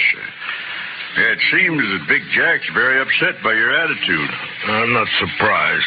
Feels you're a little rough on his boy. I am. But then his boy's a little rough. Yeah. Well, perhaps Thorne is high-spirited, like yesterday. Yesterday he was just plain high. Tell me, Judge Nathan, how do you like being on Finley's payroll? What? You know, you used to be a pretty decent person. Oh, you can't talk to me like... Yes, I can. I'm sending a copy of Thorne's record to the governor. Governor? And with it, I'm sending a list of the writs you've issued to get him out of jail and a copy of the court records. I've only tempered my justice with mercy, that's all. Thorne's been arrested for 18 offenses, convicted of 10, spent no time in jail, and paid a total of $15 in fines. I'd say you've been very merciful. You said you were sending this to the governor. You haven't actually mailed it yet? No. You got an out. Not that I don't feel justified in any decisions I've made, but such a report might cause undue talk at the Capitol. And ruin your political hopes. Well, my conditions are simple. Get off Finley's payroll now. Very well. And give me cooperation from here on, no matter who's involved. Do that and I shelve the report. I'll do it. Mr. Dillon, trouble's a making. What kind of trouble, Chester? It's Big Jack Finley, Mr. Dillon. He's rounding up his crew at the Alfraganza. They're going to ride Doc Holliday out of town on a rail. Did you cut yourself shaving?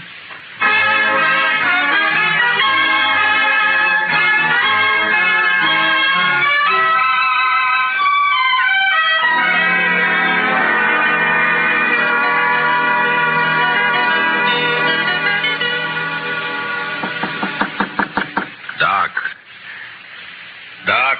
What? Wake up, Doc. It's Matt. Oh.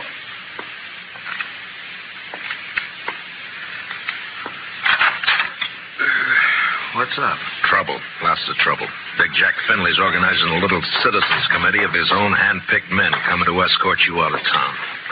On a rail? Yeah, that's the general idea. Here, take a shotgun.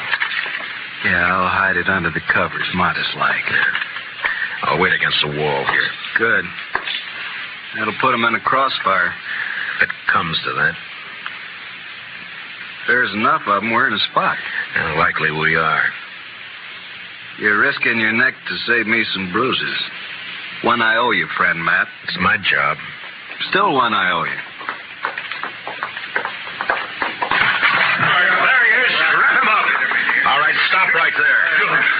I'll shoot the man who takes another step. You think you're going to stop us, Dillon? I think so. Me and Doc. Doc. Show him, Doc. Sure thing, Marshal. Look, boys, surprise.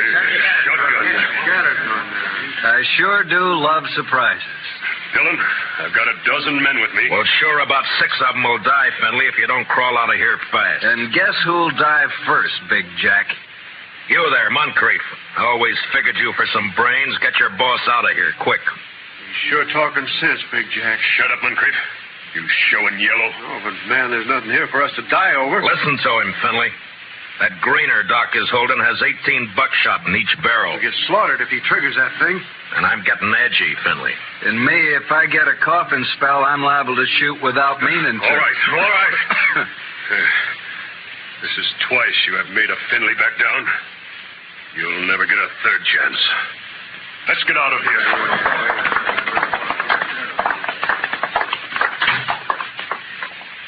Matt, when you going to arrest him? When I'm ready. Not long. I hope not. Getting impatient to see that man dead.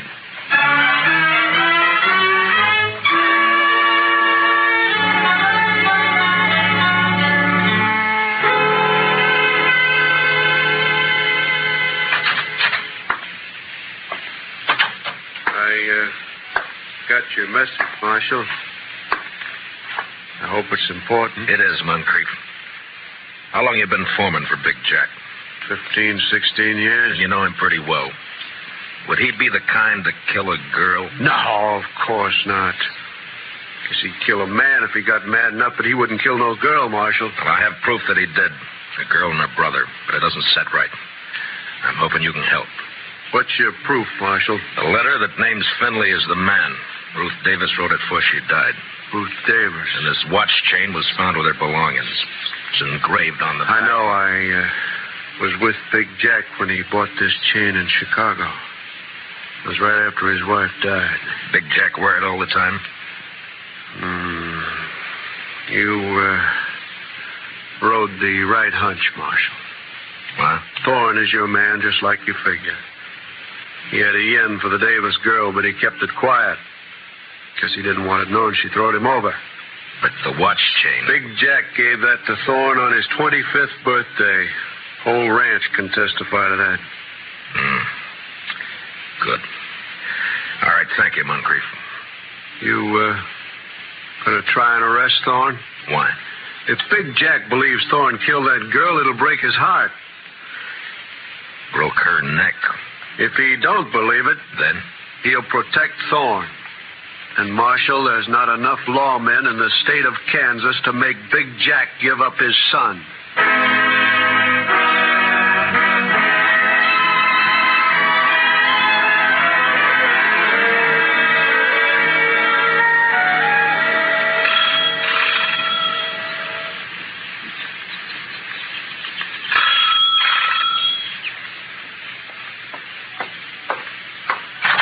Yeah, what it... Oh, it's you, Marshal. And, John Holliday. Doc, this is Judge Nathan. Holliday? Oh, yes, I've heard of you. I've heard of you, too, Judge.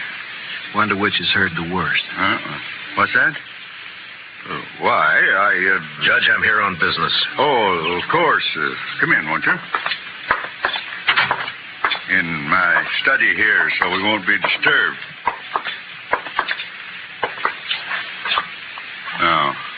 What is it, Marshal? I want you to swear out a warrant for Thorne Finley's arrest. Charge, murder.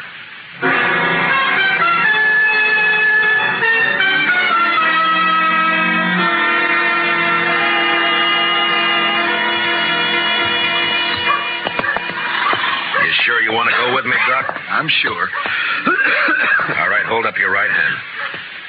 Oh, no, Matt, you wouldn't make me a lawman. If you go as my deputy. I'm not letting you make this a private fight.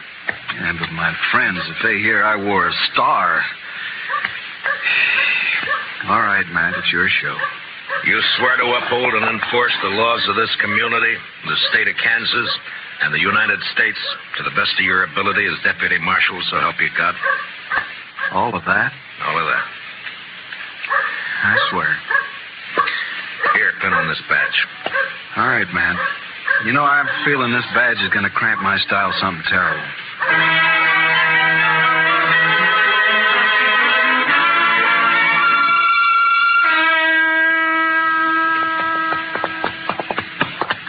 Better breathe our horses going up through this pass. We still got a good ride ahead. How far? Oh, about 10 miles.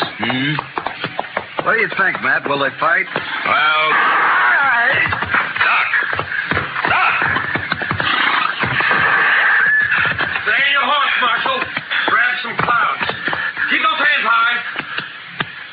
Queen's on the other side of the pass behind you.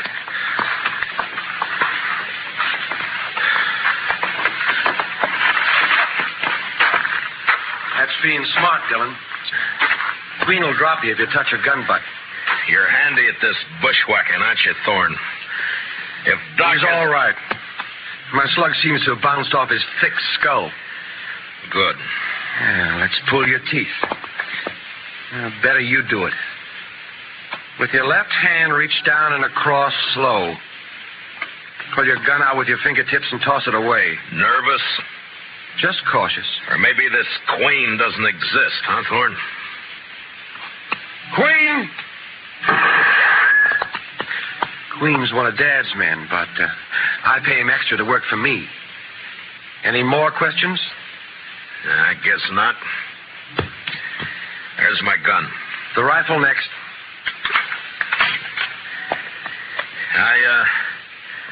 I got a penknife in my pants pocket. You know why Holiday came to Dodge? Yeah. Yeah, I guess you do. You wouldn't be riding with him. Well, he's not going to tell any stories to my dad or anyone else. You can't kill us, you stupid... Not planning on killing you. And what have you got planned? Queen's kind of a magician.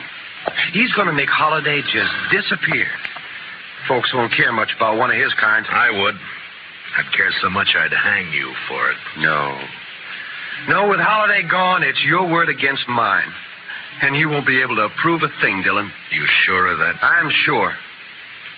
Otherwise, I'd take care of you along with Holiday. Now get on and start walking back to town. It's like I told you. Law can't touch a Finley.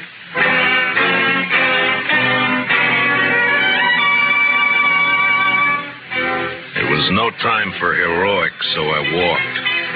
When I reached a turn, I cut back through the rocks, but it was too late. They were gone.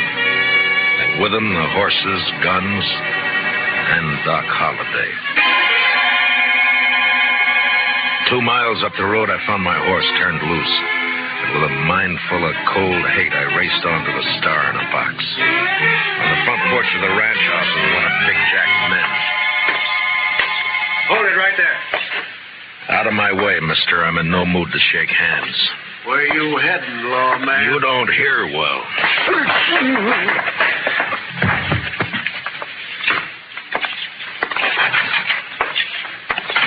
Dillon. Where's Holiday? How should I know? Get off my ranch. And where's that prize son of yours? What? Trot him out. I want him. Do you now? What on earth for? Thorne, put that gun away. Oh, no. This is just in case the marshal loses his temper. I've lost it, Junior. Sure. Dillon, I've had all I'm going to stand from you. You just think you have. Where's Holiday, Thorne? Where'd Queen take him? Holiday? Why, I haven't the faintest idea. Where is Queen, Dad? Riding fence line, but... See, Marshal, we don't know where your friend is. You're under arrest, Thorne. What's that? Ask him to show the warrant. Here.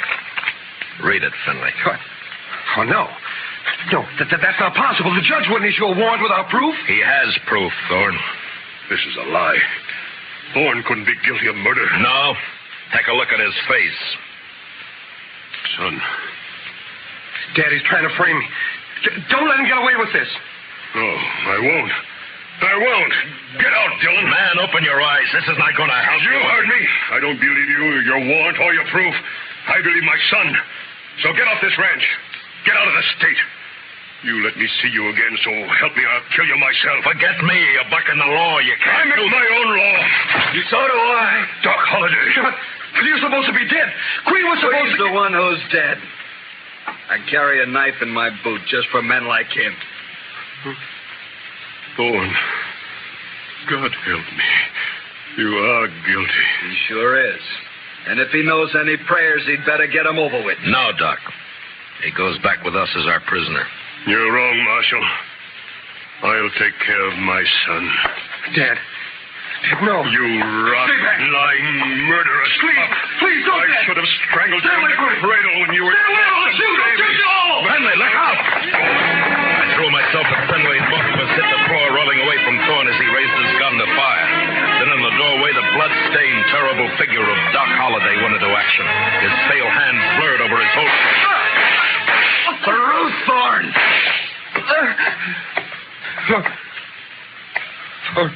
Ruth?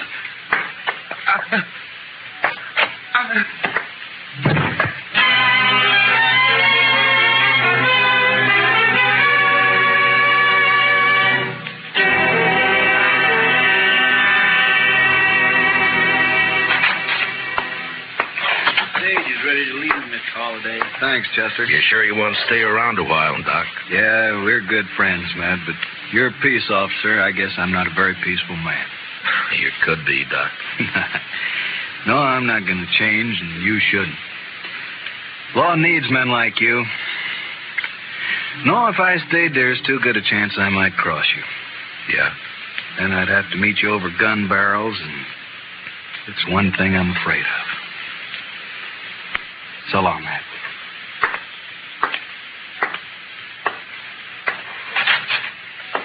Good luck, Doc. My.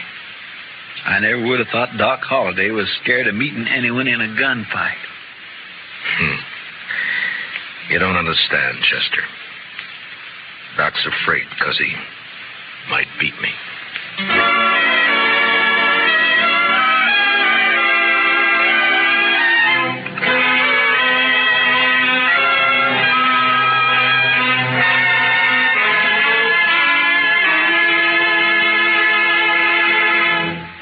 Gunsmoke, under the direction of Norman MacDonald, stars William Conrad as Matt Dillon, U.S. Marshal. Tonight's story was specially written for Gunsmoke by Herb Purdom, with music composed and conducted by Rex Corey. Featured in our cast were Harry Bartell as Doc Holliday, with Lee Millar, Nestor Paiva, Ralph Moody, and Tom Tully. Parley Bear is Chester. Join us again next week as Matt Dillon, U.S. Marshal, fights to bring law and order out of the wild violence of the West in Gunsmoke.